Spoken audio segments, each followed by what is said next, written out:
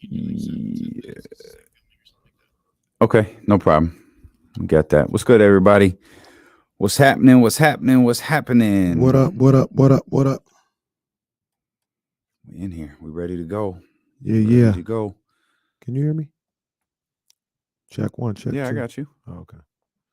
Usually sounds a little different, but I'm in here. Let's do a quick. I'm gonna hit mute here. Let's do a quick check on my man Zell. Could y'all help your boy out? Can y'all hear Zell? Yes, sir. Nice and clear. I can't even hear Zell. That's what it is. I can't hear nothing.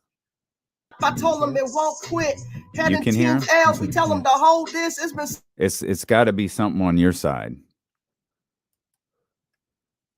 It's not muted. I got the third channel on. Check one. Yeah, I'm not.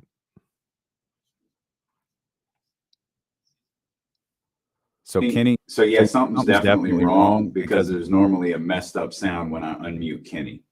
So someone messed with the board. Something's off. Check. Kenny's sound should be completely jacked up right now because he's unmuted. Can y'all hear it? Can you? They said start playing at the end. So I unmuted it. Can y'all hear Kenny? Can you hear me? Check one, check two. Can y'all hear me? Yeah, something's definitely. Kenny's okay. D-Lo reverb. Damien has an echo. But when you mute me, can they hear me? I don't think they can hear me when you mute me. I don't think they could either. What about if I mute myself? Can y'all hear me when I mute myself? Check one, check two. Check.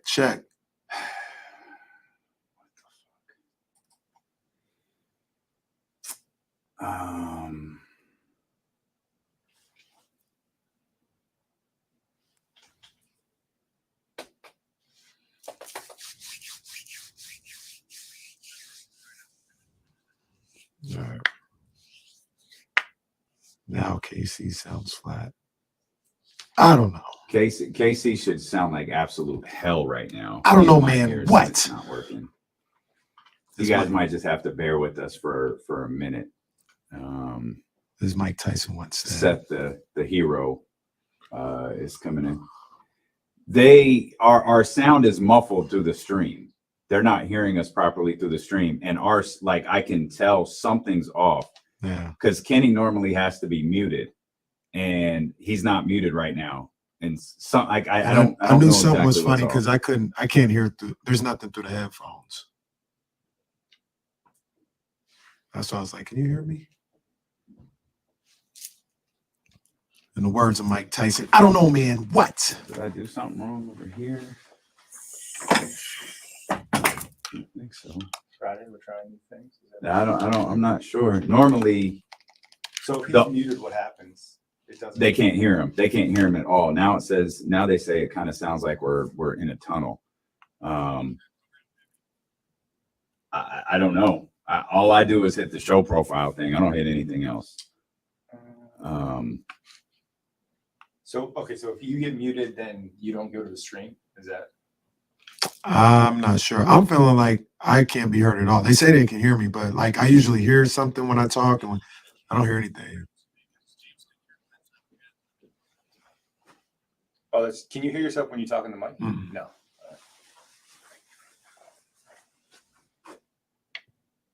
Yeah, you're on program 2. All right, bear with us, guys. I'm really sorry.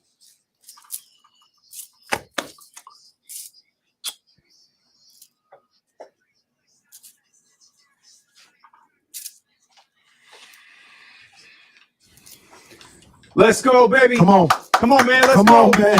Let's go. Give me them air horns, baby. Let's go, baby. Let's go. The obnoxious levels are rising. Come on, man. Obnoxious levels are rising. We in here, baby. Welcome in to the Friday, November 18th edition of D-Lo and KC. I'm Damian Barling. Acknowledge me. Peace, Kenny Caraway. Yes, sir. Acknowledge me.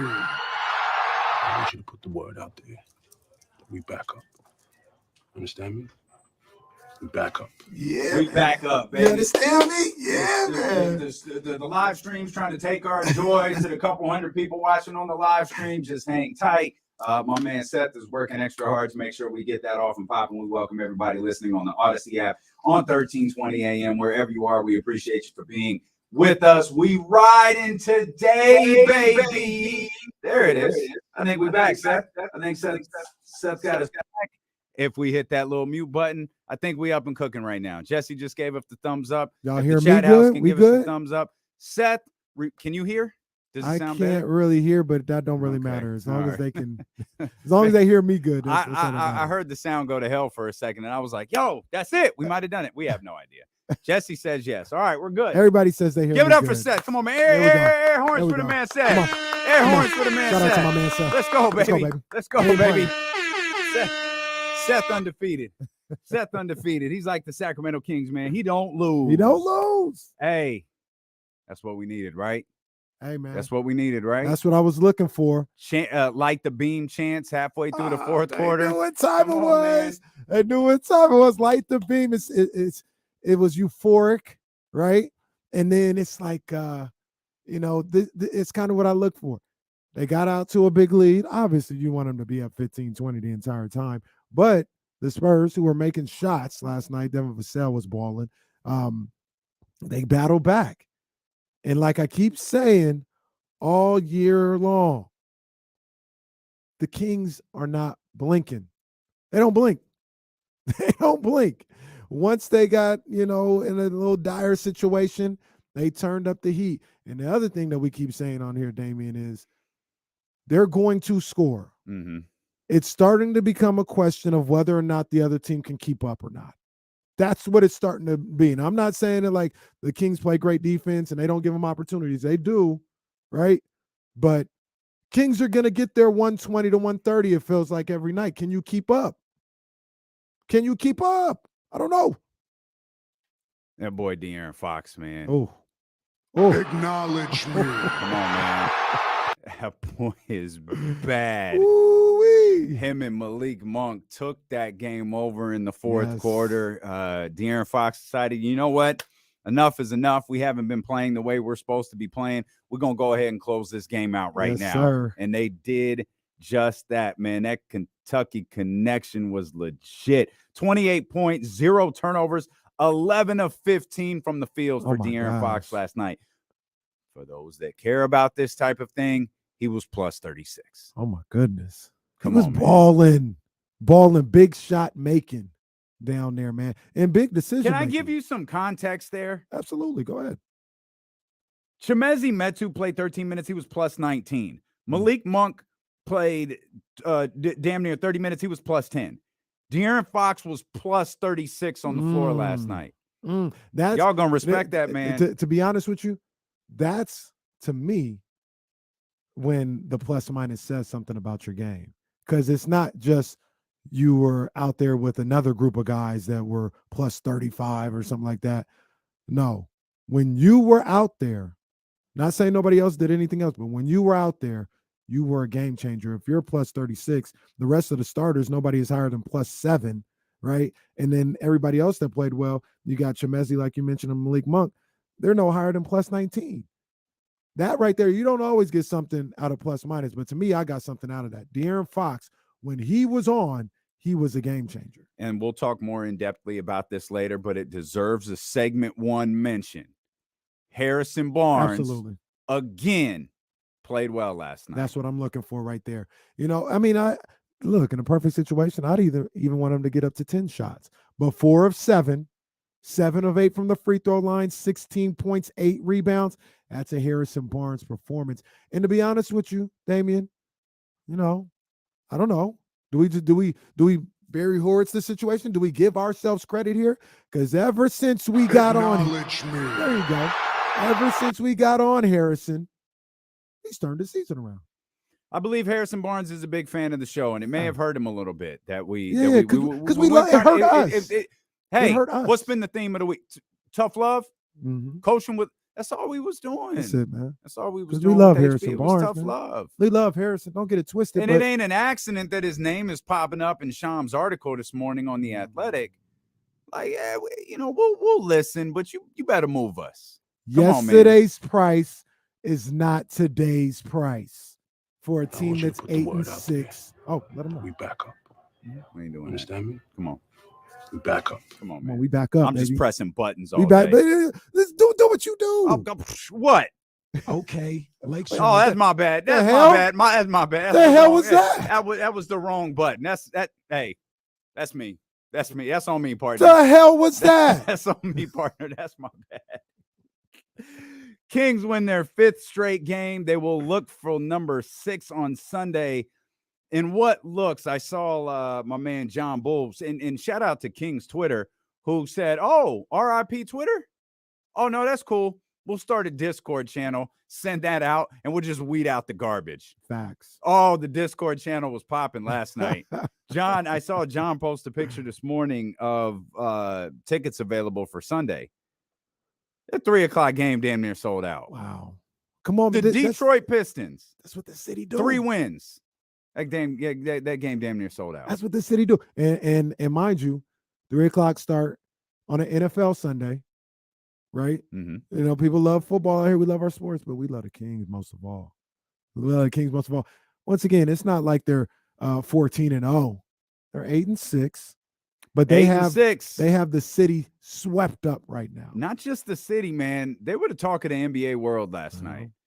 Come on, man. The beam. You called it. The beam is a thing. You said there wasn't a lot of games, so everybody gonna be locked in, and they were. Trysta was watching. Your man Worldwide Woe was watching. Mhm. Everybody was locked in to the Sacramento Kings last night. You mentioned 8-6. That's a better record than the Los Angeles Clippers. Mm. That's a better record than the Minnesota Timberwolves.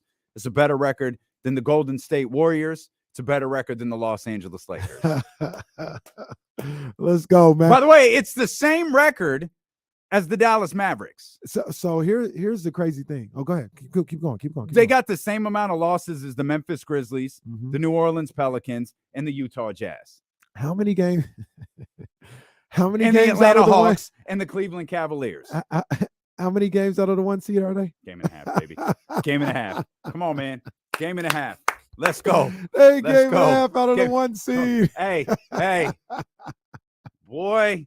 Okay. I do want to remind people of a conversation that we had, though. We asked, would you take the season the Cleveland Cavaliers had last year? And everyone's like, oh, yeah, of course we take it. Of course we. Right. No. Imagine what that fan base went through last year. Yeah. When they shockingly ascended to the top seed in the Eastern Conference, and then everything that followed later. Yeah. I just throwing it back out there. We asked, would you want the Cleveland Cavaliers season? And most people definitively said yes.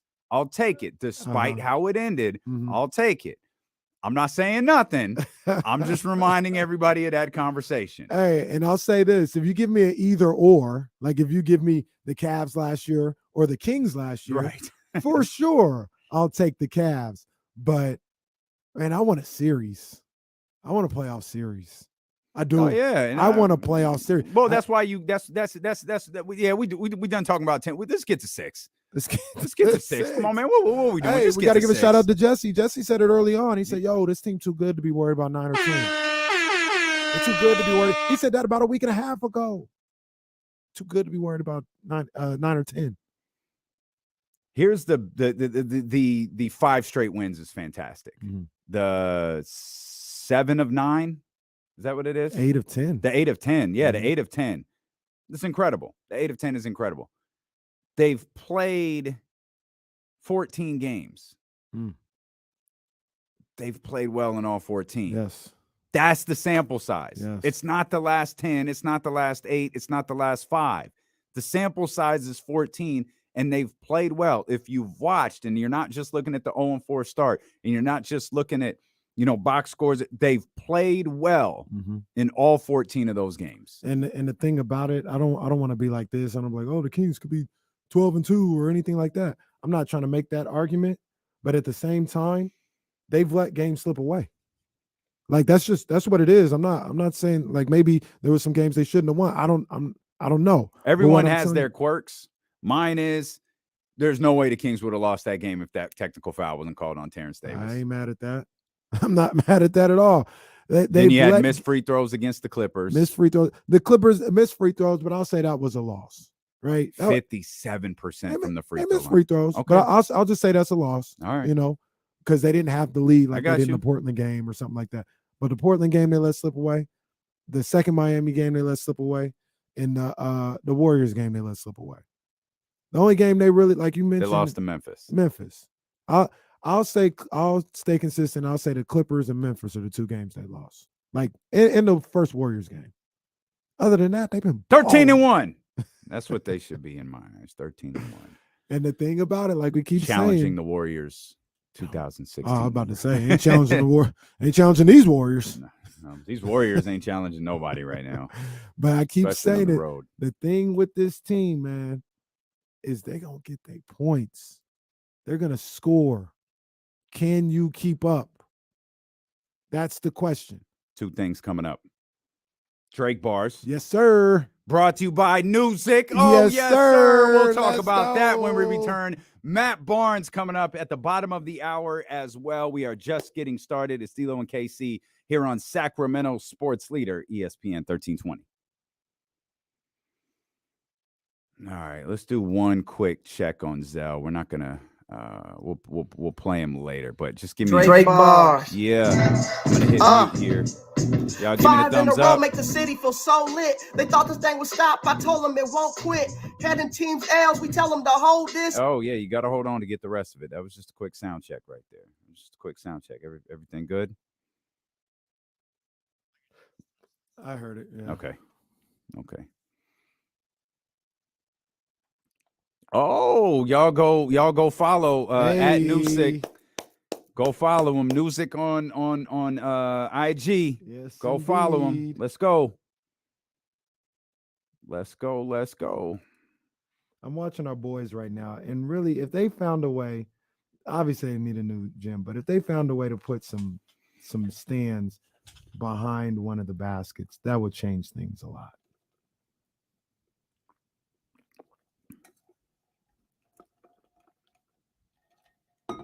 They got, and by the way, they got seats in there, guys. Oh, there's seats, not benches. Mm-hmm. They got seats. Look, they got the court side. That's where I'm gonna be. They got a court side now on the baseline. That's where I'm gonna be. Coach Patrick, put me there. We know that's where you're gonna be. Put me there, Coach Patrick.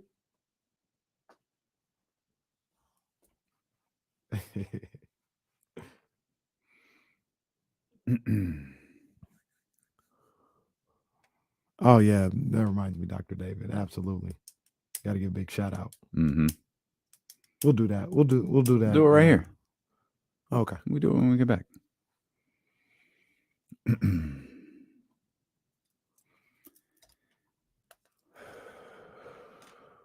I wish we could get that game on the TV up there. I know, right?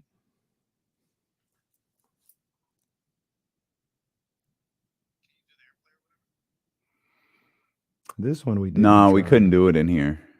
We It didn't didn't try show it in this here. We TV. tried it in. Yeah, this TV doesn't come up. Ah.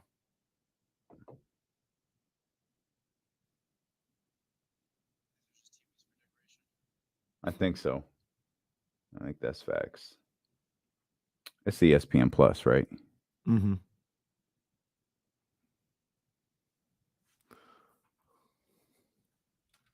Where's my ear? Oh, Hey, Gwitty, you know what I'm saying? I'm just trying to get it where I live, baby. You know what I'm saying? You know what I'm saying? I'm working my pen. You know what I'm saying? I'm working my pen.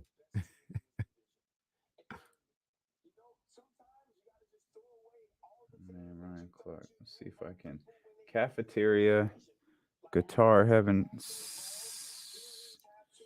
No, that ain't it. Studio. We're not Studio 4. You already know the Conference. vibes. Yeah, You know it's the not vibes, on baby. here. You know the vibes. All right. Okay, Ryan, that's enough. Mark Wong was in the house last night, man. He was at the G1C. What was it looking like, Mark Wong? He didn't seen everything. So what was it looking like last night?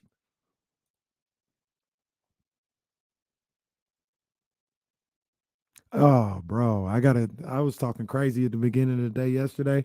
I gotta tip my hat. Sun Devils took down my Amazing I Blue. saw It was that. easy work too. Damn. Shout out to you, Ramsey. Shout out to you. Man.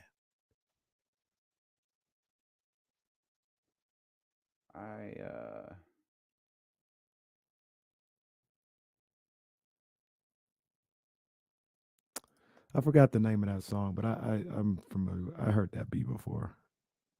I forgot the name of it.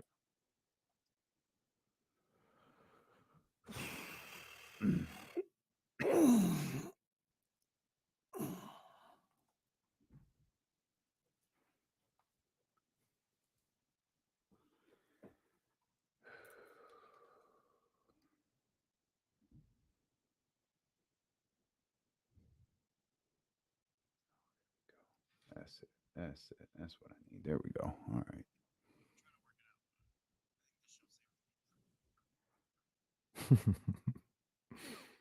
I think that's true.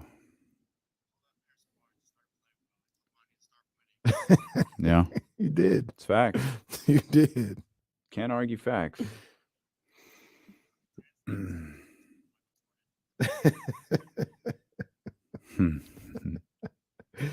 He did. Sensational. Jordan. I can't wait to see what's going on there. With the Sensational. yeah. We're working on I it. can't wait to see what's going on. We're working on it. there. We're working on it. Oh yeah, Oh, we'll for definitely sure. get it to him. Yeah, I'll get one for him and Lindsay.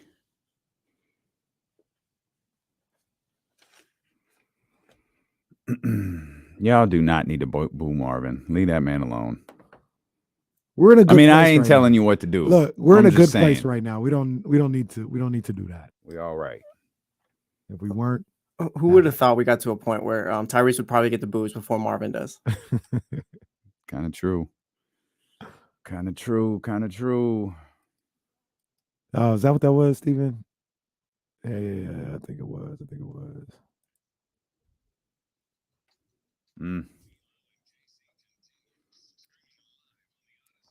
Hey, before we drop that beat for real, we got even more. Oh yeah. It's my nephew's birthday. Hey, shout out to the one, the only Reese Careway. Happy 10th birthday to my baby boy, man. Happy birthday. I can't believe he's 10 years old. 10, he was hanging out with Terrence Davis and King Combs on the same man, day. He had a hell of a week. Man, he had a hell of a it was week, birthday week, hanging out with King Combs and Terrence Davis all in the same and day. it's about to get crazier today. He's doing Okay. things I didn't do this at 10 years old. Must be About to nice. get crazy today. Must be nice. I'll tell you what is nice. Drake Bars, baby. Yeah, man. Drake Bars brought to you by Newsick, your home for new music discovery. Follow him at Newsick on Instagram. Let me know when you're ready. Hey, man. The Kings handle business against the San Antonio Spurs. 130 to 112. 40. Hit the beats. Yeah. I was up. Had this joint on the DVR, but I was still with it. It's nothing. Did what I had to do, you know what I mean? Yeah, let's get it. Look, no broken heart, the bar's too crazy. Chatty House is an army, nah, better yet a navy. I'm waving to all y'all that tried to play me. Drake Boss linked up with Newsick daily. 5 in a row, it feels like a dream. And Fox Dream Shake is looking like a Kings. League gon' see, everything is what it seems. Didn't know it hit him till Chimezie lit the beam. Whoa. I said they didn't know what hit him till Chimezie hit the beam. Whoa. Yeah. I called him Chimezie. we just gotta but do you call him Freeport, and we love that. Oh yeah, Kings win 5 in a row. Yeah, just like that. We lost the sponsor. let's go, baby. Let's go. We lost. That's what took it to the next level, man. When I broke it down like that, man. Newsick said thanks, but no thanks. Drake Bars brought to you by Newsick, your home for new music discovery. Follow him at Newsick on Instagram. Brock, we know you out there. We appreciate you, Brody. Yes, indeed. Welcome to the Yes, Chatty House. indeed. Welcome to the family, man. We're happy to have you here Much for the rest love. of the season. Matt Barnes said to join us coming up less than 10 minutes. The Sacramento Kings. Man, Chimezie hitting the beam. Chimezie was above the rim last night. Man, All of a sudden, we got it dunk contest members with Chimezie Metu and Trey Lyles on the floor. Ooh-wee. Yo, Chimezie with the alley-oop was. Come on, man! I popped. What do you? Oh yeah. Alley-oop. I was sitting down. I got up out the chair. I Gotcha. popped. Hand on the head, all that. Come on, I don't even know what to say about that. My boy Freeport is back. He's playing really good basketball. Yeah, like that's again, we were talking about this with Terrence. There's far more of an exclamation point on it when we're talking about it with Chimezie Metu. Chimezie Metu has gotten DNPs, plural, and he got a little run against the Golden State Warriors, and clearly Mike Brown liked what he saw. He continued to get some run, and now, man, he is a rotational piece here with this Sacramento Kings team that's got an offense that is clicking unlike anything we've seen in a really, really long time. And he's part of that offense that has it clicking coming off the bench. The way that he plays within himself, number one. Also the way that, he's become a lob threat. He runs the floor. This is what I think a lot of people envisioned when they saw Chimezie Metu and were like, yo, this guy has some skills at 6'9" or whatever the case may be. He might be able to be a little something in this league. Mm-hmm. And I think a lot of the times, at least for me, just watching his game, it was a little too dependent on how much he scored, and he was always looking for a bucket. And I understand that young guy who's able to get buckets, trying to find his place in the league, the first thing he's going to rely on is scoring. But this year with Mike Brown and getting an opportunity to get in there, he's understood how to pick and choose his spots. He's understood how to do what's necessary for this team to be successful. And I also think once he's kind of figured that out, I think you might start seeing him score a little bit more because he's got that part out the way. He's got the understanding of what this offense and what this team is supposed to be. And now I think you're going to see him get a little more comfortable taking his shots or looking to be aggressive. And it's going to be within the flow of what they're trying to do offensively. I really like the way he's playing. I don't want to overstate it like, he's a starter or anything, but he's given really good minutes every time he comes out there. He's just productive. Mm-hmm. Like he makes the most of his minutes. He makes the most of his time out there in a win or a loss. Yeah. He makes the most out of his time out there. And that's all you would want guys to do, right? That's all you would want a player like Chimezie Metu, who's a rotational player. You want him to make the most of those minutes, and he's done that. Trey Lyles has done the same thing. Trey Lyles has played everything from 30 minutes to 5 minutes and everything in between. Yeah. And he makes the most of the 30 minutes, the 5 minutes, or in last night's case, he'll make the most of the 19 minutes that he played. He really does. And Trey Lyles is, I thought he was pretty good and gave, good minutes last year. I think he's even playing a little better than maybe I gave him credit for last year. He is really solid off the bench. But you know what, Damian? These guys are out here getting it done, and that's where most of the credit goes to. But I got to give credit to Mike Brown. Mm-hmm. You know what I mean? Because he's implemented a system that these guys believe in and that has proven to work. And they're executing. They get the majority of the credit from me. But I can't it's not a coincidence that all this is working under Mike Brown's tutelage. He gets a lot of credit and a lot of kudos for the way this team has started playing the season. Kevin Huerter actually had a bad shooting night. I was so shocked. I thought he was about to turn up on every three. That's like 3 in 14 games. Like he just doesn't have bad shooting nights. But he did last night. As a matter of fact, the 3-point game was toned down quite a bit for Sacramento last night. We're used to seeing them significantly closer to 40 3-point shot attempts. That didn't happen last night. They finished 12 of 30. Again, a far cry from where they normally are. And I think you got points in the paint here. They put up 54 points in the paint yesterday. I don't think I realized this. I think you saw what I saw. I'm about to speak on it. A wire-to-wire lead? Oh no, I wasn't going to say that. But yeah, it's a they wire-to-wire never league. let the Spurs take the lead. They tied it a few times, but they never got behind in that situation. They've had I think they had one all of last year, or maybe none. And this is already at least their second. Yeah, second. And the Nets, was the Nets wire to wire? Maybe not. I don't know. Well, That's I can crazy. look. Why am I acting like I don't have the box score stored away right But here. one of the things that I thought you saw that I The noticed. Nets once led by 2. Damn. The thing that I saw that I thought you noticed was music to my ears, even though it's not music. I don't know what I would say about that. But 22 or 24 at the free throw line. Oh yeah, that's your favorite. 2%. Yeah, that's And since we got on them, once again, D-Lo and KC, Barry Horowitz, got to do what we got to do. Once we've been like, nah, we need to cut this out. Like, you got to make your free throws.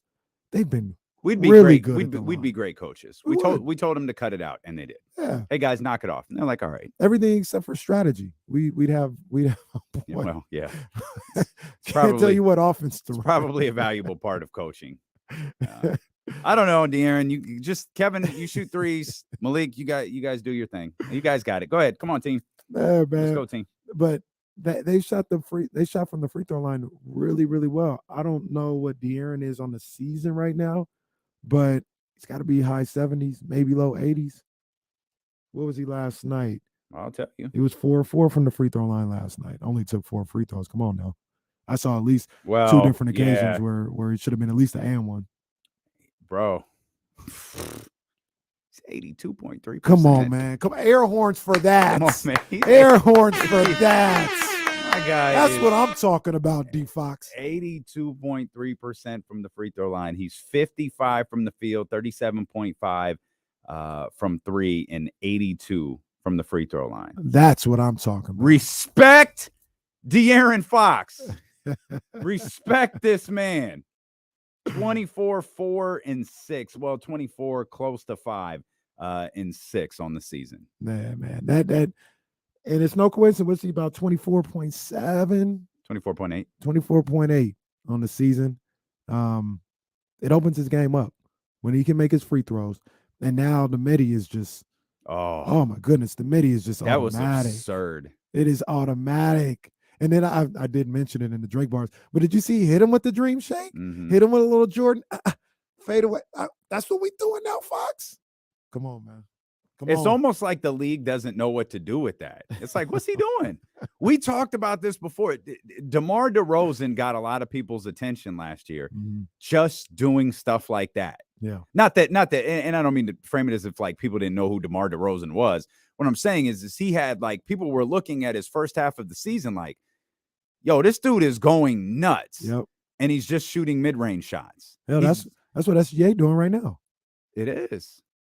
And now Fox is like in the same boat. It is, yeah. The crazy, difference man. is Fox got other scorers on his team. Yes. SGA doesn't. Yeah. Like if the Thunder win, it's because of Shai Gilgeous-Alexander. Yeah. It's the spot De'Aaron Fox, I think, is very, very happy to be out of. Absolutely. And it's so interesting to see, like, you come in this league, you try to get your buckets, you try to establish yourself as a scorer, and you say, okay, well, I can score in this league, but we're not winning. I don't know if I want to shoot the ball 25 times a night. Like, I'd much rather sometimes shoot the ball 10, 11 times. Let's bring in our guy, Matt Barnes, NBC Sports California and ESPN. Matt, we appreciate you joining us. Yo, Matt, we got an idea. A pre-roll called Light the Beam. Wait, say it again. I'm sorry. It's all good. A pre-roll called Light the Beam. Light the beam. I like that idea. Come on, man. You're you're the man that can make this happen. You're the man that can make this happen. I lit the beam in my hotel after they lit the real beam last night. So I love the idea and I'm all for it. Let's go. Let's go. Matt Barnes introduced the pre-roll, Light the Beam. I'm with it. I'm with we it. got to make that happen. It would go crazy in Sacramento. my God. I'll tell you that right now. Yeah, It would go crazy. Even people who don't smoke will be like, you know what? I'm in. I'm down. Let's do this. What stood out the most for you the last 10 games or so for the Kings? these guys are having fun. They're Mm. smiling, they're enjoying themselves, and obviously winning is fun. But I just think they've bought into, what Mike Brown has brought down, Highway 80 from the Bay, and it's a beautiful thing.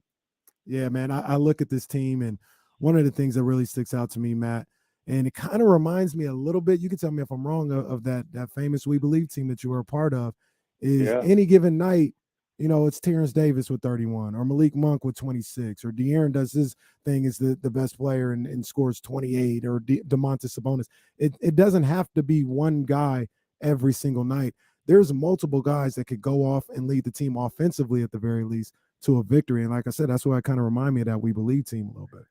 Well, I mean, that's what makes this team dangerous. Obviously, in the past it's been, De'Aaron's got to do all of the heavy lifting. And I think with this new wide open spacing movement and ball movement offense, you get to utilize the rest of the weapons. It really hats off to Monty McNair, for going out and picking up shooting. Shooting is integral in this league, and he went out and got, Kevin Huerter, who's one of the best in the NBA. Obviously Malik Monk, Terry Davis has been been with the Kings for a little bit, but it's just beautiful to see, like you said, all the different weapons. The Kings rank, top 10 in every important offensive statistical category. Yeah. And it's been fun. And someone from Sacramento who, doesn't live there anymore, but will always, bleed purple. It's dope to see just the energy in the city and, how excited the fan base is. I remember I was getting, dressed in my hotel room yesterday, and I just looked out the window before I went over to the arena and just saw purple lights all over different buildings, and I've been doing this Kings thing, I'm coming into my second year. I didn't see one purple light at all last year, you know what I mean? And we're 13 games into the season this year, and you just really see, this team is giving the city hope. And I just think that's what's beautiful about it. Before we go any further, I just want to let Matt know, I don't care if you're living in Sacramento, LA, or on Mars. You're verified in Sacramento, California for life. Don't even trip off that. You verified, bro. Appreciate that, bro. Yo, you mentioned you told us once that Mike Brown, when you were with the Los Angeles Lakers, Mike Brown wasn't the right hire for that Los Angeles Lakers team. Mm-hmm. He seems to be the right hire for this Sacramento Kings team. Why do you think it's working so well with Mike Brown at the helm? I think because this team is new and trying to build build a foundation and find an identity. That Laker team was coming off a historical run with Phil Jackson and, with rest in peace to our brother Kobe and Powell and Bynum and Meta and all different kind of older, veteran, experienced guys who have been accustomed to one way. You know what I mean? And that's not to say, obviously, Mike has grown since that experience. And I really think, Mike has always been as sharp as a tack on the defensive end, but I really think the time he spent in Golden State, kind of seeing how to implement this new free-flowing offense that is kind of, the trend in the NBA now, which is predicated upon, spacing and ball movement and shooting.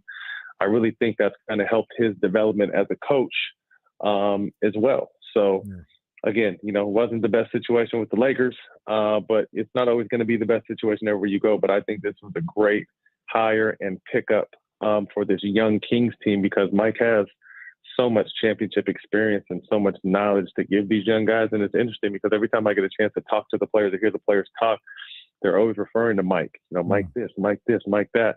And I just think it's a beautiful thing because to me, that shows that they really bought into what he has, been preaching. Yeah. Hey, Matt, we know you're always going to, be a straight shooter with it. So I'm going to ask you this. I know you're going to give us the real, but plain and simply put, is this sustainable? Is this real? I think it is. I look at the way they score and the way they play together. It seems like the real deal, but what do you see in your eyes, man? I agree. I don't think there's really any gimmicks to what they're doing. They're playing good basketball, and I think they're also going to be getting better.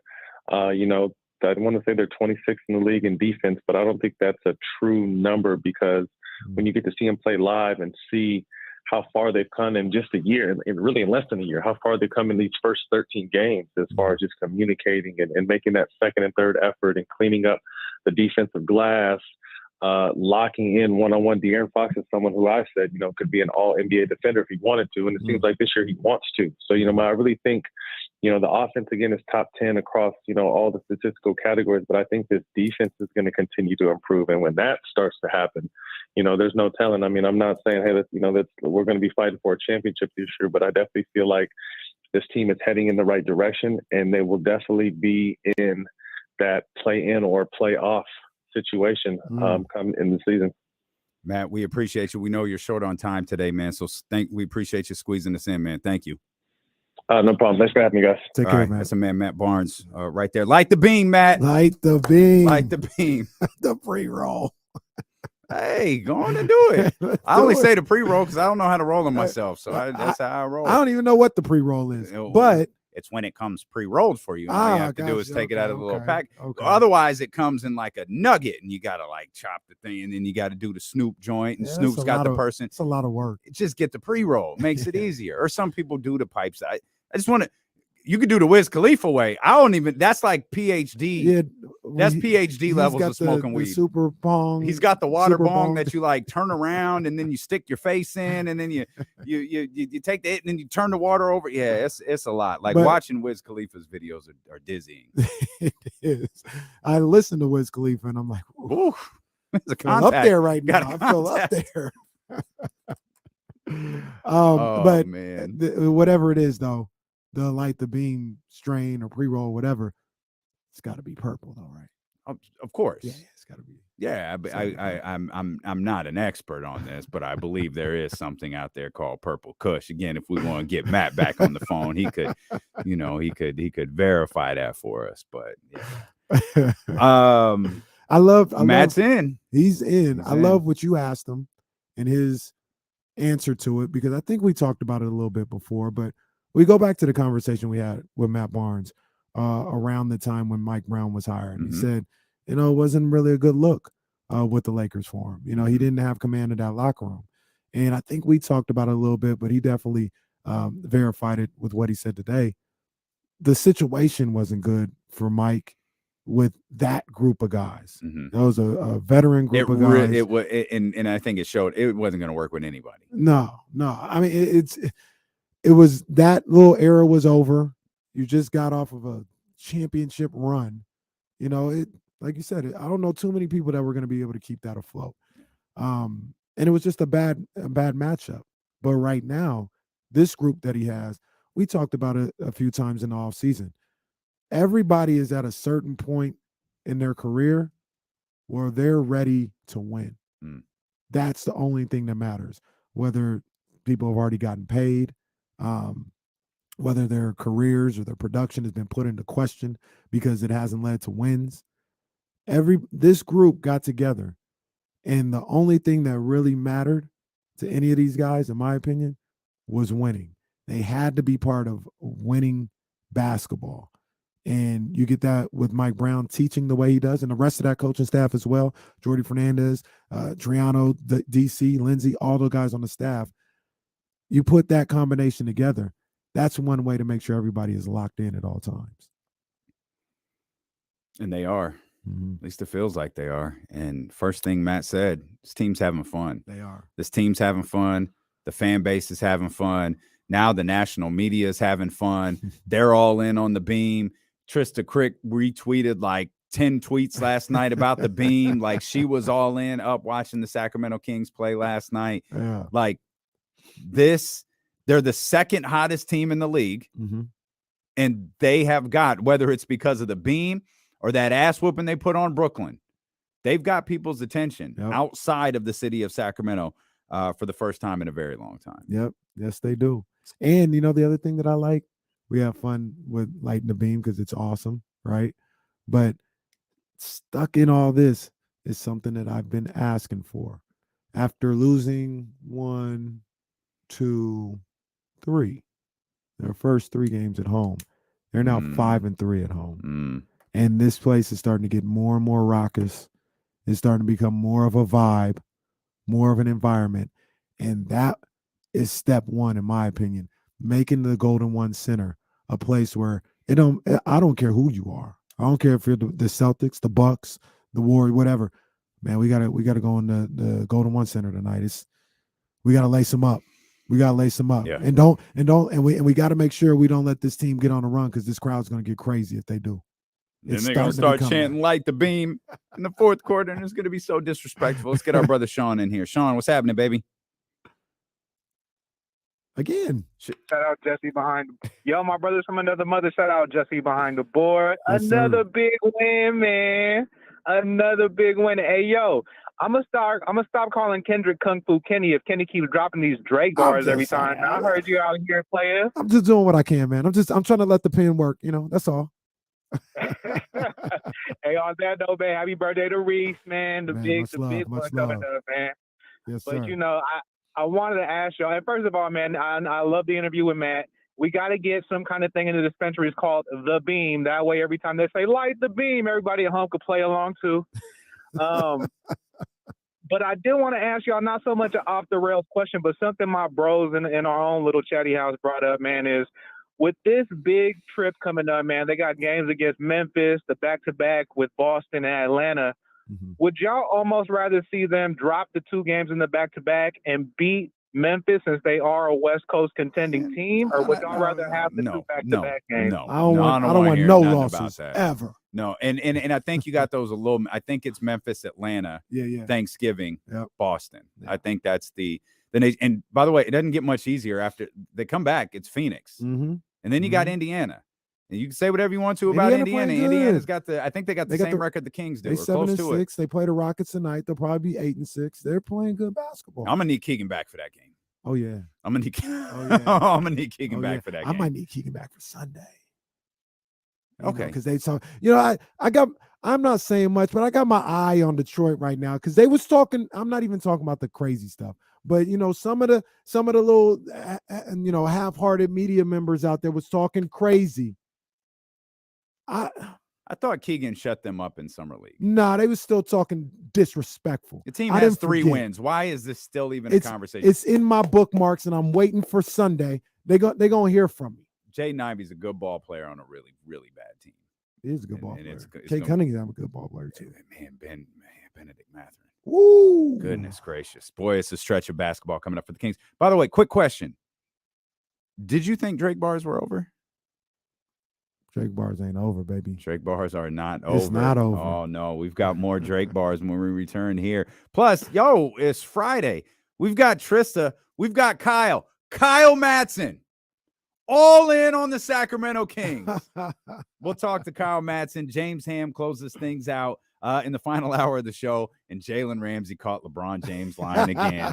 That's all coming up here on Sacramento Sports Leader, ESPN 1320. Yeah, buddy. Who would have thought the Celtics and Kings, 2 hottest teams in basketball right now? That's facts. Oh, man. Shout out to us. We deserve it. We do. I need to put that game on ESPN on Friday. Flex it. Flex whatever. Flex it. Let's go. Let's go. And just throw Mark's call in there. There you go.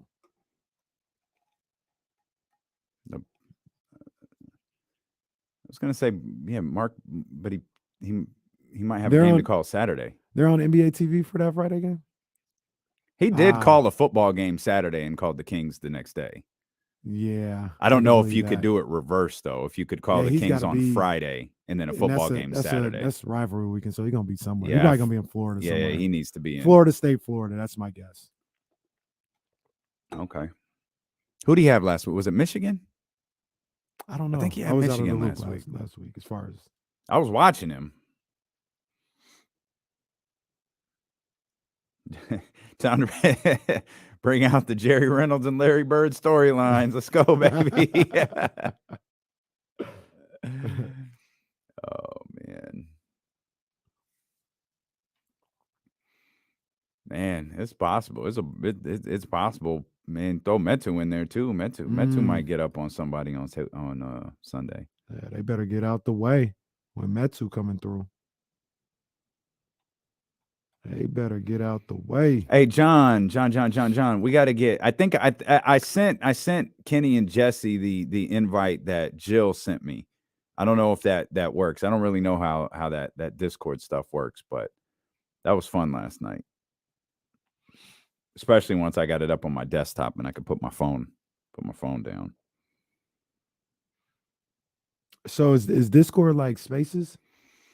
You're not talking. You're because Spaces you're talking, right? Mhm. Yeah. In Discord you're messaging. Gotcha. It's like there's like you can have like different subgroups, and like all Kings fans were in there. Christina Warner was in there. Hey, shout out to Christina. Will Z Warner. was in there. Frankie was in there. It's good stuff.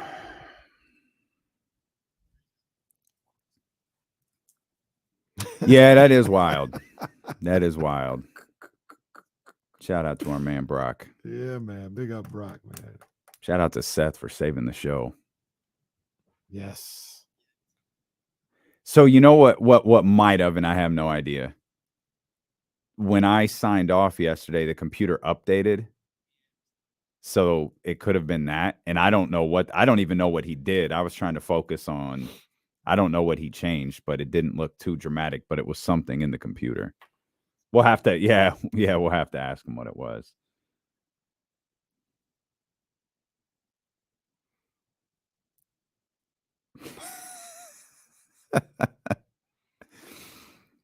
Oh, wow. You see Trysta's tweet? Hold on. Yeah. I knew she was gonna. I had a feeling.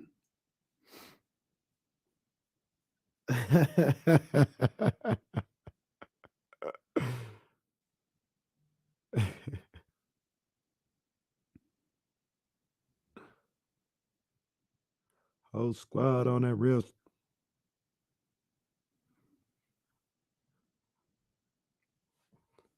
quick. Real quick. Yeah. Yeah, Reese got the day off from practice. If it was up to me, he would have got some practice in, but he's off track, so he's been out for the last 3 weeks. He's good.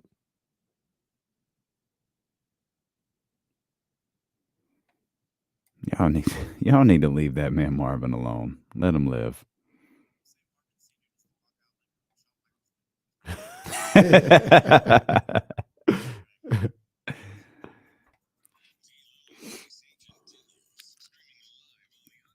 They on commercial, but Sac State getting the job done. Yeah, their home opener handling right business now. And for the 12 o'clock start, decent sized crowd up in there in the nest. Yeah. 12 o'clock on a Friday, they out there. Yeah, definitely. I can't wait for this season to unfold. That's gonna be a low key a place to be, the Hornets Nest. This is gonna be a place to be too, because Trysta Krick just tweeted her appearance on the show later, so I'm fully expecting an interesting visit with Trysta at the top of the 2 o'clock hour. Kyle Madson. I mean, we can certainly talk 49ers with Kyle Madson, but he's in on the Beam team, so we'll talk to him about the Kings as well. 49ers don't even play till Monday. We got Monday to deal with that. No, that's why I don't have no 49ers gear. I noticed. It's not 49er Friday. I noticed. Yes, indeed. Yes, indeed. Let's take care of a couple of pieces of business. First order. The ceiling is the roof. Let's make it happen. Let's keep moving forward. The ceiling is the roof. Performance of the night brought to you by ACR Solar. Call 916-481-7200 to set your appointment. Find out if solar is right for you. As I've said many times, it is. They'll find out how right. They'll find out how much money you can save by doing a survey that is catered towards you. It's based on your neighbors, how much energy they use. It's based on you and how much energy you use. Call John and his crew, man. They're amazing. 916-481-7200, ACR Solar. There's no debate here. It's going to the Kentucky connection. It's going to both of them. It's going to De'Aaron Fox and Malik Monk, who combined for 54 points last night. And those two took the game over in the fourth quarter and decided the Sacramento Kings aren't losing this game. And as a matter of fact, it's not even going to be close. We're going to put this game where it should be against a team that's not as good as we are. And that's exactly what those two boys from Kentucky did. Yeah, man. I just can't help but thinking this is what it should have been 6 years ago. Yeah, but we needed Mike. Yeah.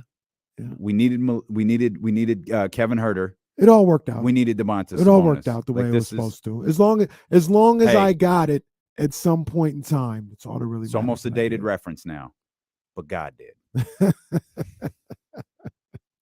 So we good. Hey man, We're seeing good. those two out there on the floor, I just love it. And there was about to be a super highlight play. You see when Fox almost had to oop to Monk. Ooh, that would have been all over the place. Yeah.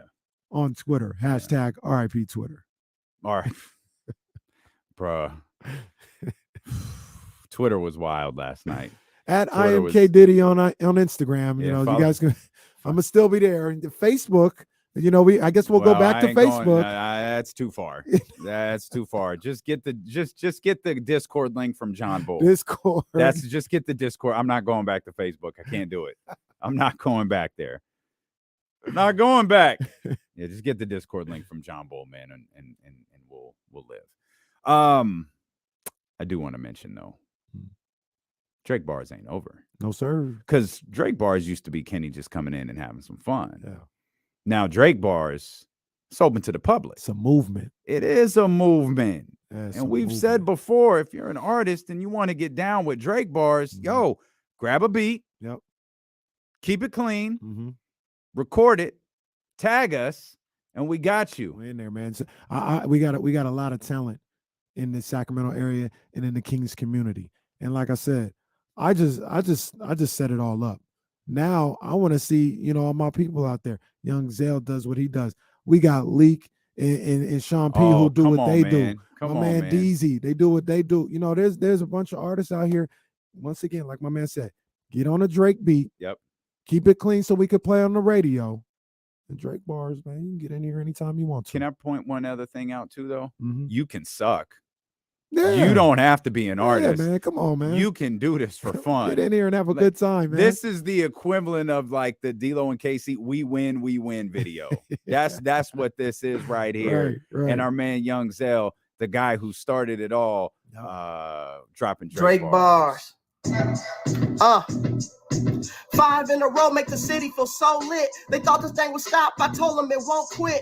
Heading teams L's, we tell them to hold this. It's been 16 years of feeling so hopeless. A little tiny hezzy got them jumping for nothing. The Spurs looking like we need Duncan or something. We ain't talk of the West, man. Tell them they frontin'. This is Sacramento, dog. We ain't hurting for nothing. Opportunity is knocking, man. You know that we on it. Going hard in the paint. We don't care the opponent. The Kings is the team, and it's hurting you, don't it? And we tell them like the beam in the spur of the moment. Hey, Drake Bars. Our man Young Yes, Zell sir. Drake Bars brought to you by Yeah, man. Newsic, your home for new music discovery. Follow them at Newsic Daily. That's new SIC Daily. Yeah, Follow man. them. Come on, man. Young Zell Come on, doing man. it again, man. Doing it again. Tag us in your Drake Bars at D-Lo and KC. Oh, yeah. Hey, That's man. tremendous. Get in here, man. Get That's in here with the tremendous. Drake Bars, man. Get in here with the Drake Bars. We having a good time, baby. There ain't a show in this country that has more fun than we do. Nah. What Keith G say? Nah. I love this. Mentioned it. Worth repeating. Harrison Barnes had another game yesterday. He did. And he popped up in Sham's report in The Athletic that the Suns have expressed interest in him. I bet they have. Well, isn't that cute? Just like we're letting people onto the bandwagon, we'll decide. We'll collectively, it's not true. Monty will decide. Yeah. We'll collectively decide, though, Yeah, we'll make whether we're interested we'll in make that anything, decision. Phoenix has to offer. Once again, yesterday's price is not today's price. It is not. The only people who might be having more fun than us are, in fact, the Sacramento Kings. They're having a great time. The Sacramento Kings are having a great time, and De'Aaron hasn't worn a do-rag one time all season. But here he is talking with James Hammond, the media crew, after the game yesterday. Have you seen the beam yet? Yeah, I've seen it. Dang, it was the first time I saw it. Because I didn't look up whenever we beat the Lakers and came back home, but the next game, where we played after that, I actually got out of my car to see it. Yeah, I was like passing 5th Street, and I had to get out of the car to see it from the driver's side. What do you think about it? It's cool. I think it's a cool thing, and the city loves it. The city's behind it. The team likes it. We like it more than Band-Aids. But no, I mean, we enjoy it. I mean, you want to continue to have fun, continue to play this type of basketball, and you know the city will be behind you. So you go with not wearing a Band-Aid next game, though? You go with not wearing a Band-Aid next game? We won 5 in a row with the Band-Aid, so it's here to stay for the time being. De'Aaron Fox obviously talking with Malik Monk behind him. I love that gimmick. I do too. I love the gimmick that De'Aaron hates the Band-Aid. Like, I absolutely love that. And his wife is like a big catalyst behind everybody wearing Band-Aids. That makes this all again, it's what Matt said, a few minutes ago. This team is having fun on the court and off. Yep. They're having a great time. And one of the things that I always want to go back to, man, and I know a lot of people say it's easy to have fun when you're winning. A lot more easier than when you're losing. Mm-hmm. And they're 100% right. I get that 100%. But when they started 0-4, I can't stress enough this team, at least to my eyes, they did not fold. They did not blink. They did not let an 0-4 record get them out of what they were supposed to be doing, to get them away from the fact that, we're actually playing all right. We got to shore some things up. And when they do De'Aaron Fox airtime and they go back to this part of the season, it just keeps ringing in my ear. I know they weren't 0-4 at this time, but it was after the Warriors game when they had that heartbreaking loss, got screwed by the refs. And Malik Monk was like, "No, we all right. We right here. We right there." The San Francisco screw job, as some have dubbed it. Yeah. But Malik was like, "No, we right there." He could have been angry. Yeah. He could have been down. He could have been upset. Unfazed. He said, "Nah, man, we good. We all right. Just little things here and there. We right there." And he was spot on. Yeah, that's it to me. And I don't want to put words in your mouth.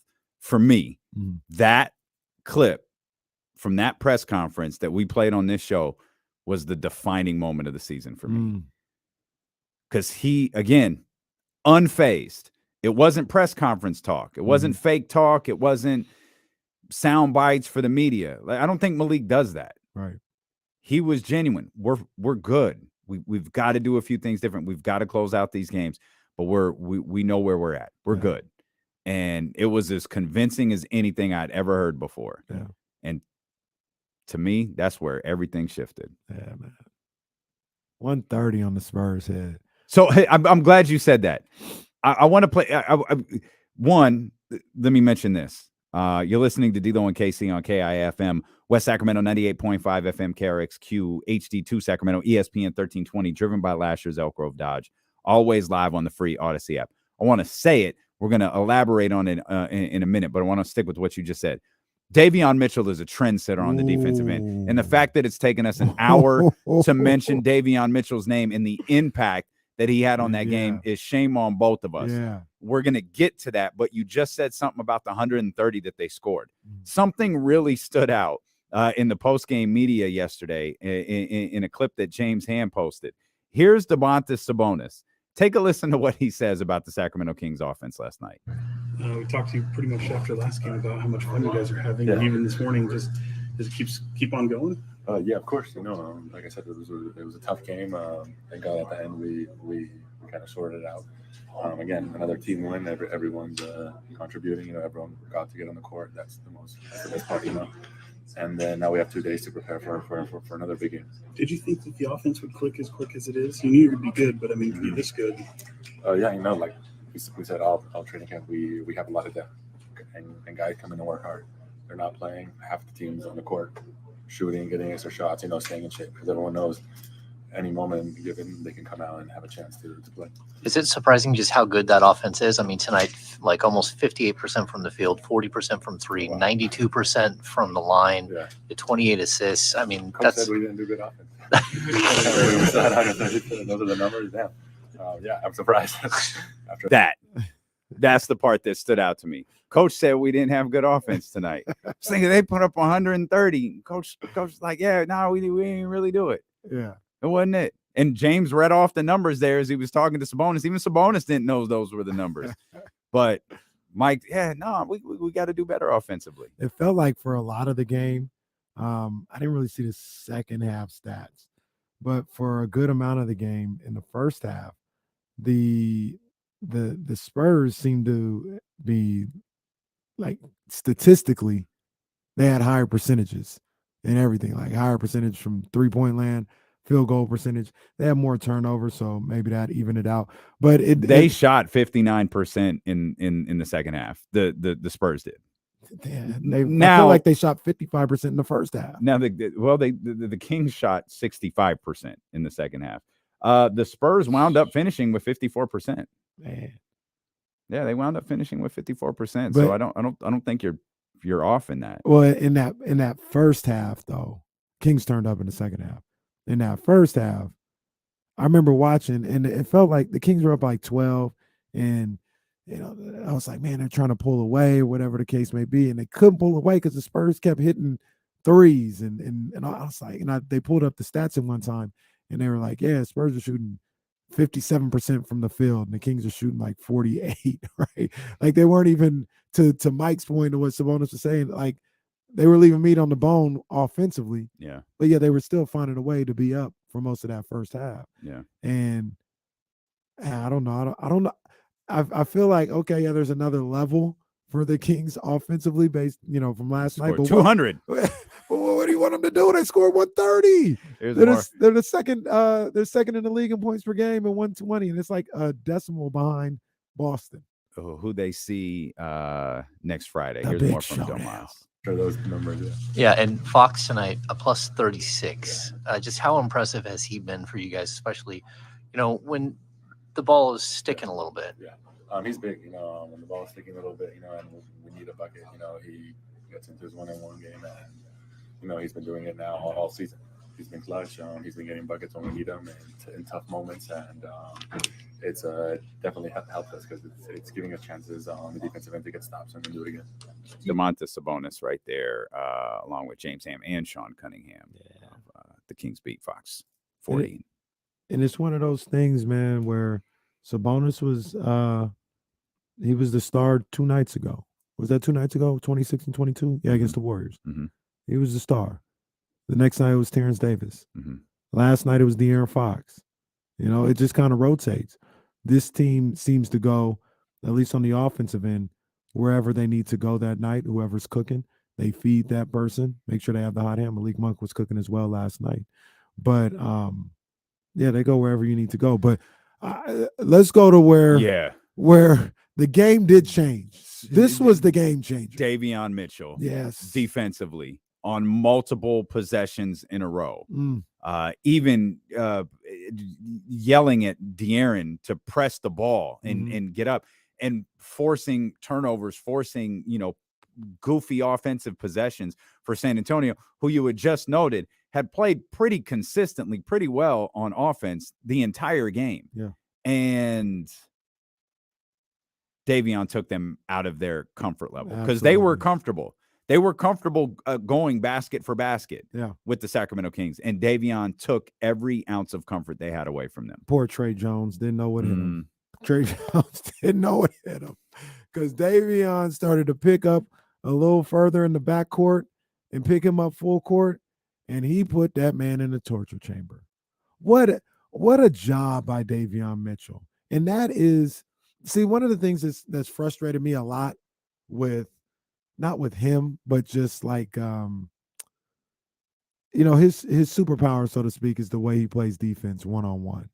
It is elite. It is one of the best perimeter defenders.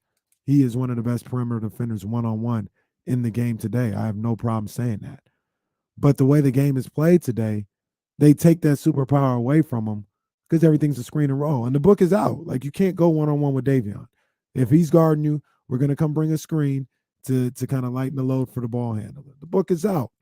But when he said, I'm going to pick up a little further up court, and I'm going to do it that way so I can affect the game defensively before the screen comes, he did just that. What he did on the defensive end completely flipped that game. It energized, I think, the team.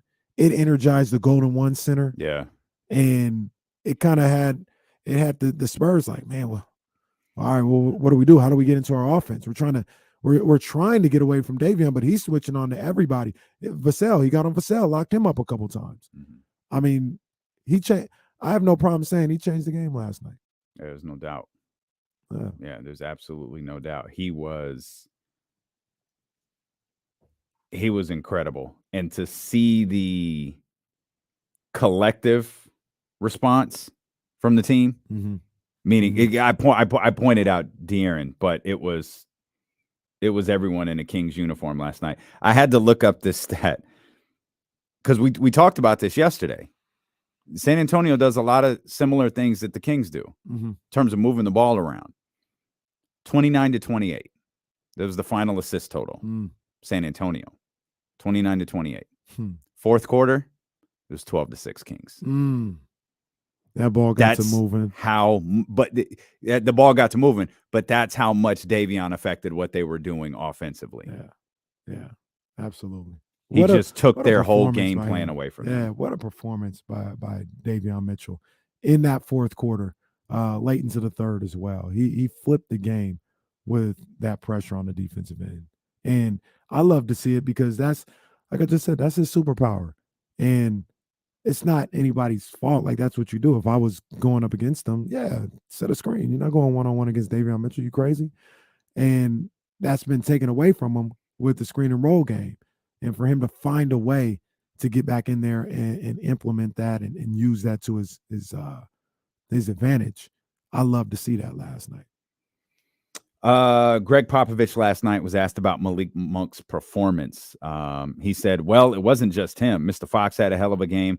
Harrison had a good game. But the two guys that were defending us at the end of the third quarters is what made the difference. They got a lot of guys that can score. That's nothing new. It's not a surprise, but that defense was solid.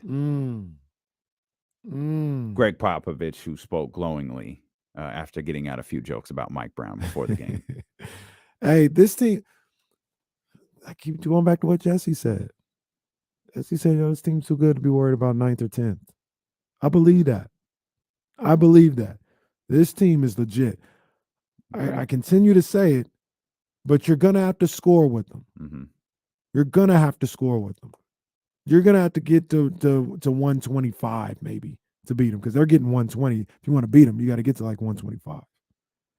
And if they're hitting, if they're having a good offensive night, they might be 130. You know what I mean? Like, this team, sky's the limit. I don't want to talk too crazy right now. 14 games in, they're 8-6. But Coward, talk crazy. Sky's the limit. Sky's the limit with this group right now. I don't know where they can go exactly, but I do know that this team they should absolutely have aspirations to just be in the playoffs, not be in the play-in. I don't have an audio clip for you, but I do want to read part of this to you just to follow up on what Domas was saying about Coach Mike Brown, saying that the offense wasn't very good. Mike said last night, I thought it was sloppy and San Antonio had something to do with it. It turned into a rat race quite a bit. I thought we probably over-dribbled a little bit too much. We always preach to our guys, hit singles, hit singles, hit singles, hit singles, which is just whoever is open, pass the ball. We're good enough, talented enough, however you want to call it, to be able to get a great look if we continue to hit singles. I thought there were a few times we got a little carried away with that ball and ended up in turnovers, and they went the other way and it got sloppy. But defensively, again, we just got to figure out a way to get stops the right way. That, again, Mike Brown last night. And the other thing about what they do on the defensive end, Will Z pointed it out the other day. Matt Barnes pointed it out today as well. Is like the numbers don't really indicate. I think Deuce and Mo, Deuce has some real good stats on Night Chat for what they're able to do on the defense. The raw numbers of where they're at, defensive rating and points per game, whatever, that doesn't represent the fact that they do play defense. They do have these times where they lock up, and it's usually when it's winning time. And you want to see that improve. But they're probably a little bit better of a defensive team than people give them credit for. They get stops. They force some turnovers. They rebound the heck out of the ball, it feels like. Like, they're big. You know, another big play last night was, I forgot who shot it. It might have been Fox, or maybe it was Monk. Somebody took a three, and Chimezie Metu skies for the rebound, snatches it away from the guy. I think he got it to De'Aaron, who got it to Monk for a three. Yep. And that just felt like a huge play at the time. I can't. He grabbed that ball like 15 feet in the air. Yeah, he got up there. He could have saved high. mankind from the hell in a cell. He was so high. He got up there high and snatched. Didn't just tip it out or back tap it or anything. He grabbed snatched it. the ball. Yeah. And I don't know what it was, but that offensive possession felt like a big one right there for this team. I wish I had the notes in front. I didn't jot that down in my notes, but I don't know what the score was when he did. It was that. late. Like Yeah. it was a big play. I remember. feel like it might have took him from It like was a 3 big to play. 6, or like up 3 to 6, or up 4 to 7, or something like that. And that was a big time play. Hey, Jesse, TC still there? 916-909-1320. Let's get to our man TC. TC, what's going on? What's up with my two brothers? We good, baby. What's good with your TC? Oh, man, just looking at this team, man, I just got a few thank yous, bro. Like I said, I already thanked Monty at the game. I want to thank him again, bro. And I want to thank Mike Brown, the coaching staff, and I want to thank Vivek. You know what I mean? Because based on, for him, I don't want to say getting out the way, but getting out the way and letting Monty really do his thing. You get what I'm saying? And I just, bro, this is a legit team, bro. It's not fake. This is not like, 2 or 3 games they play good, now they're losing 7. No, bro, this is a legit team. You know what you know who I'm feeling like, Kenny? What's up? I'm feeling like your boy Willie Green, D-Lo. Y'all are wild. Y'all leave that man alone. Y'all need to stop this. I will not tolerate Why Willie this Green? anymore. I'm about to cry. Y'all need to leave Willie Green alone. Why That's Willie a good man right there. Why Willie catching strays, man? TC said something. It just kind of made me laugh. Team's doing well. So Vivek got nothing to do with it, huh? So Vivek has just magically stopped meddling. Now all of a sudden, if the team is good, the whole fan base is excited. Now all of a sudden, Vivek's got nothing to do with the team. Okay. We'll step out. We'll come back. Trysta Krick at the top of the hour. We'll talk more Kings basketball. And, man, even on an NFL night, LeBron James was lying. And he got called out for it. That's coming up next here on Sacramento Sports Leader, ESPN 1320. Last 2 days, I'm like, man, my eyes, why they bother me? Because you didn't change your glasses, dumbass. Oh, no.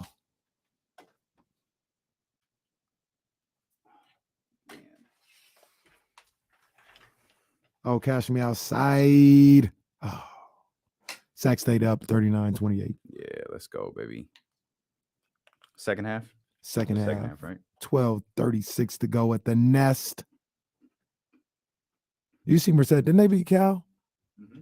Everybody beating Cal, bro.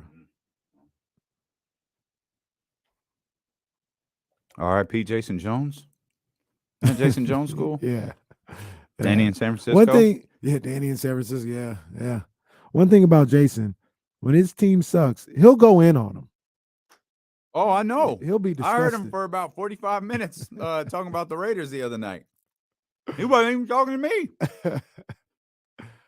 The Kyle G, is this? Can someone confirm this? That can't be the name of it. Is this true? No. I think you're reading that wrong. He says, have you talked? He's asking if you've talked to the Oh, Kings if you about talk to getting the it at King, it. yeah. No.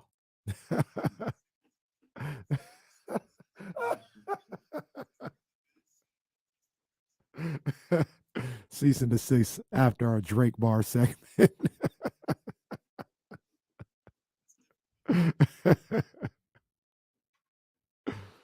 It'll actually be a low-key awesome moment when that letter comes.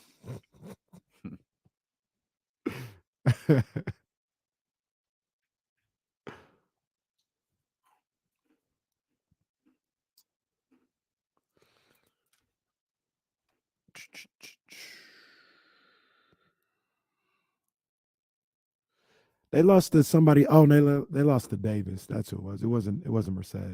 Cal lost to UC San Diego, and they lost to Davis. I think.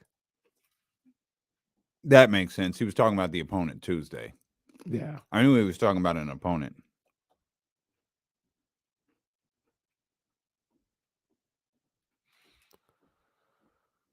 Oh no. Oh. Would you rather go to UC Merced or UC Bakersfield? Or CSU Bakersfield, huh? Oof. Either one. Which school are you picking? American River College. Gap year. Oh, that's a tough one. I'll answer the question. I'm gonna be stupid.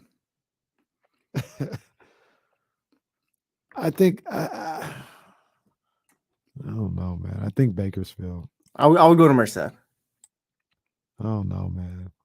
Merced's. Yeah, I don't know. Gap year for sure.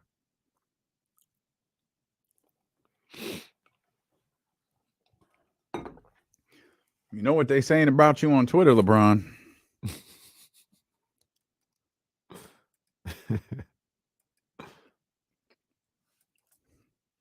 It's actually the visual of that that's really funny. It's the look that Jalen Ramsey gives him that really, really makes that funny.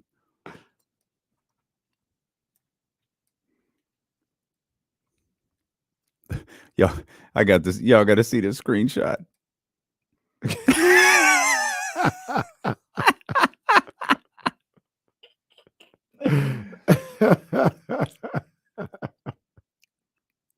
That is tremendous. That's Casey on the phone. The way Mitch says it, Casey. Damon, Casey. Yo, that's crazy. That CBS Sports Power Rankings. 4. They're 4. But see, I don't know what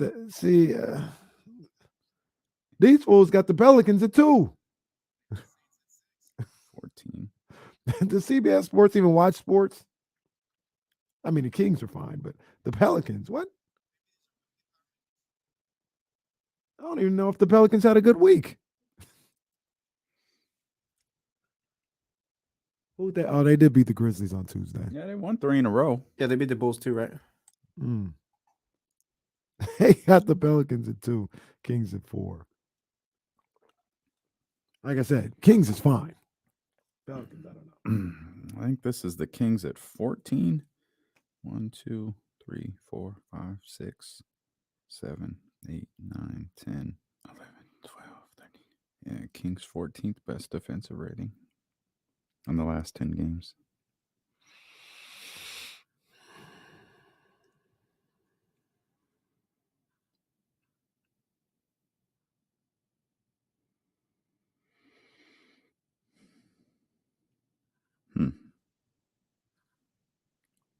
Defensive rating is like a QBR. What the hell does this mean? I don't know. I don't know. Like I said, I try to learn. I try to make sure, I learn it. But when all else fails, let's just go points per game. Let's go to points per game.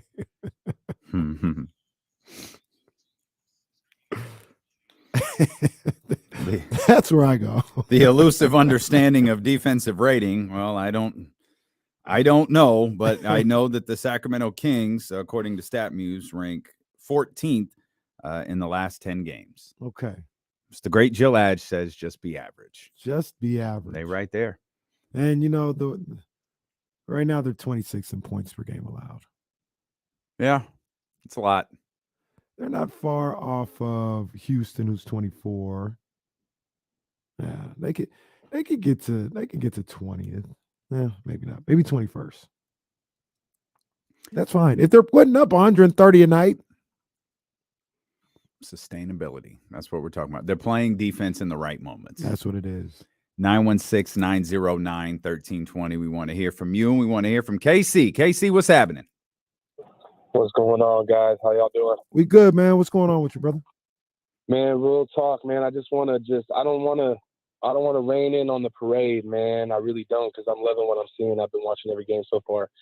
But I just want to pump the brakes for a second, and let's just see how we look like 15, 20 more games from now. No. I just want to hold on, hear me out. I just want to see a little bit more, man, because we've had good stretches before in the past. I know this feels different. It looks different. We're actually playing like a team. We actually play like we want to play with each other. But I just need to see a little bit more, man. I just need to see a little bit more. Casey, no. We will do no such thing because we have shows following every game. So we are going to ride this. We're going to hit air horns. Yep. Stringer's going to talk to us. I want you to put the word out there that we back up. Understand me? We back up. It's just too sensational. Sensational. We can't. Come on. That's what we Come doing. on, man. I'm seeing this on social media right now. The Sacramento Kings are just the 5th team in NBA history to go 8-2 or better in their next 10 games following an 0-4 start. Wow. The Bullets in 73-74 did it. The Blazers in 82-83 did it. The Mavericks in 06 and 07 did it. The Thunder in 08 and 09. I'm sorry. The Thunder in 18-19 did it. And according to Kevin Fitman, all 4 of those teams made the playoffs. There we go. Come on now. Come on. Come on, man. We're the greatest team in history. Like, let's just call it what it is. Like, why are we beating around the bush? Come on, man. Just say what it is. Say it with your chest. We ain't afraid of y'all. We ain't, man. Trysta Krick joining us at the top of the 2 o'clock hour. Kyle Madson on the way whenever Trista's done, probably making fun of me. I'm getting strong making fun of me vibes from Trista's tweet earlier. We talked about Davion. Did we mention 6 players in double digits? Will Z said this yesterday. By the way, we said this live on the air yesterday. Will Z writes these by the numbers game previews each day that go to ESPN1320.net because .net's a thing on the internet still. Yep. And like, oh, why don't we just have Will Z come on and preview the game? Starting next week, Will Z will come on and preview the game. Let's go. Based on the article. Let's go. Indeed. That's what I'm talking about. Will Z is Will Z in the building. Now I'm seeing poor Will Z. I don't know. This is what he signed up for. Now I'm seeing him tagged in like 10 tweets. Like, hey, Will, hey, what's the defensive rating when Davion and De'Aaron are on the floor at the same time against the left-handed point guard? Could you check that out for us? On a Thursday. On a Thursday only with a 7 o'clock start. Could you let us know? Don't count the 7:30 starts. Don't count that one. And then could you do the same exercise for a 3 p.m. start on the weekend, please? Like, oh, man, Will out there working. So Will start joining us pretty regularly here on the show. But I mentioned Will, 6 players in double digits. And again, multiple 20-point plus scores. Yeah. 11th time in 14 games that they've had 2 players with 20 plus points. And that's why I don't think this is going anywhere, because they're not putting this together with tape and bubble gum, right? That's kind of what it felt the Jaeger year. It doesn't seem effective. No, it's doesn't not. seem like the It's best not. way to. But that's kind of what the Jaeger year felt like. Like, oh, we're just kind of putting something together. You know, it's a gimmick, right? Let's just run. Like, there's no rhyme or reason to this offense. Let's just run. Remember when pace was like this big old thing? Oh my goodness. I couldn't stand it. Brutal. And then it carried over to Luke, to where Luke, hey, Luke, what about the pace? Like, there was damn near PTSD just from that word. Some people don't want to hear anybody say, look at the tape. I don't want to hear anybody say pace. Facts. So Facts. That was just, it was like, it was kind of gimmicky, right? This is an offense. This is a sustainable style of play that they can handle business in the open court. They can handle business in the half court. They have 2 playmakers. It feels like, at least at all times, with Sabonis and Fox, and then maybe sometimes it's Fox and Monk, and Monk, 2 guys that can create for themselves and create for others. And like we keep talking about, there's shooters all over the place. Everybody that comes in can shoot the rock. I'm trying to think about it. Everybody that comes in can shoot the rock.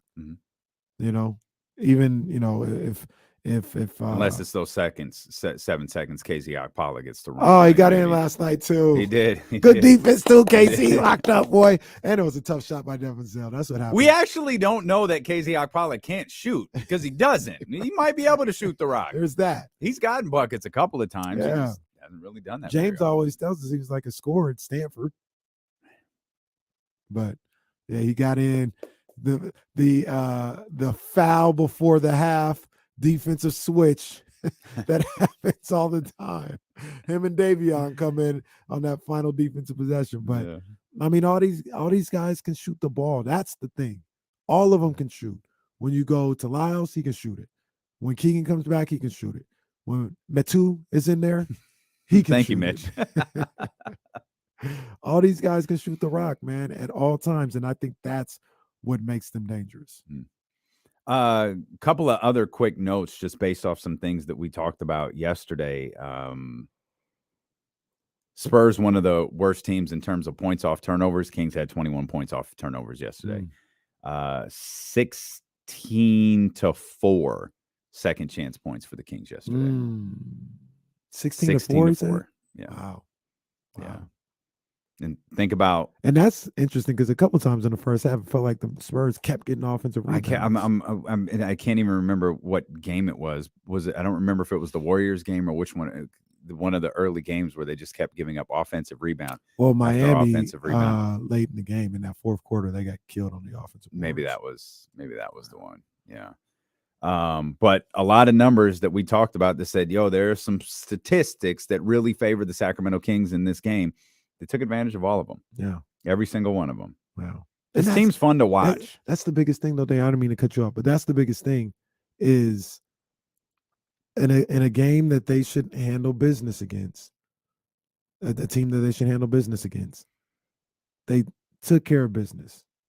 I don't want to say I don't care, but I don't care if it was they took care of business in the second quarter or at the start of the fourth quarter or the end of the third. Take care of your business.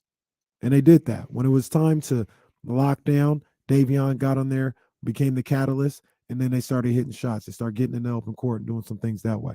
Just take care of business, man. Like, it's a team that you should take care of business against. It's the NBA. I talk about all the time how talented the league is. It's still relatively early in the season. So you're going to get teams that you don't think are very good or eventually won't be very good. They're going to be playing a certain type of way early in the season. And there's talent all throughout the league. Devin Vassell, 29, the guy can go. Sohan, he can go. You know what I mean? Trey Jones, he can go. But if you get into crunch time and you get into a point of the game where, all right, now it's time for us to separate, you got to be able to do that. And that's what they did last night. 58 points from the bench unit last night. Man. We should mention this. The Sensationals? Well, not exactly. Terrence Davis started. That's what I was going to mention. Terrence Davis, and I don't know what this means for Sunday. Obviously, we'll be monitoring Keegan Murray's availability pretty closely moving forward. But this is also the first time in like 2 weeks that the guys, it's not every other day. There's no game tonight, and there's no game tomorrow. Their next game is on Sunday, so it's the first time that they've had 2 straight days off. But yeah, Terrence got to start. So I don't know if the Sensationals still works. They're still the Sensationals. Okay. All right. He just went off. It's and did just a not solo. Terrence Davis and the Sensationals. He went off and did a solo project real quick. Cisco went went off and did Unleash the Dragon. Yeah. And just as it proved, like Cisco was better with Drew Hill. Well, don't do that. Don't do that. Go ahead. Go ahead. Sing. Unleash the Dragon was a smash album. Stop was playing. Yeah, it was. It doesn't age well though. Yes, it does. No, it does not. Oh, yes. Go ahead. God. Sing the biggest record from that song. Sing the biggest There's song. no need. There's no need for me to do that. Do it. That's right. The There's biggest record from that album was the Thong Song. There's no need for me to do that. It is so sad how that was just a smash hit. Like It a was smash. crazy. That album was great. I always love when people get our stupid references. Here's Kyle. I'm Terrence Davis, and these are the Sensationals. If you get it, you get it. But that's fantastic that y'all pick up on that. Yeah, I man, love it. he went and did a solo project yesterday, man. But the Sensationals were still there. That dong, the dong, dong, dong. I can't believe that was the biggest song. He's got so many bangers on that album, and that was What was the other hit? song. Incomplete. Incomplete. That was it. That was a crazy. smash. Yeah. Unleash the Drag or Got to Get It was the first single. That one went crazy. Yeah, but nothing compared to the thong song. Let's get Pablo in here. Thong song. Pablo, the title of the show. The thong song. That dong, the dong, dong, dong. God, man, that's so terrible. 916-909-1320. What's up, Pablo? Oh man, you make my day every day. Oh, that's love. I don't call in that often because I'm working and things, but I'm always listening. We appreciate you, big dog. How you feeling, Casey, man? I do have a bone to pick. Uh-oh. Oh, with me? Did he say me? No, Casey, you good. It's with David. Come on, man. I mean, you yeah, but in the spirit of white chocolate, which you have to agree, it's like a badge of honor for I'm dying to know what he's saying. Move to like the left a little bit, man. So you're get some aluminum foil. I need to hear what this is about. Try that again. You got a bone to pick with me. Why? In the spirit of chocolate, I did some research on red velvet. Okay. And do you know that red velvet is like big in black culture? Oh yeah, like yeah, absolutely. Invented red velvet. So it's like okay, yeah. Sorry. I will. There's so much I wanted to know from that call, Pablo. I'm sorry, man. We were losing you there. All we got is red velvet's a part of Black history. I did know that. Yeah, that's big. My mom makes a red velvet cake every Christmas. Okay. Yeah. Oh, guess I like red velvet cake. By the way, I love red velvet cake. I just don't want to call Kevin Herter red velvet. I don't think there's anything wrong with that. I like Kayvon better. I'm going with. It Kayvon. Seems we're associating Kevin Herter with black people one way or another. Whether it's red velvet or it's Kayvon, he's getting immersed in the culture one way or another. Hey, guess what happened? We're gonna call him Juneteenth next. Call him strawberry soda. Come on, man. Come on, strawberry soda. Let's go. Grape soda. Grape or red? Red. You know, guess what the conversation I had the other day. Oh Lord. I was talking to Stroll in Elk Grove. Mm-hmm. I was like your mother, for those that are new to the show. I said, you see the Kings beat the Warriors, because she was out of town. So you see the Kings beat the Warriors the other day. Mm-hmm. She's like, what? How'd that happen? It's like, they just went to work. That's what we do. She's like, oh. And then I think they beat Brooklyn. And I talked to her. I was like, Kings smacked up the Nets the other day. She's like, I saw that. I think I might have to go get me a shirt or something. I said, no, the hell you are. You stay with those Warriors. Don't come over here talking about I got to get a shirt or something. I think we should let Cheryl back. No. Cheryl did try to throw us out of the state. Like the entire state. She's just like, you've got to leave the state after this. Cheryl and Elk Grove talking about, I think I might have to go get me a shirt or something. Well, she knows what time it is. She's not a dumb lady. She knows what's up. The Warriors stink. The Kings are the new hotness. She's LeBron. she sees what's going on already. She's distancing herself from that calamity in Golden State. For those that are watching, this was Kenny last night. Kenny gave Cheryl from Elk Grove that look that Jalen Ramsey gave LeBron James when he started talking about offense. She's gonna have to pass the background check. She's gonna have to pass the background check. Yeah, I mean, her and Auntie Cindy. Charlie L says the bandwagon is strict. I mean, I don't know. Look, she knows people in high places, so maybe she can, maybe something can happen. But I don't know. Dr. Davis says D-Lo got her a shirt for Christmas. She asked me for a Christmas present, and I guarantee you it wasn't a King shirt. She was like, hey, since we handing out gifts, Roddy says, LaCheryl knew the Kings were going to be good this year. LaCheryl, your mom's going to whoop our ass. I'm going to get a whooping because of Kenny. I'm going to walk into the compound in Elk Grove and just hear a belt snap. I'm going to call her LaCheryl tonight. We're like, what's up, LaCheryl? There was another LeBron James incident where he lied last night. Jalen Ramsey caught him. This was on the Thursday night football version of The Shop. That was fire. I like that. I didn't get a chance to watch it the way I wanted to, but I clicked on the broadcast, and like I said, look, I've been calling for all these different streams. Mhm. I need to take advantage. And I was going to watch another one. I said, The Shop? The Shop? What? On third, let me see what's going on here. And when I saw it, I didn't see Jalen. It was like in the first quarter, it was just him, Paul Rivera, Maverick, and Jamie Foxx. So, but it looked cool.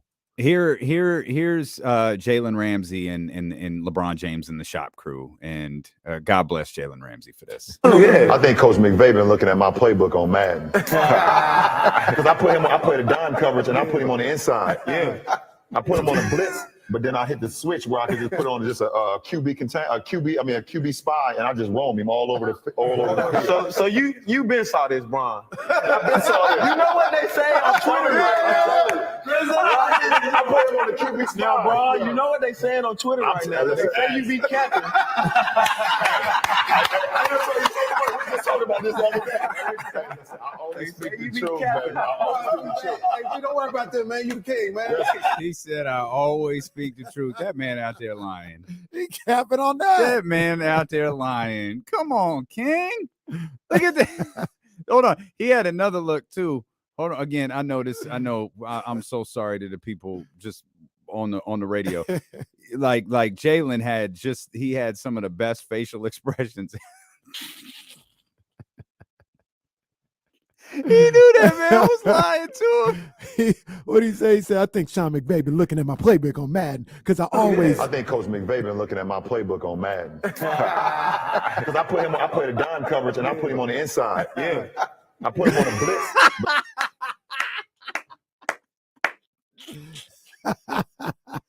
Oh, I love Jalen Ramsey for that. Oh, hey, man. I love Jalen Ramsey. I can't wait for the day that Jalen Ramsey leaves the Rams because that's going to be one of my favorite players. I love Jalen Ramsey. Oh, man. It's hilarious. Why does he do this? Why does he do that? Like, bro, stop it. It's hilarious. Oh, that's so funny. That's so funny. I can't wait for the next time the Kings play the Lakers. I can't wait to hear what he says. I mean, he already dropped the dime when he said Mike Brown gave him his first job. He did say that. He did say that. Hey, yo, Mike Brown, he gave me my first job in the NBA. Bro, that is not how this works, and you know it. What are you talking about? Bro, he's comedy. He don't even know it. Oh, man. He's comedy. He don't even know At some point, is he like... He had that awkward laugh too. Like, yeah, we was just talking about that. I think he was worried Jamie Foxx was about to go in on him. Like, the last thing you want is a comedian to start making fun of you because there's no coming back from that. No. Did you see when Jamie Foxx killed that other comedian? Not killed, but roasted that other comedian. You seen that classic clip?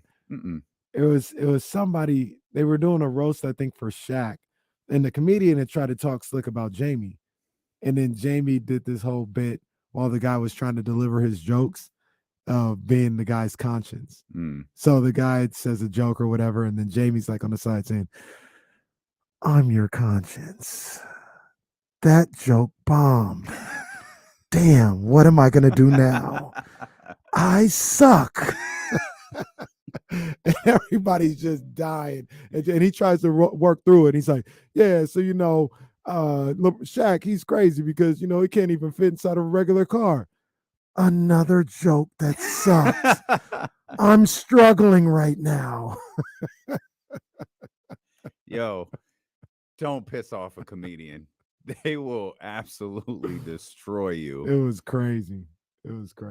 Oh man. So we were just talking about that the other day. LeBron, stop. Someone tell him. Someone in this inner circle, whether it's Maverick, whoever, someone need to tell him. Stop it. Stop doing or this. just keep going. Because who's next to Jamie? I don't know who that is. In the purple. Pink, purple. I don't know who that is. Like I said, I wanted to see that broadcast. I had to do some Anything is better than going to that damn Amazon regular broadcast. You know what I thought about though? Why like we're so maybe against it is, well, maybe it's for me because I still got, TV and regular cable and stuff like that. When you do that, you're stuck there. Yeah, that's exactly what it is. You can't channel flip. You can't do anything. You're stuck on the Amazon You're app. stuck, and I'm like, oh my gosh, do I really want to do? There's like, and right now it's a killer because the NBA is on, college basketball.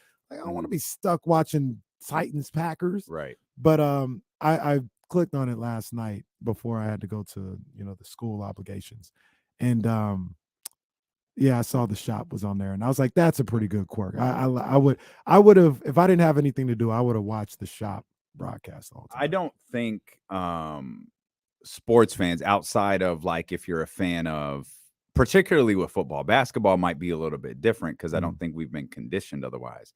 But because of the Red Zone channel, unless it's playoffs, I'm excluding playoffs or potentially like massive late season game.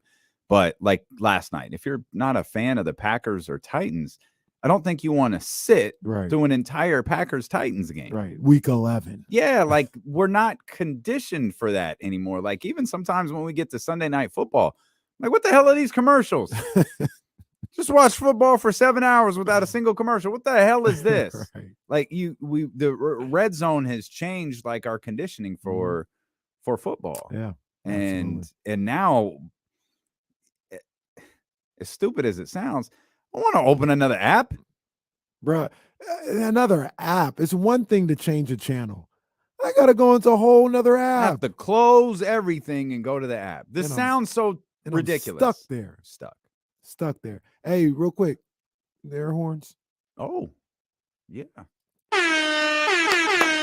3-1 Sac State Hornets. Let's go, baby. Let's go 58-43 over UC Merced. 3-1 on the season. Let's get it, baby. All Sacramento teams do or win, man. That's what we do, man. That's it. That's what we do out here. All Sacramento teams do or win. We're going to talk to Trysta Krick. When we return here, we're going to talk more Kings basketball. Chance of light the beam. Man, I've got some thoughts on this team. We'll talk about it when we return here on Sacramento Sports Leader, ESPN 1320. I'll be right back. Yeah. We're going to be here for the next hour. Yeah, we're going to be here for a minute. LeBron invented the red zone. Oh, man. Tremendous. I don't know why he does that. Is the Godfather your favorite life of his? It's the Godfather. No, the Kobe one. The Kobe one is my favorite lie. That's a good one. I'm a big fan of the 3 baskets I can't see. Oh, that's a good one too. 58-43. Sac State gets it done. Let me close this ESPN Plus app now that that's over. Yeah, I think the chant starts when we pretty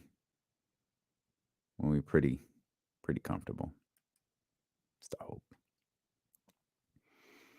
Hey, hold up! Oh man, I'm nervous. I'm nervous after your teaser tweet. Y'all need to be following the Heat Check with Trysta Krick. Drop that MF and beat.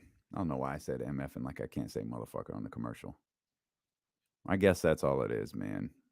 Oh, the Malcolm X book that's a good lie. That's a top 2 or 3. It's a top 2 or 3 lie for sure.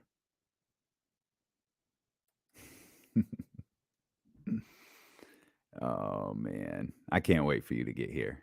I cannot wait for you to get here. Yeah, y'all show some love to Trysta in the chatty house. He is a very smart man. Indeed he is. I'm gonna go grab my juice too. Trysta's in the chat. Hey.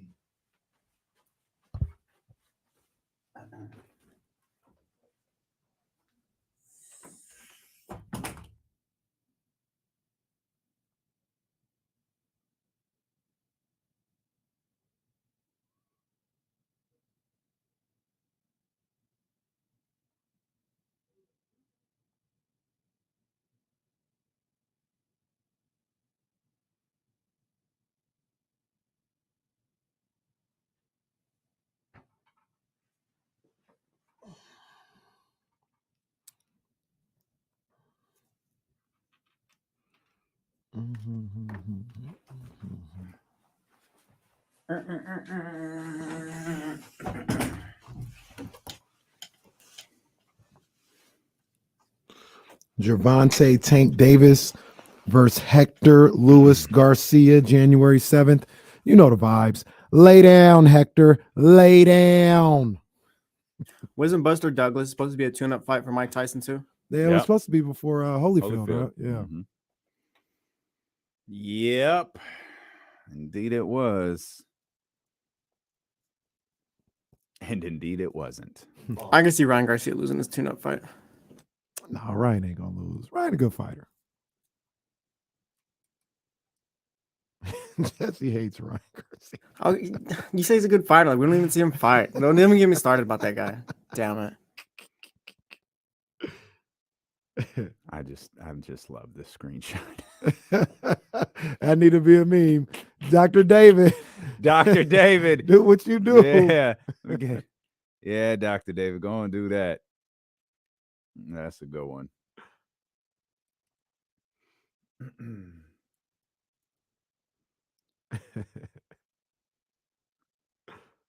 Like the beam. Is the story behind the victory beam.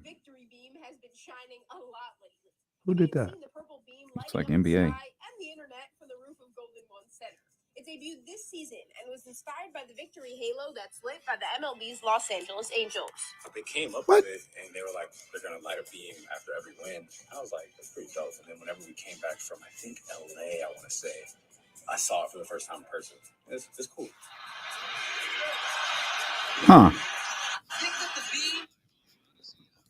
I don't like that story as much as I hoped I would. Because you got the stinky Angels in The there. Angels are involved in this. They just dropped this 2 minutes ago. The NBA just we'll retweet it. NBA.com? Yeah, well, I just retweeted it from the NBA Twitter account. The story behind the beam. Wow. And it involves the Los Angeles Angels of Anaheim. Well, we took their style and did it better. Way better. Don't matter. Victory halo. It don't matter. I don't know, man. What? Let's just say we got it from Beyonce. If we got to recognize a halo, let's just it's Beyonce. I was listening to Halo one day, and it was like, you know what would be great? A purple beam over the arena. Let's do that, and let's leave the Angels. Halo, halo, halo. I can't listen to that song ever since she did it at Kobe's funeral. It's like, You know what? I've never finished Kobe's funeral, and I probably never will. Understandable. Yeah, understandable. I saw Shaq and Jordan, and I couldn't see Vanessa. She was amazing though. Like she was legit incredible. So Kobe's funeral, Staples Center. Michael Jackson's funeral, Michael Jackson. They dropped Thriller 40 today, the 40th anniversary of Thriller. Really? Yeah. So a new version of the Thriller album dropped today with all the original tracks, all of the remixes that they did for Thriller 25. But they drop like 8 to 10 unreleased records and demos. It's dope though. It sounds good. It's all right. I mean, there's a couple. There's a song that they dropped the snippet of on Thriller 25 called Carousel, which is a dope record. That was like after Mike died, I dug through like fan boards to get all of like the trash versions of these records. So this is the first time they've been released like in cleaned up, like real sound. Yeah. And the original version of Thriller dropped. And I was trying to explain to someone the story last night that the song was actually called Starlight. And Thriller, what the song? I think Thriller? LeBron James told Michael Jackson to change the song name to Thriller. The song Thriller it's called Starlight. Yeah, in the original demo version of Starlight, which has the Thriller beat for the most part, the same type of feel, but an entirely different song is on here and released for the first time in its entirety. I'm gonna have to listen to that. Yeah, I'm gonna have to listen to that. That's pretty cool. It's interesting. Some of the records, the unreleased records, are good. Some of them are like, all right, I see why this one didn't make it. Carousel's a great song, though. I absolutely love that record. I have to check that out. Yeah, it's worth 40 listening. years ago. 40 Thriller. years of Thriller. Man, the most by far the most influential album of my life. And controversial statement. I think Billie Jean is the greatest song he ever made. I don't think that's controversial. I disagree, but I don't think that's controversial. Billie Jean is a phenomenal song. You know what my favorite song on that album is the one that like didn't get released on anything, and it's "Baby Be Mine." I don't think I feel like I've heard it. I don't It's the remember second it, though. song. It's after "Wanna Be Starting Something." Like it's just a perfect R&B record to me, and it just gets buried because it's probably the least recognizable song on the whole album. But it's out, Thriller 40, and I was waiting for it too. I was like, I think today's the day. Pulled up the phone, was like, oh, it was like 8:45, and I'm like, oh, the Kings are gonna win, and Thriller 40 is gonna drop, and I started listening to it as I was working on the show, and yeah, it was a good night last night. It's always good when the Kings win. Yeah, always good. Trysta Krick going to join us here in just a couple of minutes. Trysta Krick, BetMGM, the Heat Check podcast, big time Kings fan. She is. She with us. She with us. She is indeed with us. She with us. Yo, this team is as good as any team in the Western Conference. Absolutely. I mean, when you look around the Western Conference, no one, we talked about this in the NFL. There's no one that looks tough, dominant. There's no 64 trending win team like the Phoenix Suns. There's no, dominant Golden State Warriors teams. You got a Portland Trailblazers team that's leading the conference right now at 10-5. Yeah, they had a tough loss last night too. And that's a team who's up their defensive credibility quite a bit this year. That's a team that's got a lot of capable scorers, as we saw on opening night. It's a good basketball team, just like Phoenix is a good basketball team, just like Denver and New Orleans and Memphis, just like they're good basketball teams. Just like the Sacramento Kings are a good basketball team. Yeah, absolutely. I mean, if you look at the standings, Kings are, what we say, a game and a half out of the 1 seed. Everybody in that little cluster has like 5 or 6 losses. That's usually what I look at, better or worse, because you can't make up losses, right? So where you're at in the loss column. And everybody in that cluster, the Trailblazers have 5 losses, and Phoenix, Denver have 5 losses, Utah, New Orleans, Memphis with 6, Dallas with 6, the Kings with 6. So everybody is mixed up in there. One thing that I am starting to see, though, is there is starting to be a little bit of separation with the bottom. It's not a lot. I got you. But the bottom is starting to take form. Oh, man, I see you down there. Okay, Lake Show. I see you down there. Yeah, buddy. They down there. Houston's tough. Yeah. Oh, I mean, I know they're not good. Like, I understand that, and they're probably not designed to. I expected them to be, not that. I didn't expect there was them a to little be that buzz bad. with Houston. Maybe it was shout out to my guy Kel. Maybe it's a situation where I was surrounded by Rockets people on Twitter, but I had a little buzz. There's like Jalen and and Jabari's gonna be nice and all this other stuff. And it's been the exact opposite. Do you have the standings in front of you? Is there anything, as you're looking at the Western Conference standings, that really, really stands out? Because to me, I don't think I looked at it, but my eyes were drawn straight to it because it's the only number like it. Utah. That 0-8 for the Golden State Warriors is incredible. I mean, the Lakers are 0-5. 0-4 in the division. They're 0-5 on the road. Yeah. But they're 3-10. Yeah. The Golden State Warriors are 0-8 on the road. And I'm gonna just say it. Like, I know they're the defending champions, and with Steph Curry and the pedigree they have, maybe they can, turn it around, but I don't see it. I don't either. I don't see where the answers are. I don't see where they turn it around drastically enough to get out of the play-in discussion. I don't see that. It's hard to watch Steph Curry drop 50 and go, yeah, no, this team stinks. And look, much like we talk about with, I forgot who we were talking about, but we say LeBron knows it, right? Steve Kerr and Steph Curry, if you look at them, they know it. They're like, we kind of don't have any answers. I think Trysta Krick might know it too. Oh, we got that ambiance back. Yeah, I'm about to say, well, yeah. We got the that. lounge, the lounge Trysta with the Krick TK lounge. It's I'm 3 hours ahead, and it's dark outside already. So that's where we're at. 5 o'clock. Yeah, that sounds about right. Yeah, it's starting to get dark. Yeah, our dubs, guys. Just we're talking about it here. I don't think they have, like, I don't see it turning around. Like, I'm not saying they're gonna miss the playoffs, but I don't see them turning this around to the point where they're in the top 6. I think at best this is a playing team. You know, it's rough because I just had Sam Esfandiari and Andy Liu on the podcast yesterday, so it dropped today, and they feel the same way. You know, they feel like a move has to be made.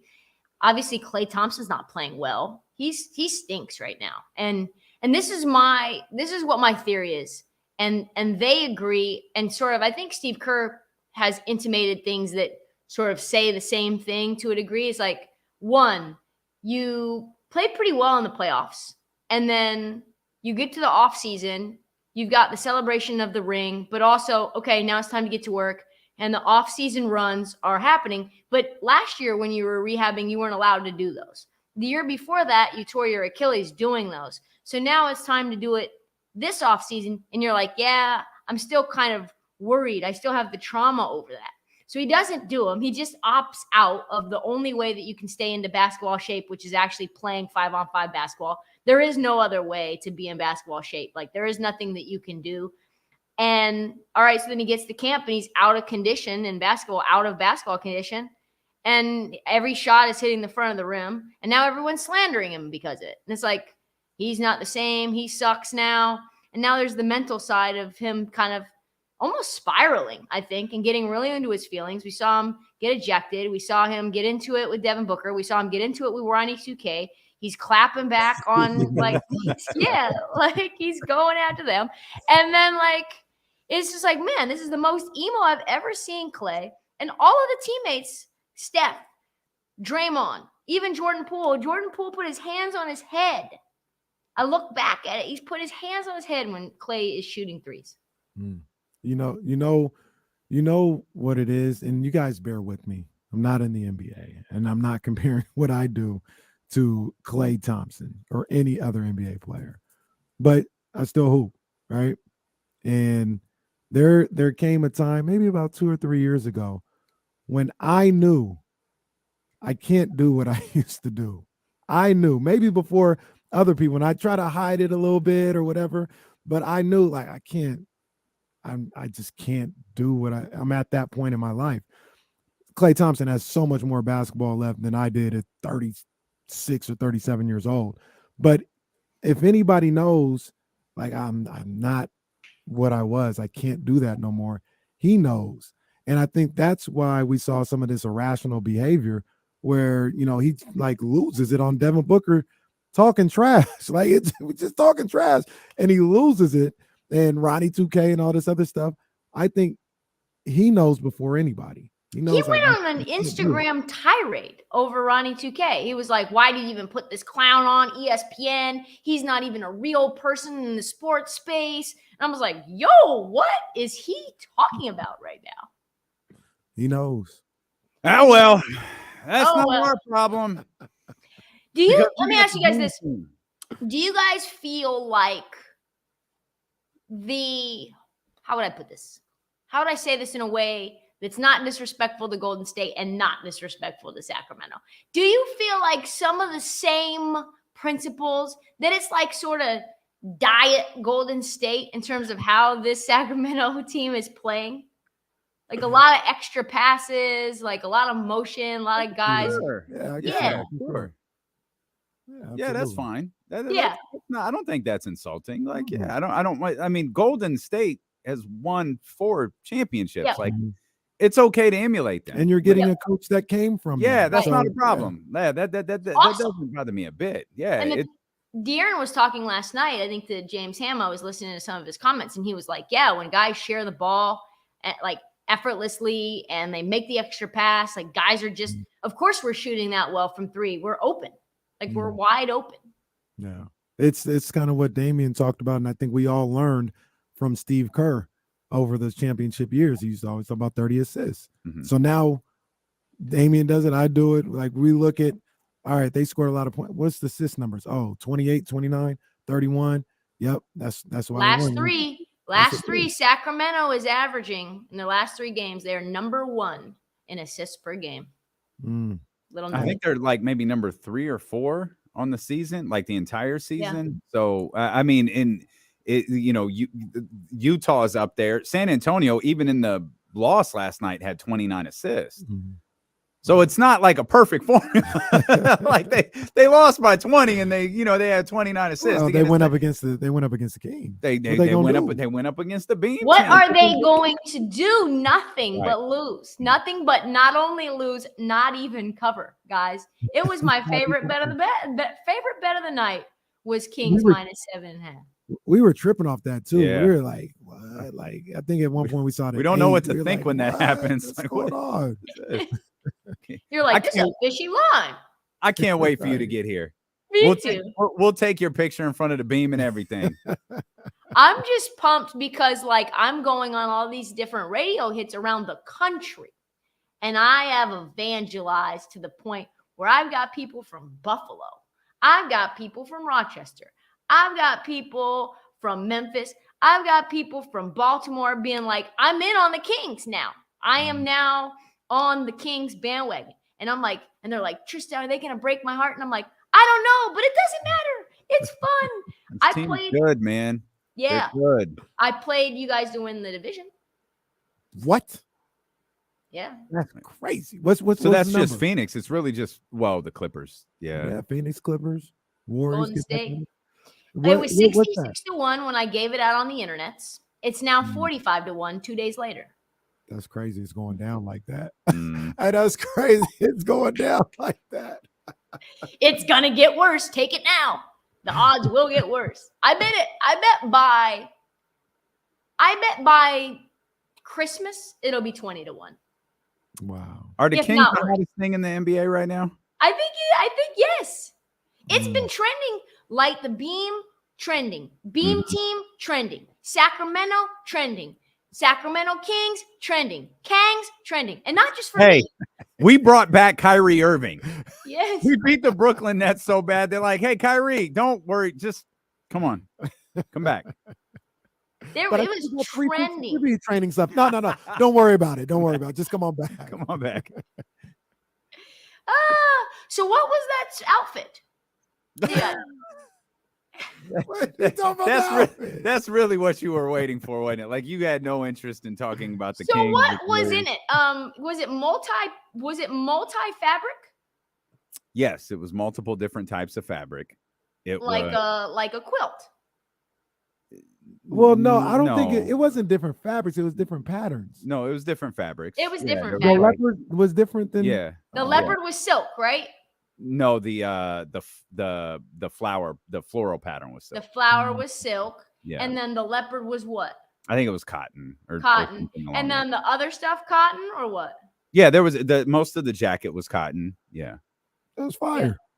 Of course it was fire. I just The needed shirt was to- custom made too. It was really awkward though. The shirt was a little bit of a different vibe, but that's kind of how the It designer was a works. little longer than you like it, but I like that shirt. But it was the funny thing is really long, but it was perfectly form fitting. Like if I had taken the jacket off, you would have saw how it fit. But it was from a designer called Prep Curry, who did a line, and that's Prep Curry, like Steph, and he did a line for Banana Republic that I loved, and it was kind of like a one and done line. And I hit him up on Instagram. He had posted some pictures. I was like, "Yo, your work is amazing, man. I'd love to support it however I could." And he was like, "Yo, I'll put something together for you. Shoot me some screenshots of what you like." So I shot him a few screenshots, and he made that from, that's what he does. He designed bespoke. You know what I need? I need that from him. I need to hit him up for Golden One. At Prep Curry. Do it. I'm going to hit him up. I'm going to be like, Damian came to a game of the ages, and I am trying to just look even somewhere close to Damian. Have to have a little high ankle. Is that your vibe though? Like, are you? Because like I I'm full, like I ride for me. If I like it, I'm gonna wear it. Like, could you rock something that you're a little more? I feel like disrespect is coming. No. Like, look, I feel like you're a little. Look, you got the honor to gift tee on with the jean jacket over She had it. the what was she like, had the one time she had the kith joint. Yeah, you're super stylish, but I don't feel like it's. I don't think you take. I think it depends on the event. Depends on the event. I always like to be comfortable. Always. I don't like anything too tight around my shoulders or anything like that. But yeah, I can do some things. I got some YSL in the closet. I got some stuff. Okay, Trysta. I mean, I got some YSL in the closet. I can do some things. I mean, I'm not Davion, but I'm trying. You know, we're all just trying. Here's the thing. Let me just break down how things get more casual. Number one, when you're in finance, everything's non-casual. You got A-line skirts, you got pumps, you got just button-ups, just terrible. And I tried to like change it a little bit, tweak it, wear like some like jogger type things with the blazer, and like, no, not for you, not here, not at Wells Fargo. We won't be doing that. Very inappropriate. I wasn't even showing anything. Like, I don't even show skin like that. And they were like, no, that's just unprofessional. No, they're too tight, too this, too that. So then I get out of finance, I get into media, and then I dress way up because I'm working for USA Today. I've got blazers. I've got little like silk sort of things, a lot of those. And then I go from that to Barstool. And those fools wear hoodies pretty much every day, all day only. And I don't mean like ones like you wear. I mean ones that you get for free. And and so I would come up, and I've got actually a jacket with that leopard print kind of thing too. It's all silk from Scotch and Soda. And I would wear stuff like that, and they would just be like, they would just act like I was just an idiot. They burned me up. So you have to kind of almost dress down. So now it's kind of depending on. No, you don't. You dress for you. Like the hell with what they want. Like you might. But I already had problems there, guys. I had already had problems. I wasn't trying we had to get you out of there. I was already having. They were already finding ways. Now you can do what you do. Yes. You get your back. Not everybody loved what I wore, but I did. And you're a celeb. You are a celebrity.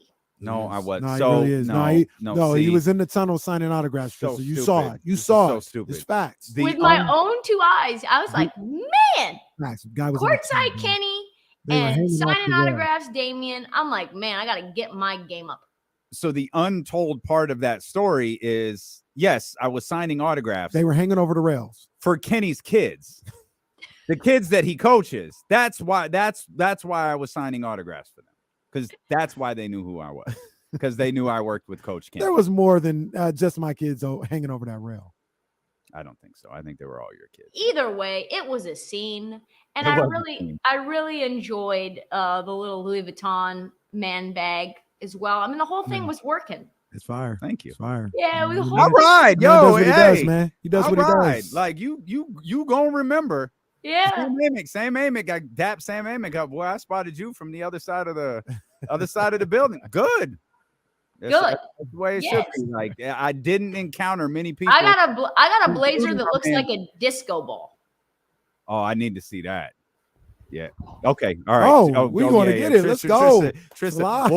We'll watch Kawhi Leonard. Did Kawhi return last night? He did. He had 6 points, I think, last night. Did a little fall away. 6 points in how many minutes? I don't think he played a lot. Like, it wasn't like he was broke. Man, is he okay? Oh yeah. Oh, that's got strong. Like that's got strong Michael Jackson. Like Supremes. She looking like she with the Supremes. Yo, put it on and start singing "Rock with You." No, not on the 40th anniversary. Not on the 40th. Well, but you can wear it as a dress. You can wear it as a blazer. Yeah, it's long. It's kind of form-fitting. That's why I say you got a kind of different moods. I like that. See, she's versatile. Yeah. She's versatile. Hey, Trysta, I want to ask you something. As a bit of an outsider. You know, we're locked in here with this whole thing. That jacket could light the beam. Maybe I'll bring that. Maybe I'll bring that. I got. If you do, I'm gonna find a matching one. I don't know It's how. gonna be where, a Saturday night too. It's gonna be a Saturday night Doko. It's not gonna stop with the So game. I've already committed. Like, this is how you get me out. You tell me in advance. Mm-hmm. I'll stay for the game. We going out afterwards. Yes, sir. Like, we hanging out after the game. Yes, sir. K Street gonna be crazy. We're gonna shut downtown Sacramento down when Trysta's here. Well, then maybe I'll wear the disco ball. Who knows? Maybe I'll find something new. Maybe I'll wear the disco ball, but we'll collaborate. How about that? Yeah, we'll work. And Coordinate. I'm gonna tell you right now, Trysta gonna be signing autographs from people hanging out the rails. That's when facts. she come out here. I'm telling you, man, you're a star out here. That's facts. That's just what it is. Kenny's gonna bring the kids again. You're gonna be. I'm telling you, you're gonna be signing autographs for perfect strangers. You know, Trysta. Look, if need be, Trysta could be a part of Baddie Thursday because they be asking her about her that way. Mm-hmm. Baddie Thursday. Yeah, we got Baddie Thursday. We got Olivia, Sarah, and Matt George. Yeah, is part Matt of Baddie George is Thursday. awesome. He's the ultimate baddie. You were But, gonna ask me something as an outsider. Nah, so as an outsider, like I took a video of it. You know, I thought it looked crazy on that national TV game. The crowd, game 13. Did it come off that way to somebody like outside of everything? Like, yo, these people are wild. It's only the third week of the season. They are loud. I was literally just playing the Light the Beam chants for a friend. I was like, they seem crazy in there. Like, really turned up. Yeah. We starving, bro. Yeah, I know. It's like we're starving. Boy, we and sure are starving. We ain't eating for the first time in a really, really long time. Feels different too. All those role players. Are you guys the only market, because there's been so much pain, that all of the people who talk about the team actually like each other? Yeah. You know what I mean? No, I don't like everyone who talks about the team. Well, but you know what I mean? Like, there's a lot of camaraderie, we'll say. There's more camaraderie than like on different beats. Do you know what I mean? Sure. Yeah, there's probably a variety Like, of you reasons. guys like Deuce and Mo. You Yeah. guys like James. I mean, there's Hand. always the ops. You know, there's always the ops, but you know, aside from that, yeah, we all cool. Yeah. I mean, noticed that. Like, a lot of yeah. support. Yeah, I mean, yo, we all just out here grinding. That's what we do. Like, this show, you know, this King struggle's been going on for years. This show's, we started 2 years ago. Like, there was not much else here. Deuce and Mo really kicked into high gear during the pandemic. Like, that's where they really started to build like things out. So all of this stuff started to kind of come along at the same time. So we were just kind of rocking with each other. And then when James's gig kind of shifted a little bit, he joined us over here, and that's just kind of how it is. Yeah, we ride. We all hungry. Yeah, we all hungry. You guys saw that shop episode? That shop clip? Bruh, come on, man. How funny is Jalen Ramsey for calling LeBron James out for line? He said, you know what they're saying about you on Twitter. You know what they're saying about you? If Twitter goes away, where are we going to call out LeCappin? Oh, man. We'll find a way. Twitter can't go away, man. We love Twitter, man. Twitter's the best. I don't think it's really going away. Though it had strong going away vibes last night. It had really I was strong like, going we ain't away gonna make it through the vibes. night. Twitter ain't gonna make it through the night. Yeah, I guess not. I guess that thing was on life support. But my thing is always, like, obviously, because he didn't even create it. See, Elon Musk just ruins it, and Twitter shuts down in like a matter of weeks. Yeah, right. Like, You it ain't took even no been the owner time. that long. It took no time for him to ruin it and shut it down. He didn't create Twitter. The person who created it, just make it again. Call it Twitter too. Just create it again. Run it up that way. Just I'll start try. it all over. Start it all over. I was like, man, Slick Biskin in from LA. Just there make- are people I follow and enjoy on Twitter. I don't even remember when I'm not on Twitter. You know? Right. Like, I'm like, oh yeah, like, love that person. You know, love her, love him. But if once I log off of Twitter, I'm not like, where is, Nick's tape 99 at? You know? Like, Nick's tape 99. I'm not like, where is he? Like, how do I find more of him? But he's aren't you like a big time celebrity on TikTok? No. I don't think that's accurate. I don't know. I think TikTok's Trista's bag. TikTok is my bag, but I don't think I'm a celebrity. I disagree. I don't know. No. It's just a love fest. I'm so happy for y'all. I got the Athletic saying the Blazers aren't real, which is rude. I think we're real. I actually don't. Yeah, I don't agree with I think that the at all. Blazers are a good team. I think they're going to be around. The Jazz is the team that I don't believe in. That's a surprise. But I think the only team Portland I'm willing is to say we were wrong about, certainly I was wrong about, is the Blazers. Same. I didn't think the Blazers I was would be too. good. Jeremy Grant is really good outside of last night. I feel like there's two ways you can go when you're playing for money, and he's going and he's doing it the way that it works. He's on point. Yeah, he's killing. And I think too, you look at him and he realized that career arc, which is like you play for OKC, you play for Denver, you think you're the man, like because you've been a high-end role player that's really got a high plus minus, delivered crucial buckets in crunch time of meaningful games. And so you're like, they don't respect me enough. I'm the number one. I'm the alpha. And they're like, we're not paying you like the alpha. Figure it out. So he goes to Detroit and then he's like, oh man, there's a lot of double teams. There's a lot of double teams to be the alpha. I don't want to be the number one anymore. Dame, you be the number one. I'll be the number 3 and I'll get 30 as the number 3 option. And everybody be like, look at him getting 30 as a 3 option. Yeah. And you get applauded for your 22-point performance, not 22. That's because not listen, what he did last night as a number 1 option would have had me pissed.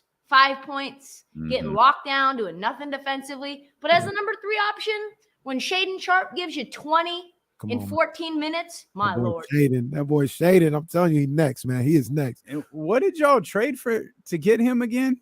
Second round pick. Yeah. In 2025. And you'll probably be able to re-sign him too. Yeah. I think he wants to stay. There was a whole article that came out about how Dame recruited him during Japan, like the Tokyo Olympics. And that was the only place he wanted to go, was to Portland. Let me ask you another question about a team that, because we see everything around here that's of interest to us. And I want to know if you think they're real. The Pacers. You think it's really real what's going on in Indiana right now? I mean, Tyrese is balling. Mathurin is balling. Buddy Hield is playing really well. Miles Turner is balling. You think that's the real deal? What are they, 2 games over 500 right now? 7-6. They're about to be 2 games because they play the Rockets tonight. Yep. So they're 7-6. What I would say is they're kind of like they're a team that I was told wants a top 5 pick. So they're just trying to figure out what they have. I think they're closer to OKC than they are Sacramento in terms of wanting to win. I think OKC is a fun team. They're going to probably be a 500 team at best. But ultimately, this is a team that wants to be in the Victor sweepstakes or in the Scoot Henderson or the Nick Smith sweepstakes. But, man, I love Halliburton. He is fun. Benedict Mathurin's fun. They've got Buddy Hield making competent decisions. Did you see some of these decisions? Like, really making the right pass, like getting in the right spot on the floor. Passing just in general.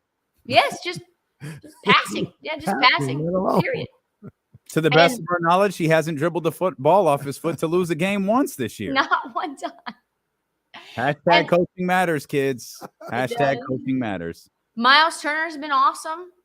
He could potentially get extended midway through the season because of like how the contracts work with his deal and where he was drafted after the deadline if they want to extend him.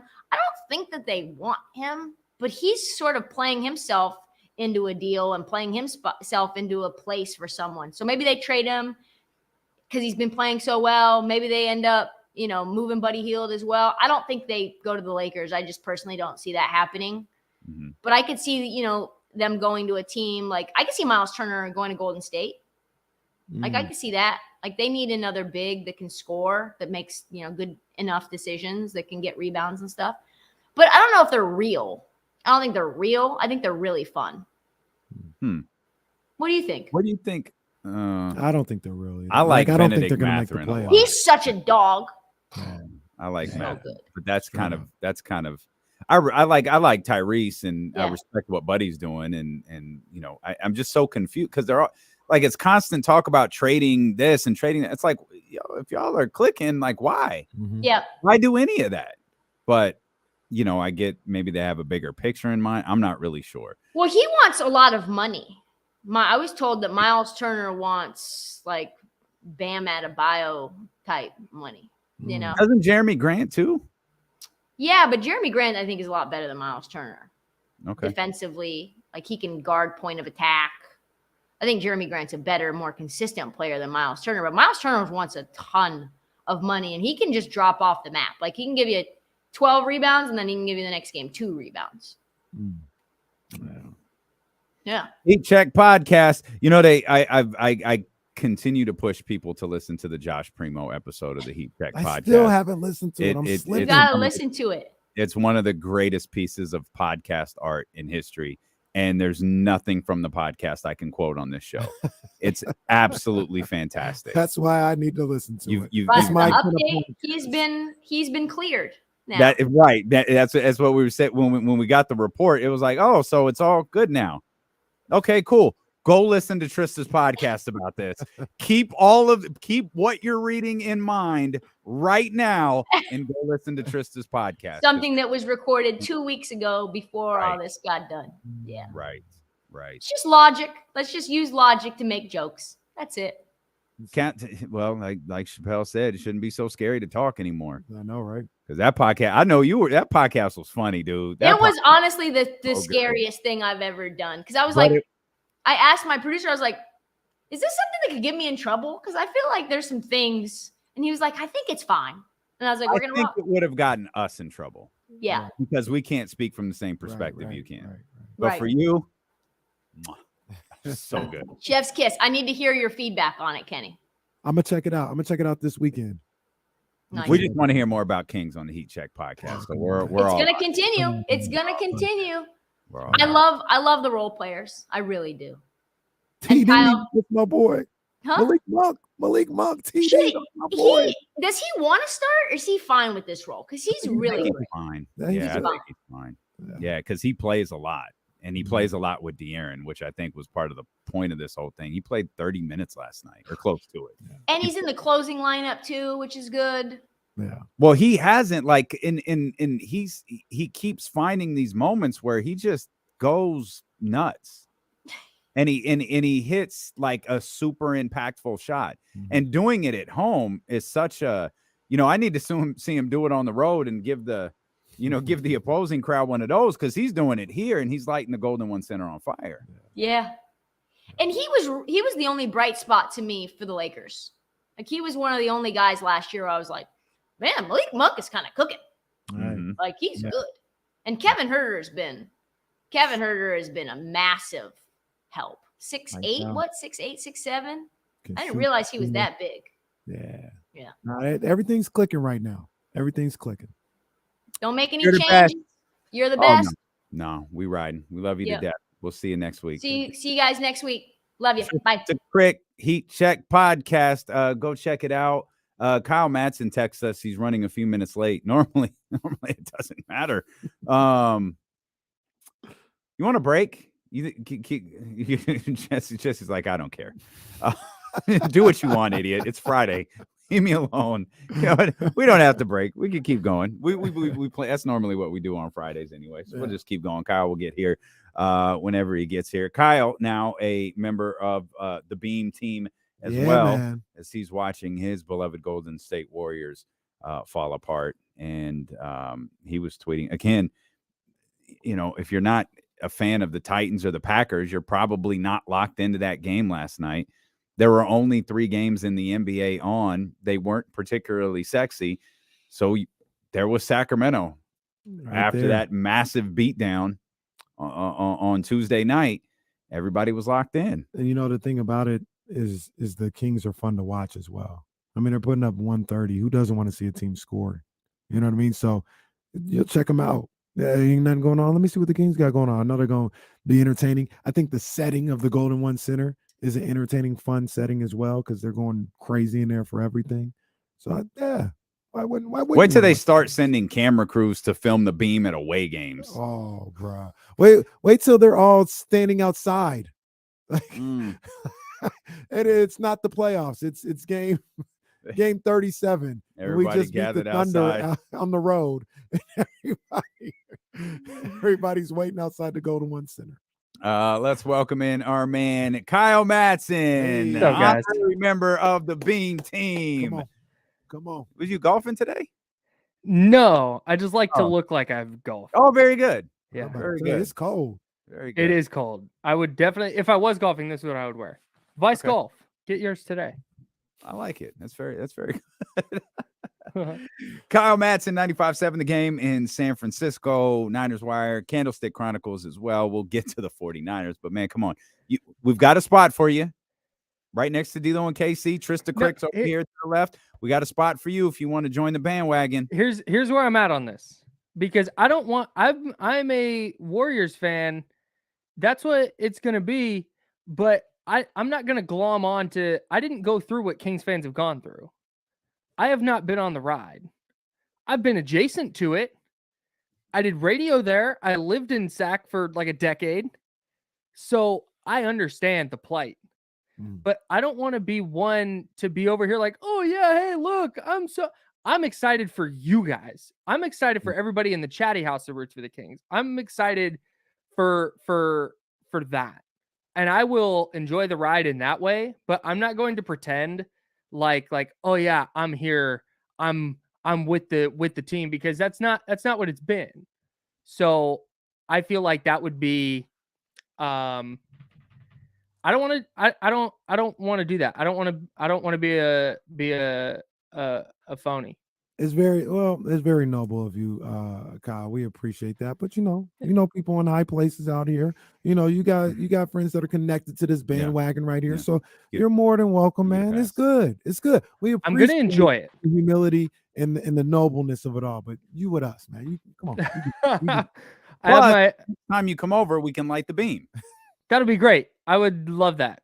I know you would. Light 2 beams, maybe. We will. Kyle enjoys a good beam lighting every once in a while. Fridays and Saturdays. And long weekends. That's Bro, funny. you should have seen me in Disneyland. It was Oh, get word. home, Yeah. change into something comfy, walk out to the hotel pool, and beam Like time. beam. Beam time.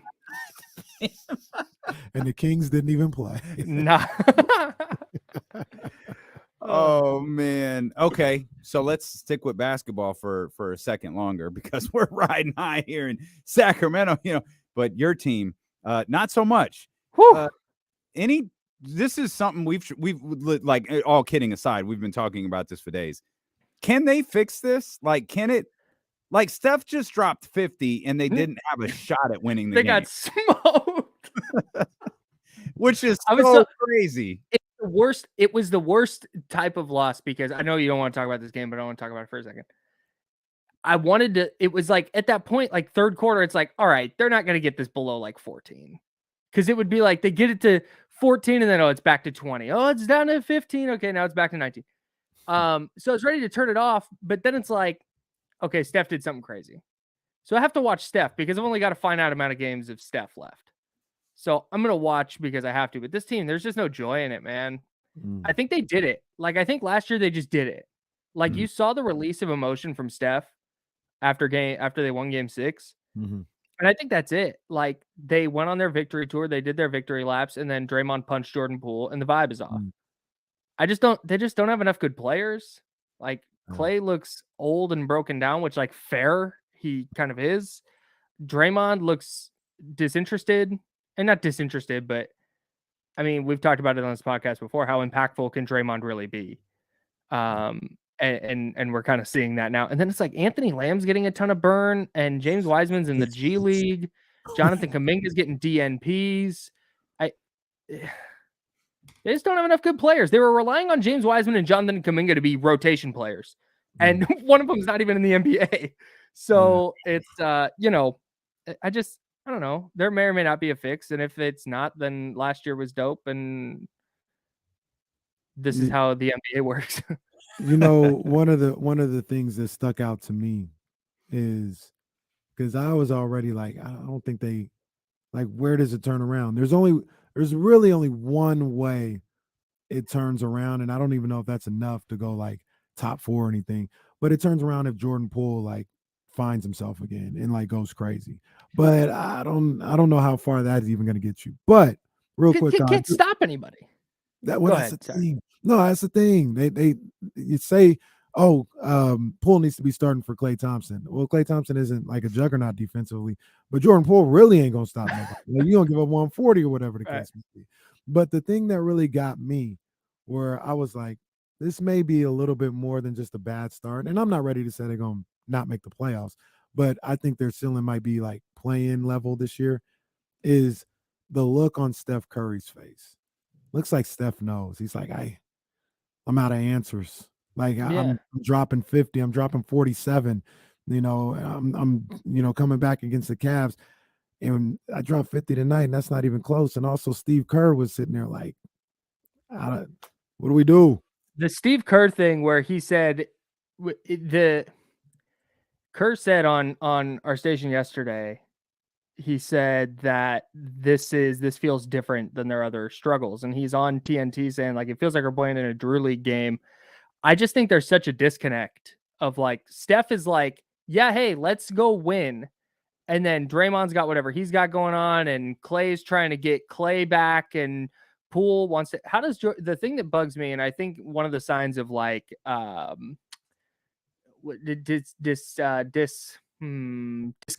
discontent is Jordan Poole starts against San Antonio and drops 36 and looks like a superstar, and then goes out off the bench against the Suns and goes 0 for 5 and scores 2 points. Like, I think there's just too many, like, everybody wants something different. And it's just not the vibes are bad. Vibes are great in Sacramento, very bad in Golden State, which like makes sense. Like, there's a finite like time that runs work, right? Vibes run out. Yeah. Vibes run out. They do. Vibes are finite. How are the vibes in Santa Clara? Good. I think they're good. I think so they're fine. I think so too. I'm still unclear, and this doesn't really have anything to do with vibes, but we'll segue now to the San Francisco 49ers, who don't in fact play this weekend, but they play on Monday against Arizona in Mexico City. I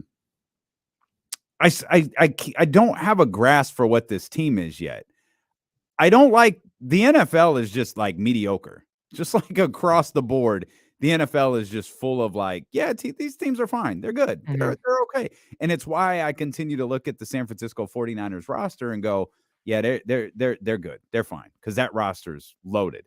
But I just am led back to Jimmy Garoppolo, and I look back at that performance against the Chargers, which wasn't impressive. It wasn't. Mm-hmm. It was fine. It's just like that you won. That's all that matters is you win the game. But that offense was a far cry from what we saw against the Los Angeles Rams. Mm-hmm. And so it felt like a little bit more of the up and down stuff we see from the 49ers. Yeah, that's kind of the concern, right? Is can they get to by December? Because there's this, and we talked about this on the pod, but I like national shows are talking about the 49ers like, oh yeah, they're in the mix as a Super Bowl contender in the NFC. They're right up there with the 8-1 Vikings. And I think they probably are. Mm-hmm. But on the other hand, I think a lot of that is based on last year. Had they gone 7-10 last year, I don't think anyone's looking at the 5-4 49ers and going like, oh yeah, they're poised for a run. Mm-hmm. I think it's largely because of what they did last season. That said, if Brandon Ayuk doesn't drop a touchdown and Elijah Mitchell doesn't slip at the goal line, they probably hang close to 40 on the Chargers. And this conversation is very different. Mm-hmm. So I think they're a couple plays away right now. I don't think there's a larger issue where it's like, man, they got to clean that up. I think for the most part, they're pretty good. They just got to start putting the ball in the end zone. And I feel like they'll figure out a way to do that. I do too. I think they're the combination of a couple things, right? The combination of getting more familiar with McCaffrey and Samuel, the combination of some of the teams they're about to start going up against don't have the greatest defense. The fact that the travel is pretty much all but gone for the rest of the season until the playoffs. I think they'll start playing better on the offensive end. But one of the things that I want to get your opinion on and want to hear what you think about it is when they get in the red zone, they seem really, really reluctant to throw the ball into the end zone. Like, it's weird. They never take a shot in the end zone, it feels like. And when they do, it seems like it's a touchdown. You know, with Kittle or Ayuk or, you know, McCaffrey. When Jimmy throws the ball into the end zone, it usually works out, except for against the Chiefs. But other than that, like, why don't they do that more? That's a dynamite question. They did do it, and Ayuk dropped the one on Sunday night, but man, the less than throwing it, it's just the lack of creativity. Like, how many times does Andy Reid get into the red zone and the Chiefs run a play and they're celebrating their touchdown before you realize like what happened? That lack of creativity is really bothersome because they have so many players that can, like, what's the point of being quote unquote positionless if you're not going to utilize it? And maybe it was one of my theories on the Chargers is they looked at their defense and went, oh, we can just line up mano a mano and just run it down their throats. And that didn't work in the first half. And that's why in the second half, you saw some more different stuff with motion where they were lining up Debo, where they were lining up McCaffrey. And they ran, I think they had 51 rushing yards in the first half. They had 47 on their first drive of the second half. And I think they got a little more exotic with it. So I want to say there's going to be more creativity there, including throwing some passes into the end zone and the red zone and not just trying to line up and on 3rd and goal from the 2, running an inside handoff from the shotgun, which is insane. Yeah. But I don't think it's like an issue with Garoppolo or anything like that. It's just an overall lack of creativity that's the problem. Elijah Mitchell's return was a little bit bigger than I thought. Like when they handed him the ball a couple of times and he just exploded through the middle of the line. It's like, oh man, he's really good. Oh my gosh, I completely forgot. He's really good. And now you're splitting carries with him and Christian McCaffrey. Like the way that the game started, that first drive, the first offensive drive, was like, oh, okay. I completely forgot what Elijah Mitchell can do for this team. Now you add in Christian McCaffrey. It's great. And then they stalled out. And that is where like a lot of my concern with the 49ers lies is, yeah, I know you mentioned the slipping on the goal line and the Ayuk play, but they've had so many, it feels like they've had so many long drives that have either resulted in 3 points or no points when they just dominated the middle of the field to get to the red zone and then didn't ultimately get 7 out of them. Yeah, they got to figure out their short yardage stuff, both in the red zone and just like you should feel good going for it on 4th and 1 from the opponent's 38 or 4th and 2 or 4th and 3. Like you should feel really good. Like you should have a handful of plays in your playbook where it's like, yeah, hey, when we get into 4th and 3 at this yard line or within this yard line, we're going for it because we know this play is going to get us 4 yards. And there's just none of that. It's really, really odd. And it's always been that way with Kyle Shanahan. And I thought it might change with Christian McCaffrey, but somebody in the chatty house brought up Jimmy G. And that's the big question I have is it all Garoppolo related? Like Shanahan takes the 3 points because he's going to run it twice and drop a play where it's like, if this throw's not there, don't take it and then take the 3 points, or is it something different than that? I'm not 100% sure, but yeah, at some point they're going to have to score touchdowns because it's a good strategy. Yeah, write that down, guys. Scoring touchdowns greater than scoring field goals. Hey, Kyle, I want to ask you kind of it's 49ers related, but a little question that I know you'll be well versed in. I don't know if you saw the tweet or the stat. I don't even know if it's a stat, but Vivid Seats talks about this game in Mexico City, which is supposed to be a home game for the Cardinals, which is closer to Phoenix, which you would think. I think they've probably played there a couple of times too. They're saying like the seats sold are like 82% of the seats are sold for the 49ers. I was looking at this. I forgot what it was, but somebody did a study of the most popular teams in America. And at number 5 in all of sports was the 49ers. They were the first NFL team on there ahead of the Cowboys and the Steelers. And I'm just asking you, because you, much like me, followed the 49ers my entire life. I don't always remember it being like, when did it get like this? Where it doesn't feel that way. Everywhere. Like everywhere they go, it's just some type of invasion or something crazy. Like, when did all this start? I have no idea. I don't know if it's. I think that they took over the what is it, SoFi Stadium? I think they took over SoFi Stadium last year, and that kicked into like people noticing it.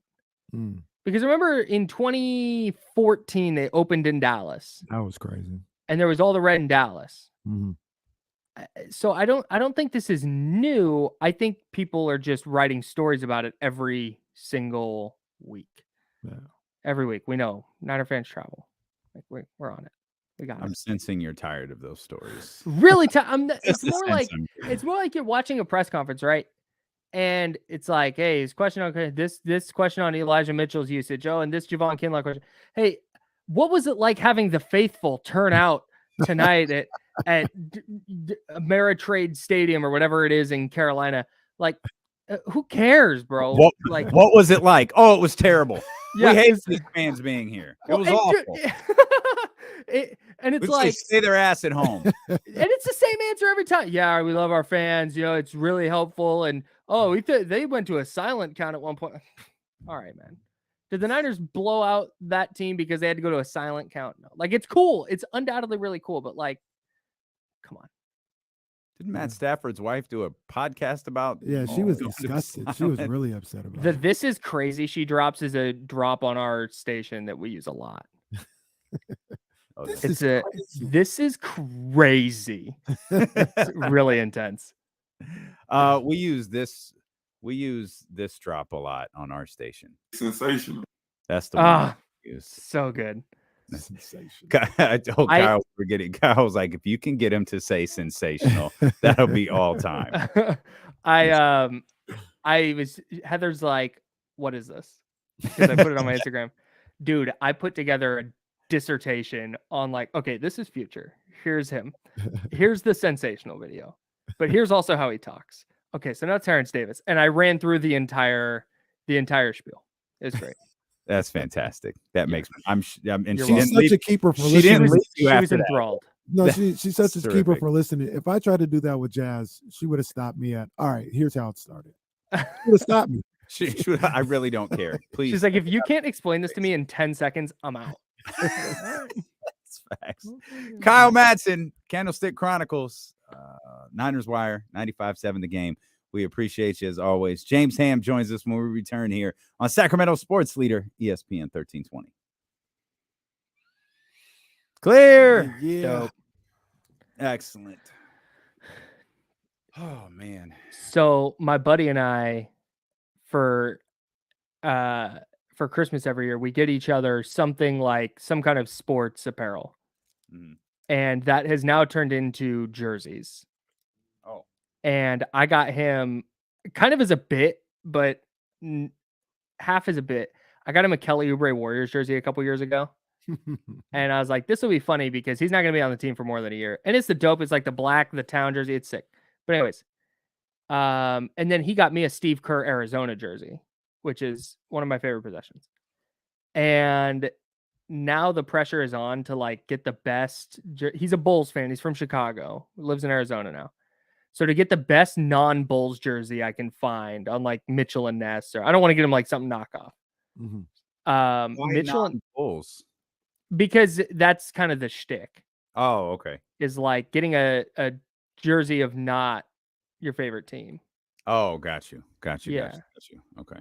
So I was gonna get him a Vlade Kings jersey, which they have on Mitchell and Ness. It's the black, just Vlade era Kings jersey. But then they had a Mitch Richmond in the royal blue. Oh, that's the one. And that's the one. Okay, your guys' reaction sold it. Yeah, that royal blue jersey is so like. I actually saw one of those the other day. I was like, I might need to get that Mitch Richmond. Yeah, and he's the only person I know who owns more hats than I do, and he has so many hats that would go so sick with the blue and red jersey. Yeah, so that color scheme is just that's so the one right perfect. All right, very good, very good. That's happening now. And Mitch is dope. So and he's just like good dude. Won't get back to me about coming on the station. That's fine. That's fine. Stanman got back to us in like 10 seconds. It's like, That's yeah, great. see you there. And he I was love great. that. Oh, he was awesome. Last time I reached out, I think it was during the playoffs last year, and I was like, "Hey, man, just do the thing. There's a thing you do when, hey, Kyle with 95 side of the Warriors. I say Warriors flagship station. Yep. It's super important.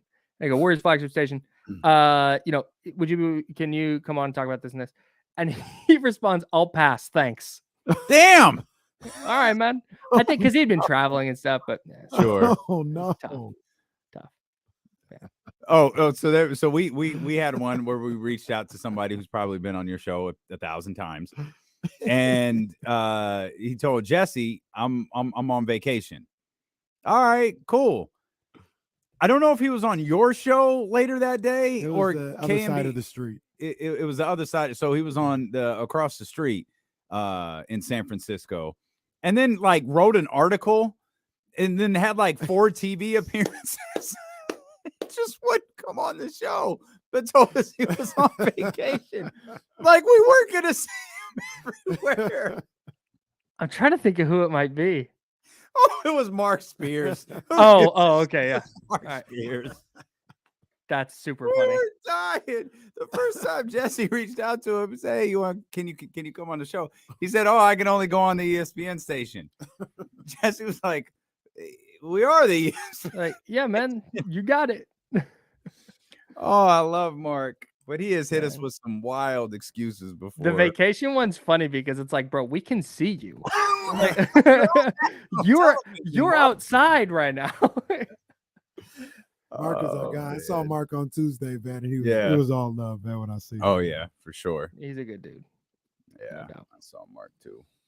All right. Dapped us up. He always says, "When you gonna have me on the show?" Like, bro, Whenever you get off vacation. what do you want me to do? Oh, that's great. I'm sorry, That's Mark. incredible. We thought you were still on vacation. Oh, yeah. Unlimited PTO. Oh man. All right, man. All right. Well, it's Friday. I know what that means. Yeah, you do. Light the beam. Going over to some friend's house. They're ordering pizza. There. Beam's going up. Right on, man. All right, Have fellas. a good weekend. We'll see you. Take care. See you. All right.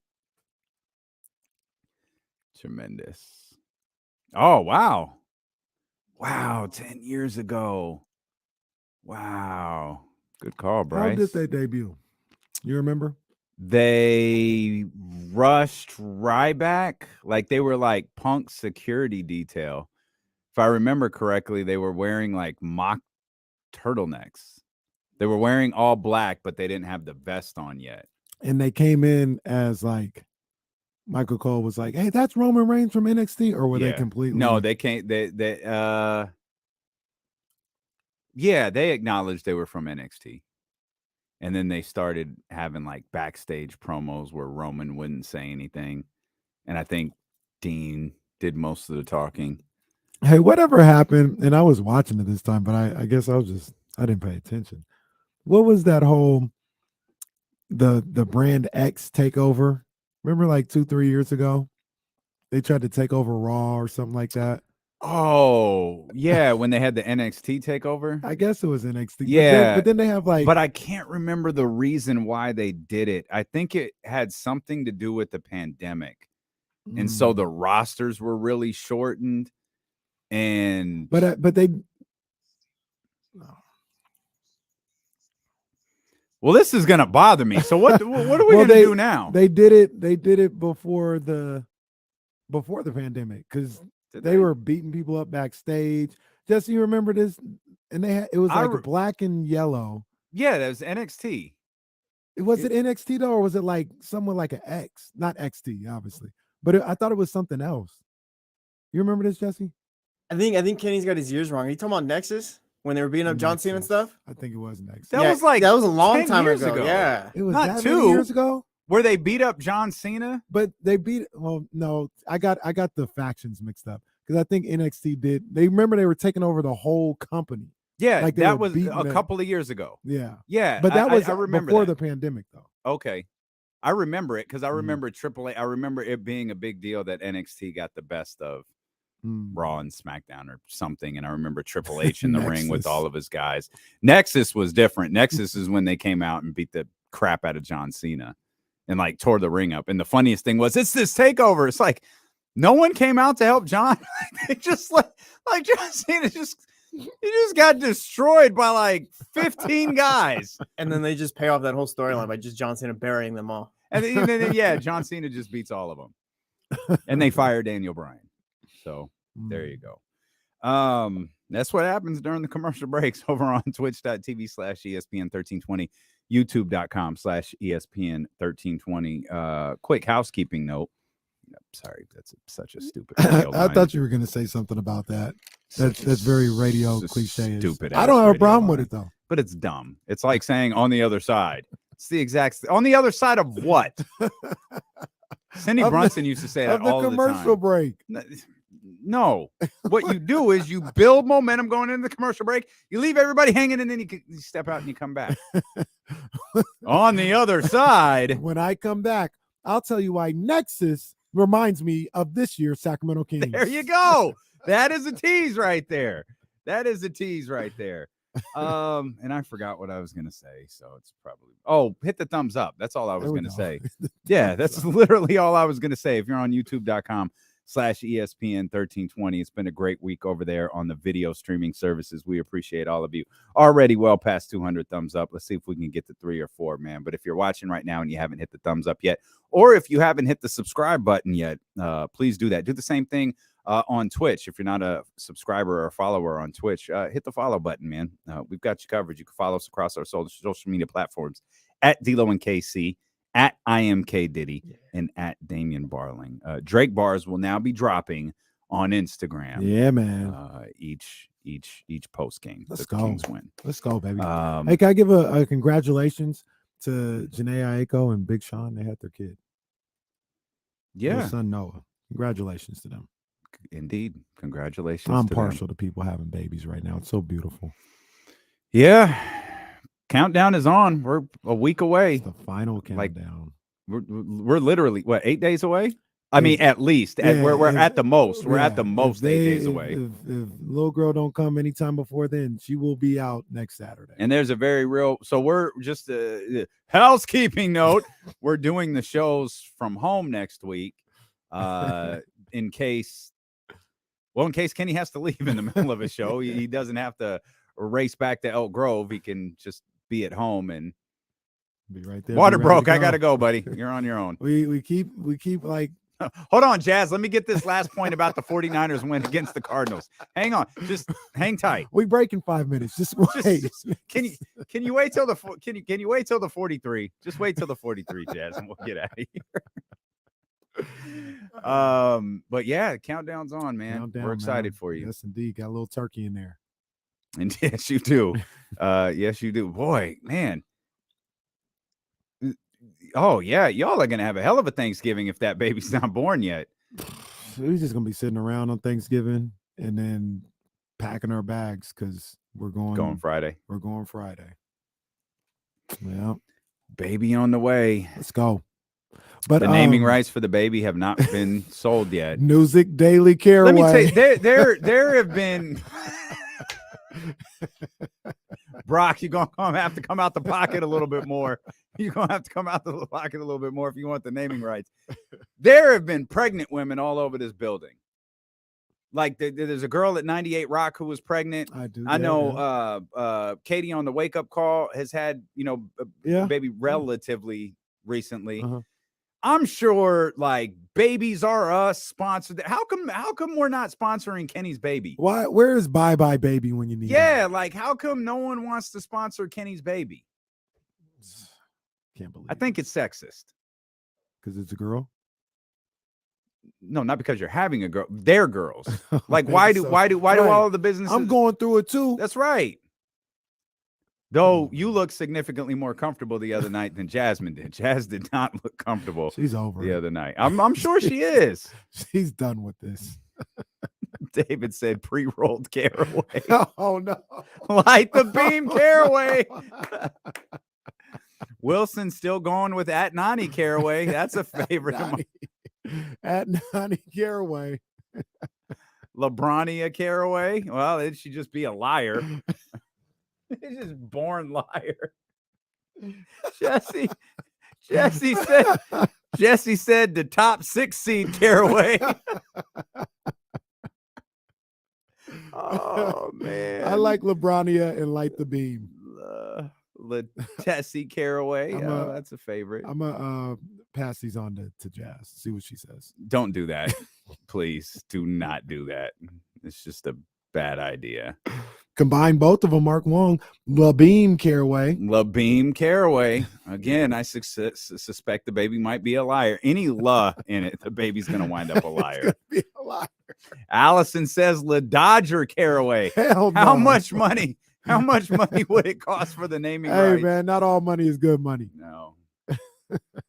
3 Rims Caraway. Oh man!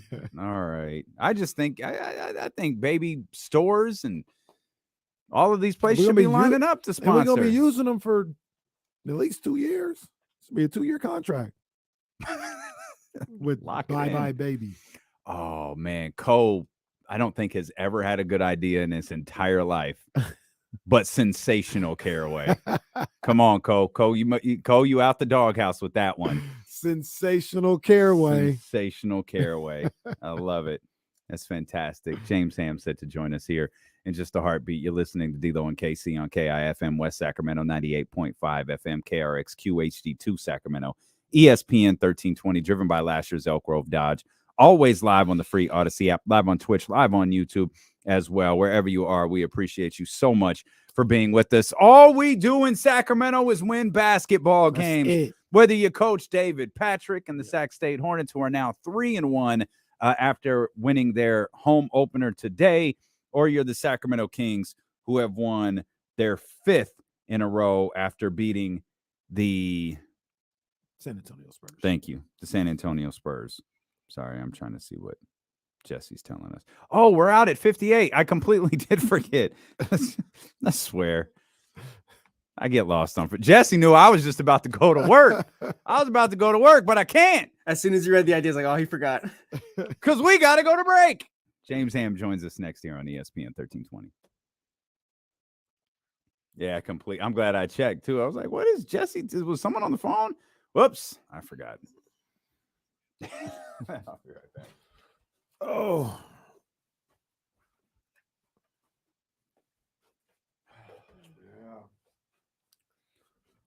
We're going tonight. Anybody been to John's Incredible Pizza? That's where we're going for Reese's birthday. John's is fire, dude. I've never been there. Is it better than Chuck E. Cheese? Hey, there's James. Hey. It's way bigger. Okay, so like my concern always with John's Incredible is it has a ton of dark spots. So don't just don't let your kid go free range chicken and not pay attention.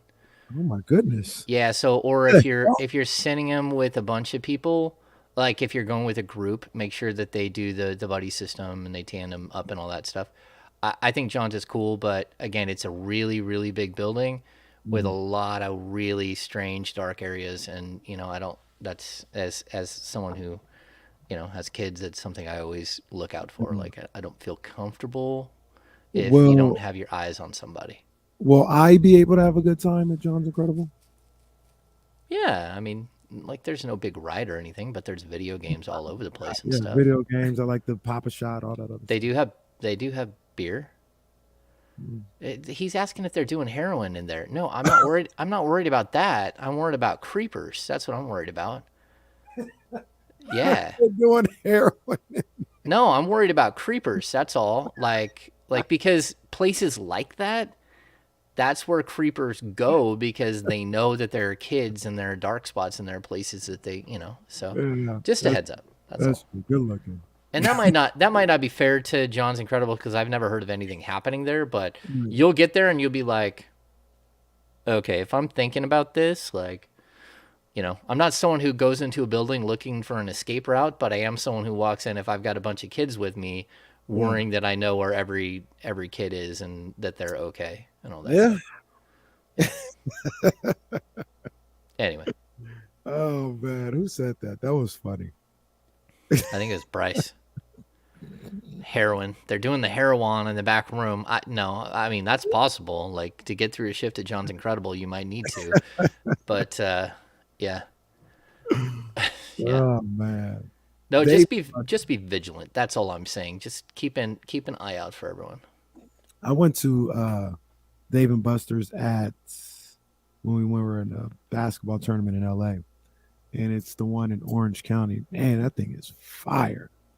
They got like the games and everything are cool, but they got multiple like sports bar areas, these huge like wall-sized TVs with multiple games on. Like, I haven't been to the one out in Roseville in a long time. Maybe that one's set up the same way now, but that one was really nice. Yeah, I mean, so Dave and Buster's is different, where you go into Dave and Buster's and it's lit, like all the machines are noisy and it's all like really compact. You know what I'm saying? Like everything is kind of next to something. It doesn't have that same feel. You'll get what I'm saying. You get there, you're like, okay, this place is cavernous. This place is big. That reminds me. Is Tom's Urban ever going to open up? Don't go. That sign's been there for a year and a half. Oh, yeah. I know Sean was all excited about that. Spring. That was 2 years ago. Yeah, spring What are of you what? talking about? Yeah. You guys look awesome with your matching era gear. man. I didn't. What up? I realized as I was washing my hands, I love this crew neck because that's the facial expression I always have. Is that Red Fox? Yeah. Fox. Yeah, nice. Go. Wonder if people always ask Red Fox, "What's wrong? Are you unhappy?" That's funny. The tap room at Delta Shores. They got some beer place at Delta Shores. Yeah. Tom's opens in 2023. Someone just told Allegedly. us. I don't believe that. Talking Kings. Allegedly. Even when I walk through the doors. I just got done with the podcast, so hopefully I can stand up at the end of this hour. We'll see. Yeah, I figured it wouldn't be up, but I missed it. So I usually listen to it on Friday morning, but I figured, a game, you guys won't record nothing. I was like, oh damn. Yeah, this week messed with us with the Tuesday-Thursday game. Okay, now we can get into it. Now we can get into things. Just had to get that little break out the way as we welcome in our 1320 Kings insider and creator of the Kings Beat, James Ham. James, how good is life covering the Sacramento Kings right now? It's funny if they somehow win on Sunday, that will be the first 6-game win streak that I've ever covered. Wow. They've 13? never won 6 in a row in 13 years. So yeah, we got to go way back to find that, and it's crazy. I mean, it's fun to watch. I we think know when it is. Is it 2005-06? Is that the year that the last? I think it's earlier. I think the last time they won 8 out of 10, 8 out of 10 was 2005. I think that's what Brendan just said on the pod. But I think it was 03, 04, something like that. I don't know. I haven't gone back and looked. But like people, that's so long ago. That's one of my sons wasn't even born, and he's 15. So yeah, I mean that's wild that we have to go back that far. 2004 for a 6-game win streak. That's what someone's putting up in the chatty house. So that's crazy, and they've got it just sitting right there in front of them. But I'm having a great time because the fans are having a great time. It just adds that element. There's nothing worse than covering a game where there's cardboard cutouts in the stands and that's it. There's nothing worse than watching 7,000 people file into a building because no one wants to go watch a team. That's horrible. And this is we're seeing the growth and this organic bubbling up that is the Sacramento Kings, and they're drawing their fans back in so quickly, and all of the extras are super fun, from the Band-Aid to the beam to everything else. I really am. I'm excited for the franchise because it's a long time coming. You could hear the excitement in your voice. The question I've asked a couple of different people like yourself, James, Jason Jones, and a couple other guys that have been around this team for a long time and saw a couple of good starts. We talked about, I think it was 14 with Mike Malone. They started 5-1. Jaeger up until the All-Star break and what they were able to do in 2019.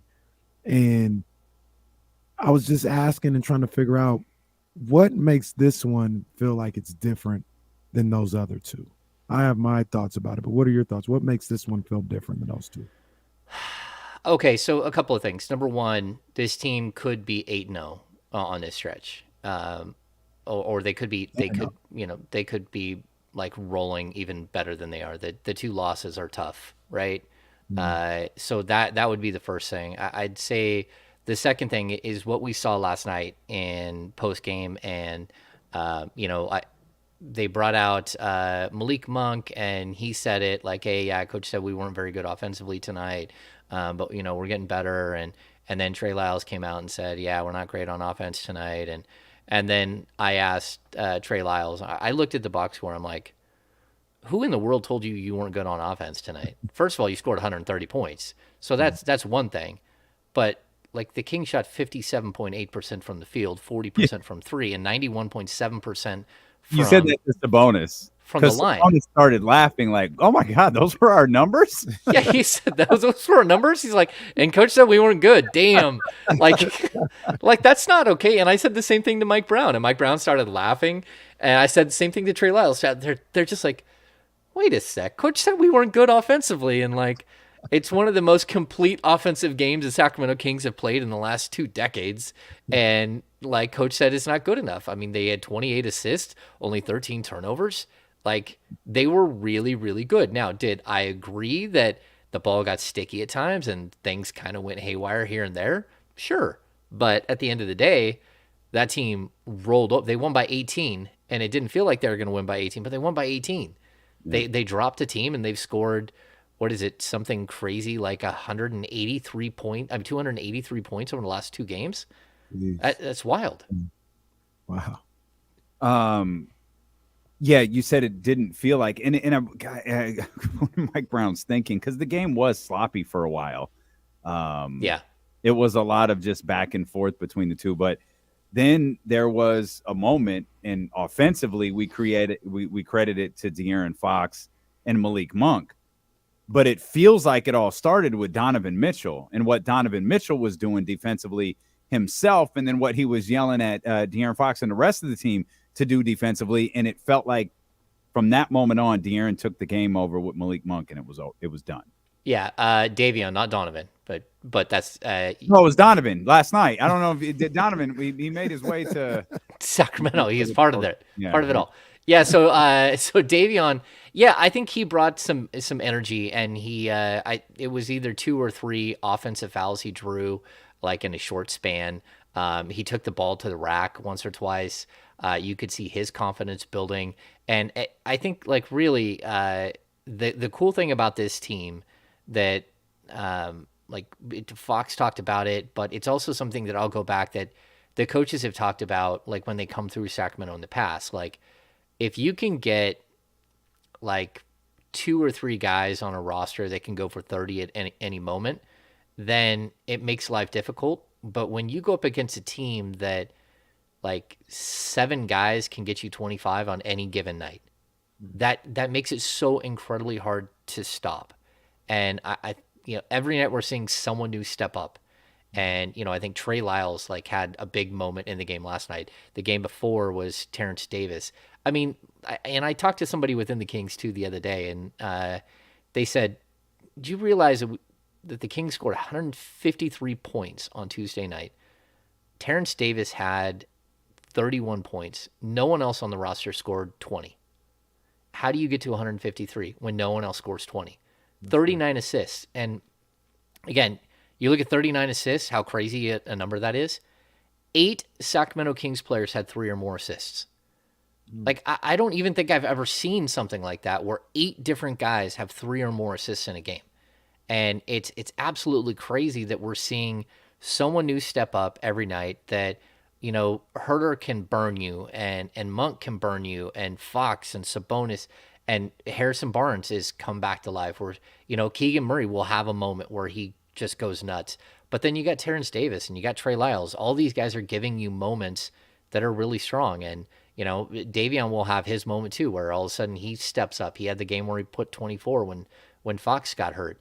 It's this sharing is caring mentality, but it's really also is that they're unselfish, that no one is bigger than the team. And it's really quickly that this has happened, but how do you get a team that's like has a new coach, a new offensive system, all of these new players, and they're number 2 in offensive rating in the league. They lead the league in 2-point field goal percentage. They're 6th in 3-point field goal percentage. Like, what do you take away from them? How do you stop them? And I just, this, it's a fledgling offense. It's only going to get better and more efficient. That doesn't mean that they're going to like be this incredible, like over the top, like the greatest offense we've ever seen. But they can get stronger and they can get better and they can get more consistent and more reliable. And those are things that I think that they will do over the course of the season. You know, the thing that I keep saying about it every game, you know, I said it going into last night's game. I said it going into the Brooklyn game. I'll say it about going into Sunday's game. It's starting to become a situation where these teams play against the Kings. And I'm not saying they're unbeatable by any means, but it's like, all right, well, how are you going to keep up? Now you're going to keep up with the Kings because they're getting 120. That's what they average. Probably some nights they're going to end up getting 125, 130. You got enough horses to keep up. And I think a lot of times when you play teams like San Antonio and Brooklyn without Kyrie and a couple other guys, they just can't keep up with what the Kings do offensively. And that's before we get into if the Kings are able to improve on the defensive end. But they put so much pressure on their opponent with how they're able to score right now. That's defense in itself. Mm-hmm. Yeah, and I think I'll add this. Like, we can say that anyone can beat you and all this stuff, but realistically, the speed of De'Aaron Fox is what changes everything. And the center of the universe big that is Domantas Sabonis changes everything. And all of these guys are playing so incredibly well off of those guys. Like the number, you know, the Herter crazy number that we're hearing that, you know, on passes from Sabonis coming into last night was like 22 of 28, like over 80%. I think that number took a hit last night because Herter didn't have a great shooting game. But Fox shooting 48% from catch and shoot threes. Like, just go around like all of them. They're feeding off of this this draw them into the middle of the key and kick out for wide open shots. The Kings have more open looks than any team in the league, and that's by design. Like, they are looking for wide open looks and wide open players. We've seen a handful of those moments where they sling the ball around and it's just the most beautiful thing you've ever seen. You know, like where the ball hits 5 different players within 2 seconds and a guy laces a 3. And you're just like, oh, man, that was sweet to watch. And, you know, again, that's what I'm talking about. It's only going to get better because when we look at the offensive structure that they have right now, you know, they have, you know, like maybe 2 or 3 variables off of each of their moves. And it's why we keep seeing these moments where, like Chimezie Metu last night tried to hit Malik Monk cutting baseline. The game before, somebody at Herter tried to hit, I think it was Metu going baseline, and they're not connecting fully. Well, it's because they're going through sort of the options on each of the plays. Each of those plays at the end of the day will have like 12 different options. It'll take like 2 years to get there, but for right now, they're at like 2 or 3 options. It's only going to get more intriguing and more complicated as far as time goes on. And the chemistry will be tested, but the better their chemistry is, the better we're going to see this offense get and more sort of efficient and complete. Hey, real quick, I just saw something funny. Gilbert in the chat brings up something that I forgot about. He said, whoever put the bet on the Kings winning the chip might have known something. Remember how random and like everybody started tweeting that out, NBA Central. Yeah. Somebody put such and such on the Kings to win the title. Well, damn. I ain't saying they're winning the title, but if they win the title, the NBA's fixed. It's probably the mattress king. The mattress king, like trying to take another wheelbarrow into his plane. Mattress Mac. Mattress Mac. Like, wasn't it like a $75,000 bet or something on the Was Kings it- winning? It was was it a that lot much? of money. Yeah. It was a Yeah. lot of money. for the It was Kings. a lot of money. It's funny, James. You were talking about the way that the ball is moving, and I've waited since Tuesday night to see if Zach Lowe was going to include the Sacramento Kings on his list that drops every Friday, and indeed he did. It's titled the Sacramento Kings Red Velvety Offense. But he said the Kings sprint through cuts, they smash people with screens on and off ball, and they're setting oodles of them, sometimes simultaneously on either side of the floor, shooter zoning everywhere. It is a nonstop cyclone around the Fox Domantas Sabonis two-man game. But here's the important line. There is nothing in the numbers suggesting the Kings offense is a fluke. And then he goes on to praise Kevin Huerter. I told you guys this in early in the season. The numbers are telling us that this offense is great. Like that's the numbers were telling us that the whole time. Like the effective field goal percentage, the true shooting numbers, the assist percentage, all of it is showing that this offense is great. Now, again, it's gotta be more than 14 games or 16 games or even 30 games. It's gotta be you gotta keep going. You gotta make this your identity and then quietly keep getting better on the defensive end. And like I think the best thing that I've seen is not only is the offense like going like this, but the defense is having a really slow climb. And So the next line in that article, James, is there are some signs, mostly opponent shot selection. Their defense might soon improve from its current number 26 spot. Yeah. So I would tell you this too. Like they're right around 114 defensive rating like 2 weeks ago. And it's stayed right there. I think they're like 114.4. They're still at like right at 114, which means that they haven't gotten worse. They've improved incrementally. And I talked to you guys about this the other day. I think one of the ways we see it is Sabonis isn't getting in foul trouble all the time. That we're not seeing the Kings send every team to the line like crazy amounts of times, and they're playing defense with their feet, with their chest, not with their hands. But also we're starting to see deflections start to climb. We're starting to see the steal numbers climbing. This team is not going to have big shot blocking numbers because the shot blockers they do have don't play. They don't get on the court, and that's okay because, again, I talked about this to you guys before about how good the Golden State Warriors were last year, even though they didn't have a rebounder who averaged over 7.3 rebounds per game. They finished second in rebounding. And even though they didn't have like a natural shot blocker, they still have the number 2 defensive rating in the league. So there's potential for this thing to improve without adding another piece. But I don't think that's what we'll see. I think it's very obvious what this team needs. I'm sure that there's already a list being created of players that fit what the Kings need.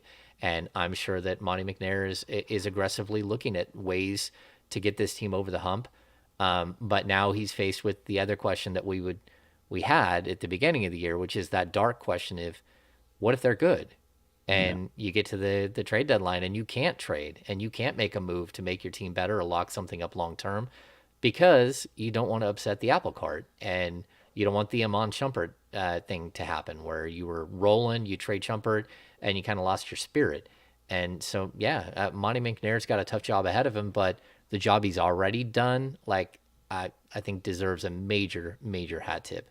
Like what he's created here, the pieces he's brought in so far, I think Doesn't deserve a hat tip. It deserves an extension. No, I would agree with you. It deserves an extension. Deserves an extension now. Let me ask you about, since you kind of brought up, more pieces.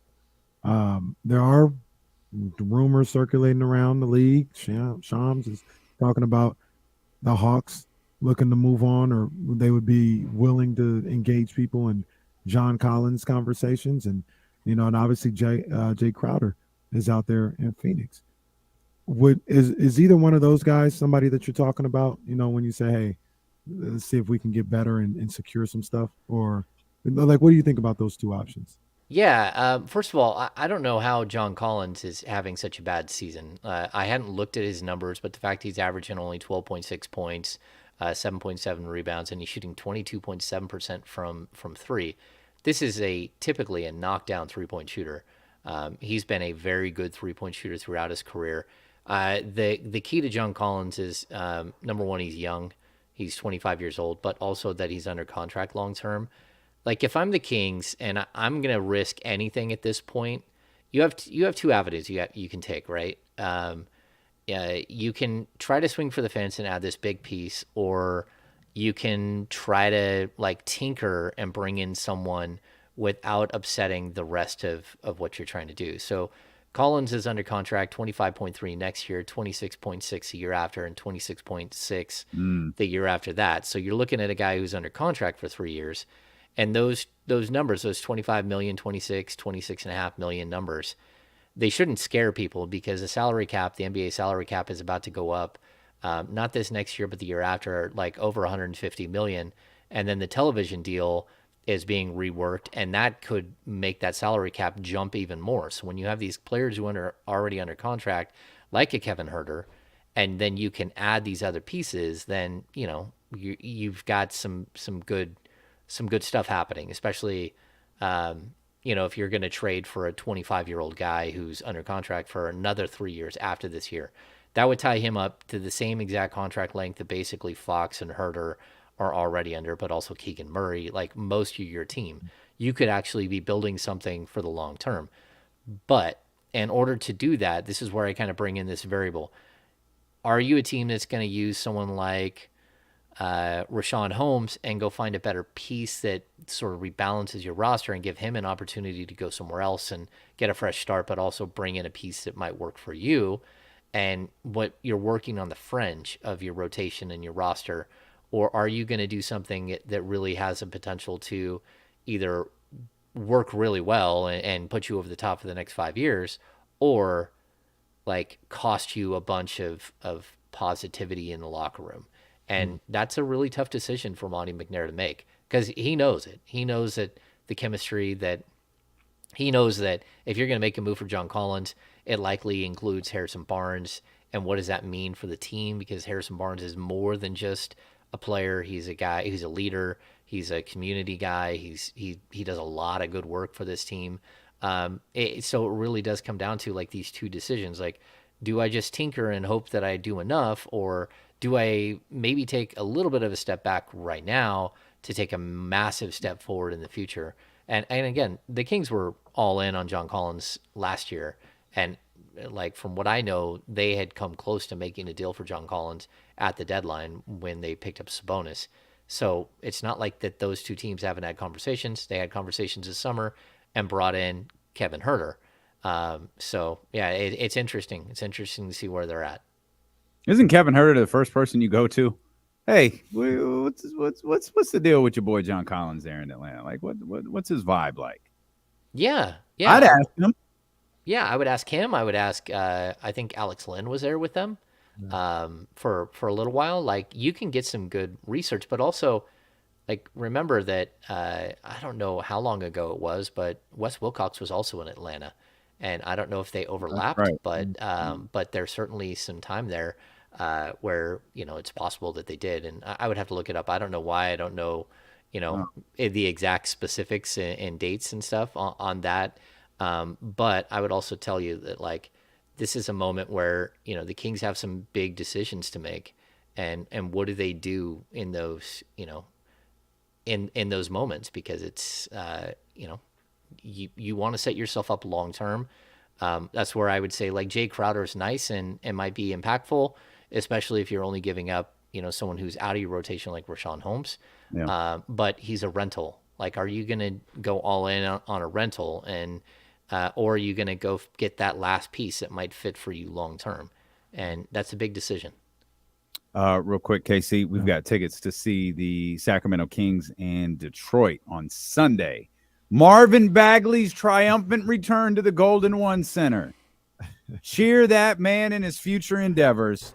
We've got your tickets right now. Caller number 3, 916-909-1320. And if all goes according to plan, You could cheer Marvin Bagley at the starting lineup, and then you could chant "Light the Beam" somewhere in the third quarter. There you go. That's the plan. That should be the appropriate order of operations for Sunday's game. That is the plan. James, I'll ask you the hard-hitting questions. What would you do right now? Say they were all on the table. Say Phoenix wanted to, work a deal with you. Say Atlanta wanted to work a deal, and you were Monty McNair. Is getting Collins or Crowder worth potentially messing up what you have right now? It's tough. I mean, it's early in the season, but you got to at least consider it. You got to consider it if it's for a piece that can last. And I think the one thing about Collins is a great offensive player. He's actually a good rebounder. I think the fact that Keegan Murray has proven that he might be able to play more 3 is huge. I think that Kevin Huerter can play more 3, so that kind of opens you up to do something like that, where you're not as concerned with the small forward position moving forward. Mm-hmm.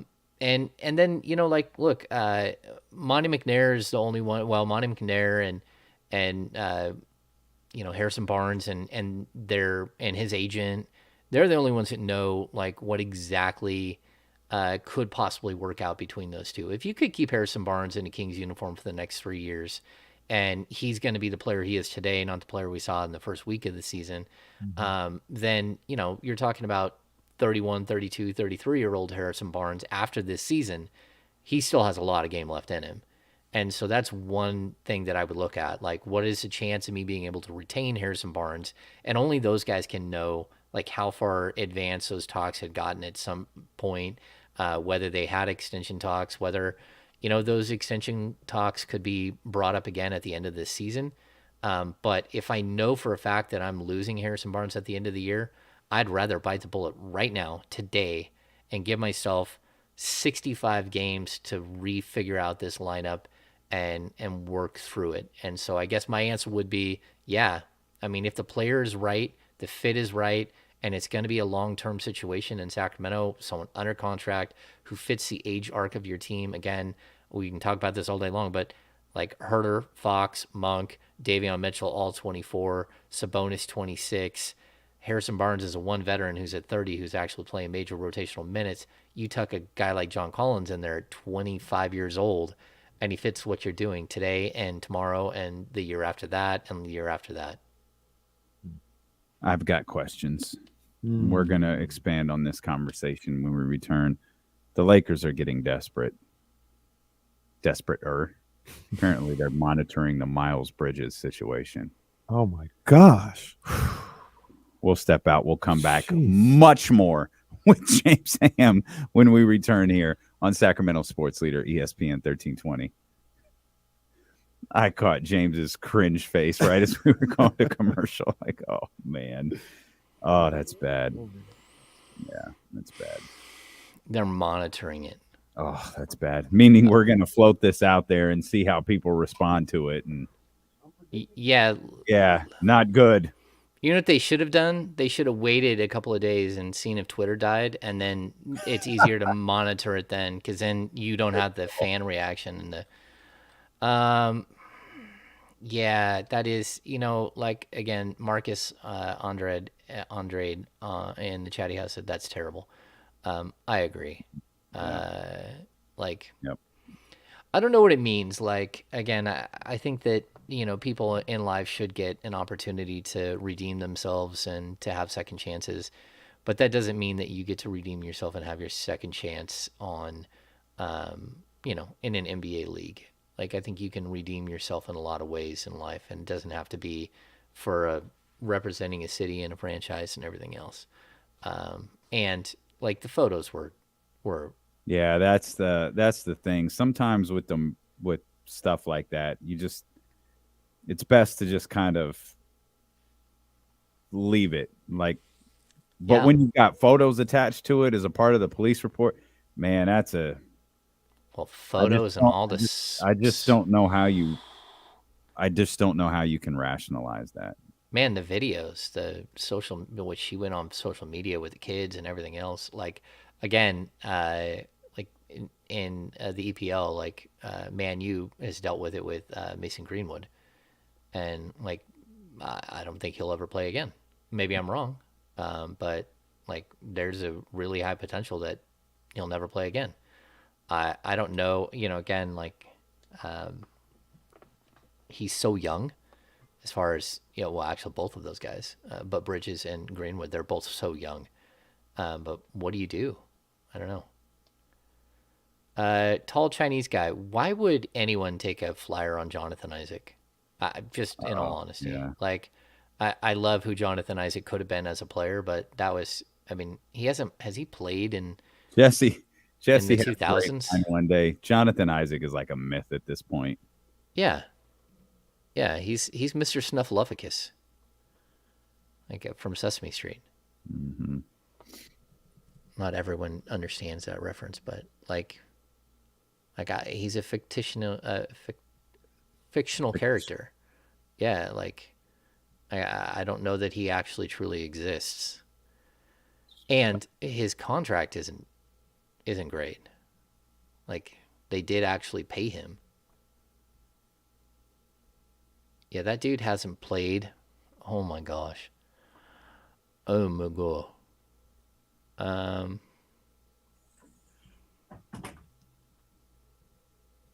Let's see. Isaac the Grouch. Here's a stat for you. Okay.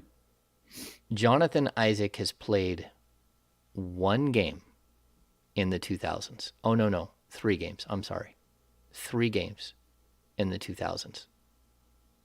Since we went from 2019 to 2020s. I got the 2020s. I know what you meant. Yeah. Yeah. So like 3 games. 3 games total.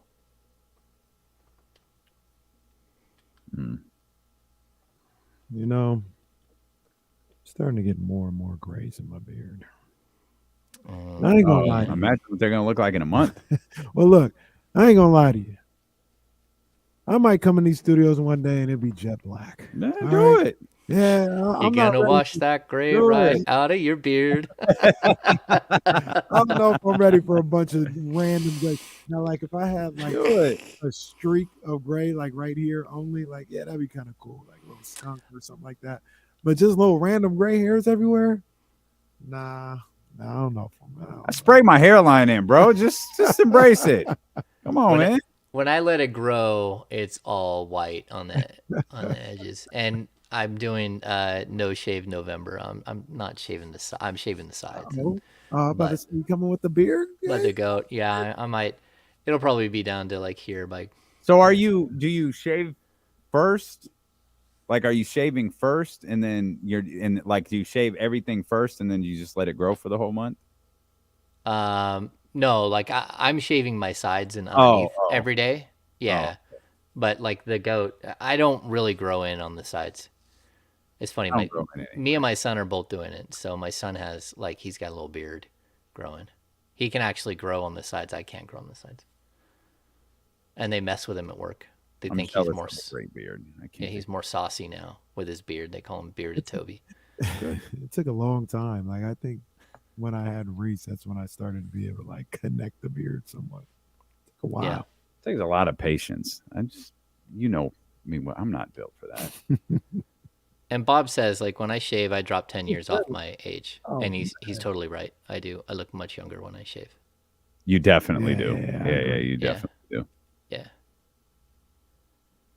What did Jesse just say? He said he started. We can talk about this too. All right, we're coming back. So I'm going to start that.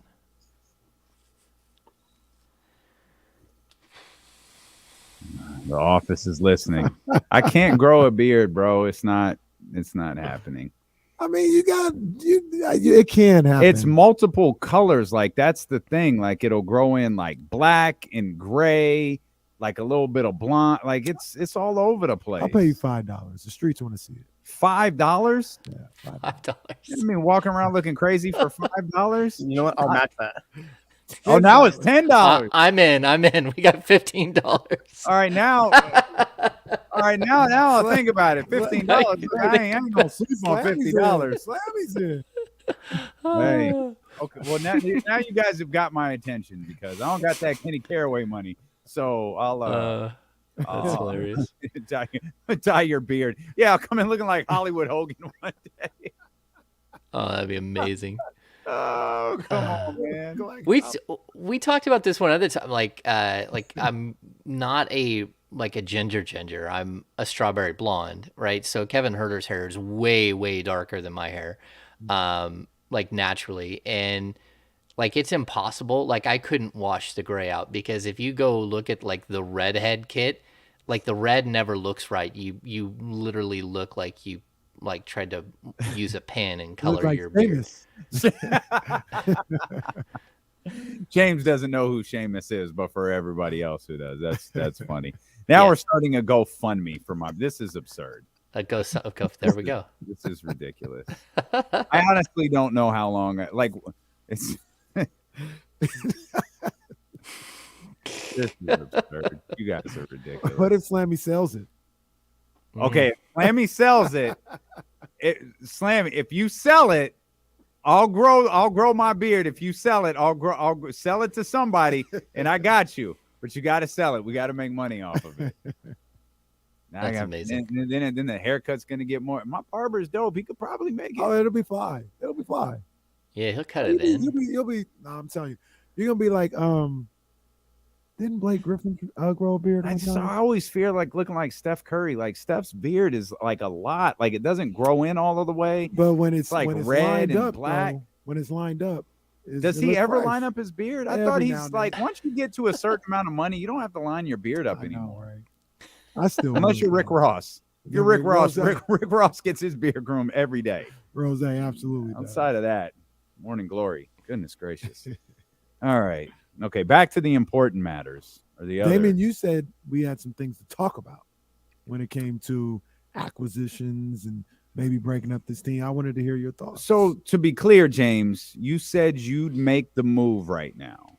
You and I want to make sure I got this framed right. If you'd be willing to take the step back right now to take a leap, as you say, forward later.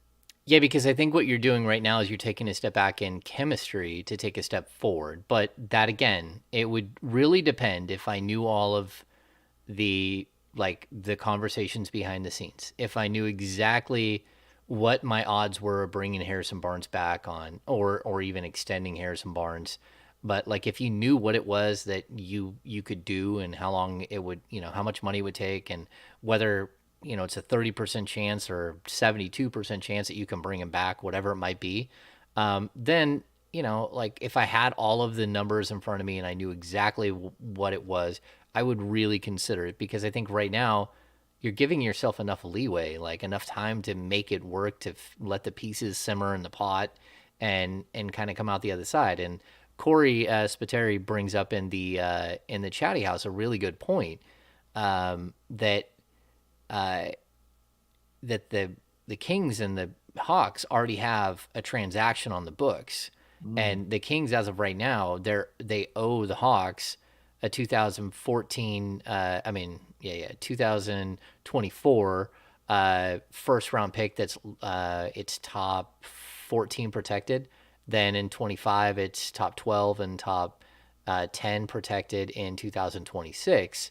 Right? Well, maybe you could take protections off. So as opposed to the Kings having to give up a whole bunch of extra, draft capital, maybe they can already work with the capital that they already have that's owed to the Hawks. So, I mean, I think you're going to have to give up something of value as far as draft capital if you were to do something crazy like just a straight up Harrison Barnes and, Alex Len for John Collins. You're probably going to have to throw in a first round pick, but maybe you can get away with pulling a protection off the 2024 pick and then freeing up all your other draft picks in case you need them down the road, or a 2024 pick and say a couple of second rounders. I don't think it would cost you. I don't like that either. And then I would also ask the question, James, because I see you working, but if I go to Atlanta and Wes Wilcox or, and Monty go to those guys and say, look, man, we're giving you a starter for, one of the best offenses in the league. What we got to give up more for? Like, what you need picks for? Where are you going to get that from? Where else you going to get a starter, on one of the top teams without us? Why we got to give you a pick and all this other stuff? Yeah, because you've had, and this is where I get stuck, James. You've put this dude's name out there. You signed him to an extension and then immediately said he was on the trading block. Yeah. Like those things don't get out, as well as anybody. Those things don't get out there on accident. You don't even want him. So you can't negotiate with me. That's where I get stuck. Is like they clearly don't want John Collins there, so you can't negotiate with me. Well, here's what my response would be. First of all, he's 25 versus a 30-year-old Harrison Barnes. Secondly, he's under contract for this year and 3 more, as opposed to just year for this year for Harrison Barnes. Are we positive that's a good thing? Right. The Hawks don't want nobody under contract. Well, no, the Hawks. The problem the Hawks have is that they've got 2 max money players, and they've got a big time player and a big money player in their center. They still have Bogdanovich for a couple more years.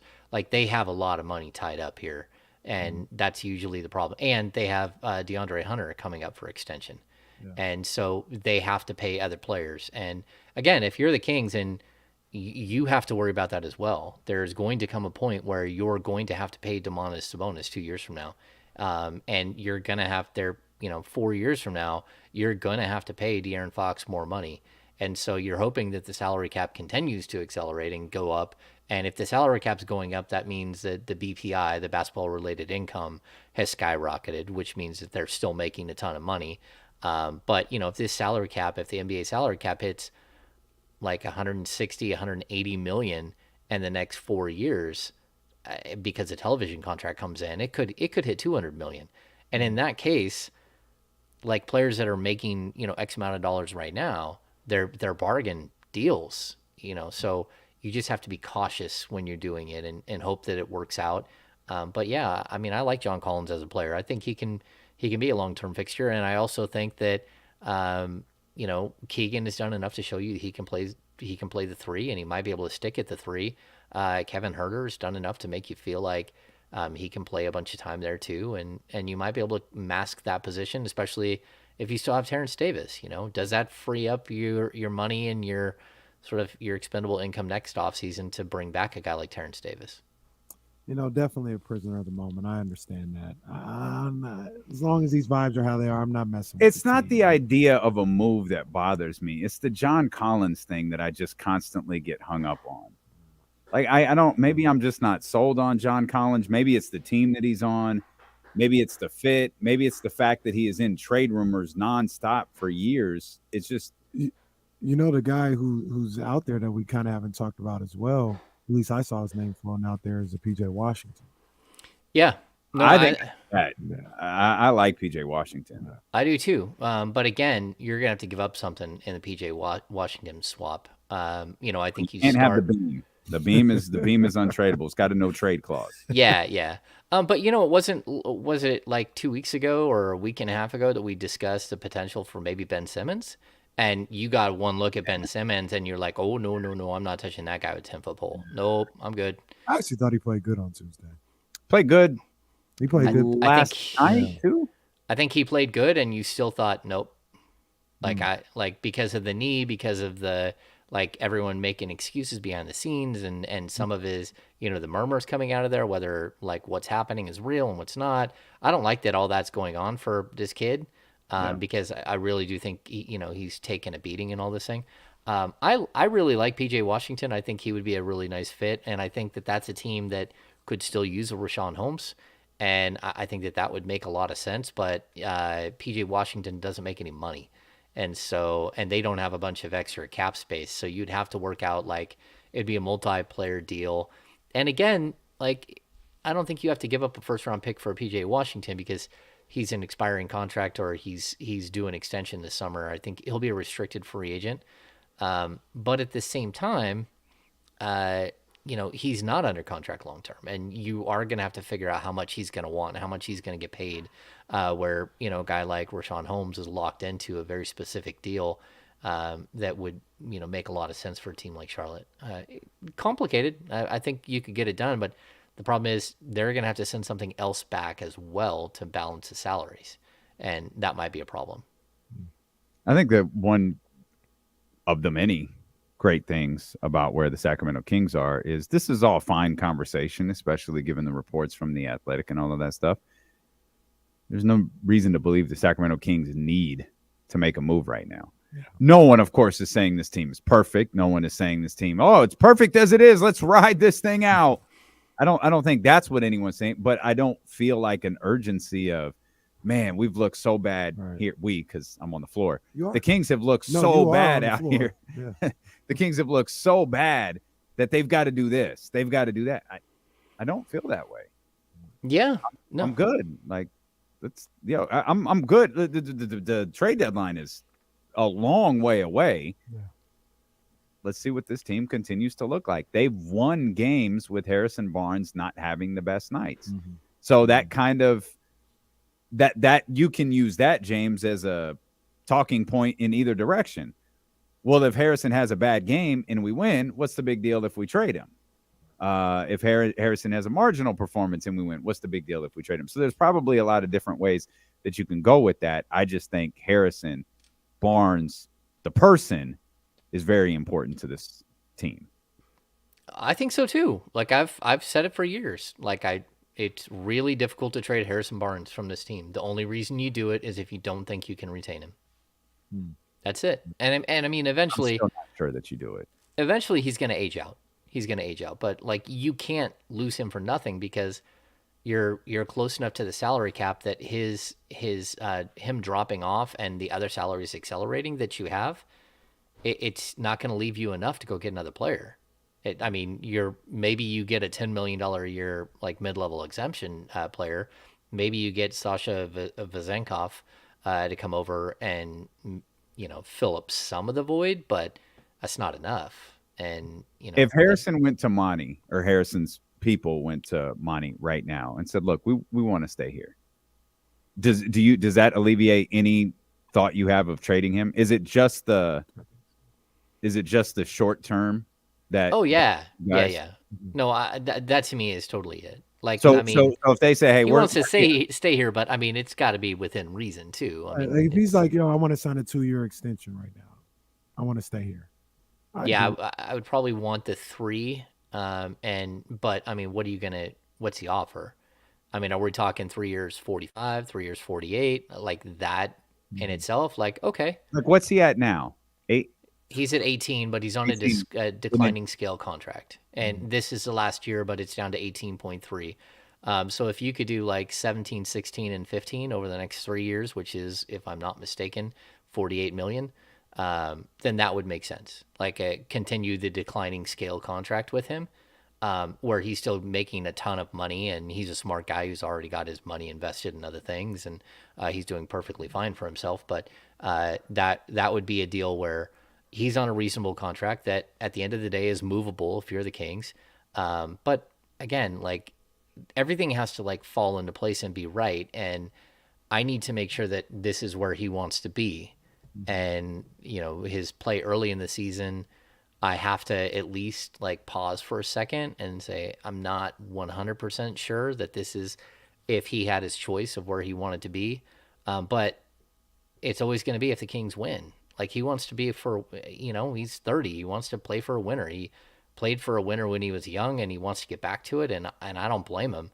But at the same time, like, you got to be good too. He's got to hold up his end of the bargain because trading a guy who's averaging 16.4 points and 5.7 rebounds and shooting 39% from 3 is a lot easier than trading a guy who's averaging, less than 12 points or right around 12 points and shooting 25.5% from 3. And, they're just different, it's a different value of player that you can go get for him.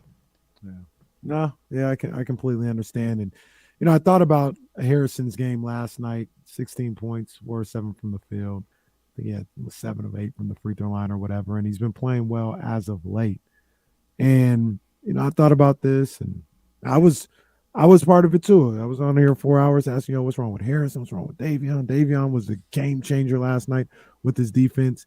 And I thought about some of the things that we also talked about where we weren't sure if it was a fact of, Davion just not being as good as we thought, or Harrison not being as good as we thought, or was it a situation where these guys had a whole new system that they had to get used to, and it was going to take them 5-6 games to find where they could fit in the system and also find their roles as this team. And it seems like it's the latter. It seems like, it just took some time to kind of figure out how they were going to go about this whole thing.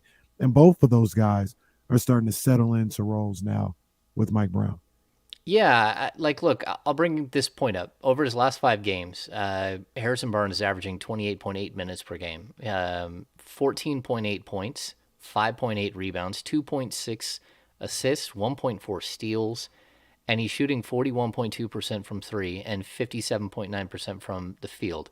He's quietly recovered in the last 5 games and been really, really good. Like, I think people get, a little bit caught up in, even like how I phrased it there, that, if we talk about, if he's averaging the 16.4 versus the 11.6 or whatever he is right now, that's a big deal. But this Kings team doesn't need him to average 16.4.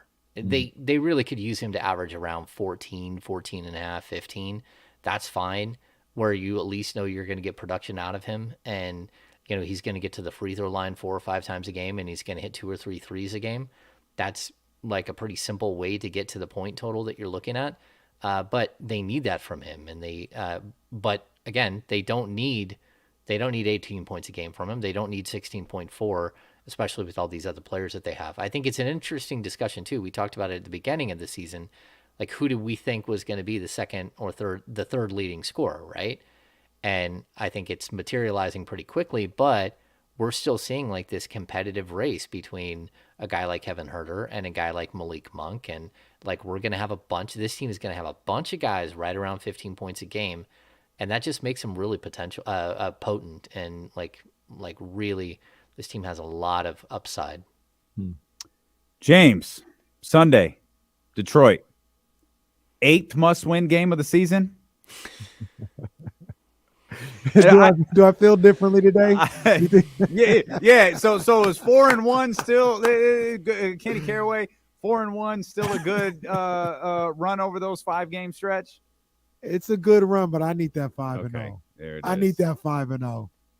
Yeah. I think it's a big game. I got to be honest. I know people will look past Detroit. Detroit fights. I don't know if Cade Cunningham's going to play or not. I haven't looked, but yeah. And Isaiah Stewart's out, which is actually Isaiah Stewart's hurt the Kings a couple of times. But this is a big moment because there's such a huge difference between going on a 3-game road trip against Memphis, Atlanta, and Boston, riding a 6-game winning streak versus riding a 1-game losing streak. And you could see how quickly this thing can go from 8-7 to 8-10, and that's not what you want. You want to keep this thing rolling. So if you get up to 9-6 here with that win, even if you lose 3 games in a row, you're still at 500 and you're still right there. And so I think it's a big game. I want this game for a different reason, because to me, they beat Detroit after LA, after they got the one against Golden State and beating a on their deathbed Brooklyn team at the time. You've shed that playing down. You've shed that playing down to your competition and all that. And they didn't play great against the Lakers for part of it. They didn't play great last night against the Spurs either. But when it was time to correct ship, I never felt like they were going to lose that game. When it was time to correct ship in that fourth quarter, they did it. And I think you take care of business against Detroit, you can shed that label. And at the same time, James, there's nothing I've seen over these 14 games that leads me to believe they're not capable of beating Memphis or Atlanta or even Boston the day after Thanksgiving. Yeah. And then, by the way, you come back, you got Phoenix, and you got an Indiana team who's playing really good. So again, there's no gimmies coming up. Like you've got some fights ahead, which is why Sunday is the 8th must-win game of the season. That's right. Well, that, and I'll also point out, they have yet to lose to a team that they should just beat. Yeah. They haven't lost yet. And that's a focus of Mike Brown, to stay in the moment, like make sure we're paying all of our attention to the team that is ahead of us, and that's huge. It's huge for this team. Kings Beat podcast is out or will be out. It'll be out this afternoon. Yep. It'll be out this afternoon. The Kings Beat podcast. Tell Sean to knock it off. Tell him to knock it off. Cheer up a little bit. Have some fun. Tell him to have some fun. Stockholm syndrome. All of us. The Kings Beat podcast available wherever you get podcasts from. Check out thekingsbeat.com. Check out J Street Vibes as well. The latest edition of Corners of the Culture. Use the weekend to catch up on podcasts. We appreciate everyone who tuned in on the Odyssey app on 1320 a.m. on Twitch and YouTube. It was a huge week for us. We really appreciate you. Hit the thumbs up and the subscribe buttons before you go. Have a great weekend. Drink responsibly. We're on Baby Watch moving forward. Baby Watch 2022. Have a great weekend. We'll see you here Monday on Sacramento Sports Leader, ESPN 1320. I love the Kings. I love babies. I love the beam. I love the beam. Happy birthday, Reese. Lakers and Pistons. And Pistons are monitoring the Miles Bridges situation. Yeah. Jeez. I just noticed nobody came to work on that Comrex. Oh, bro, you take it into the office. Run it over to their office. They may not even know that you have it. Yeah, run it over to their office. That's what I did with mine. Are you CBS put the Kings as the number 4 in their power rankings? Yeah. Up from 16 or up? No, I don't know that they're gonna be able to fix that. Hey, Kitty just broke the Comrex. Goodness gracious. Uh-oh. Yeah, that's hey, I'm all for it though. That's power rankings, it's movement. Why not? Yeah. I mean, they had a perfect week. If they're weekly power rankings, they had a perfect week. They have the second longest winning streak in the NBA. Why not? Who's got the longest? I haven't looked. Boston. Oh, yeah, Boston's good. Is it 8? Yeah, Boston's at 8. Boston's good. Okay, I think I have to get out of here. I think I believe my sons have a soccer game tonight. So my oldest is coaching and my youngest is playing. Good stuff. All right, man. Yeah, it's going to be freezing cold. I don't know. I think I'm looking forward to going inside. Yeah. Bundle up, man. Beanie time. It might be beanie time. Yep. Got to hide these giant ears. Sweet. Feeling. Everything else is good. We're still on, right? Yeah. Yeah, we're on. Cool. Yeah, we'll get off. Love you guys. Have a great weekend. Please hit the thumbs up before you go. Please, please, please, please, please, baby, please hit the thumbs up before you go. Hit the subscribe buttons. Have a great weekend, and we'll see you here next week from the home studios.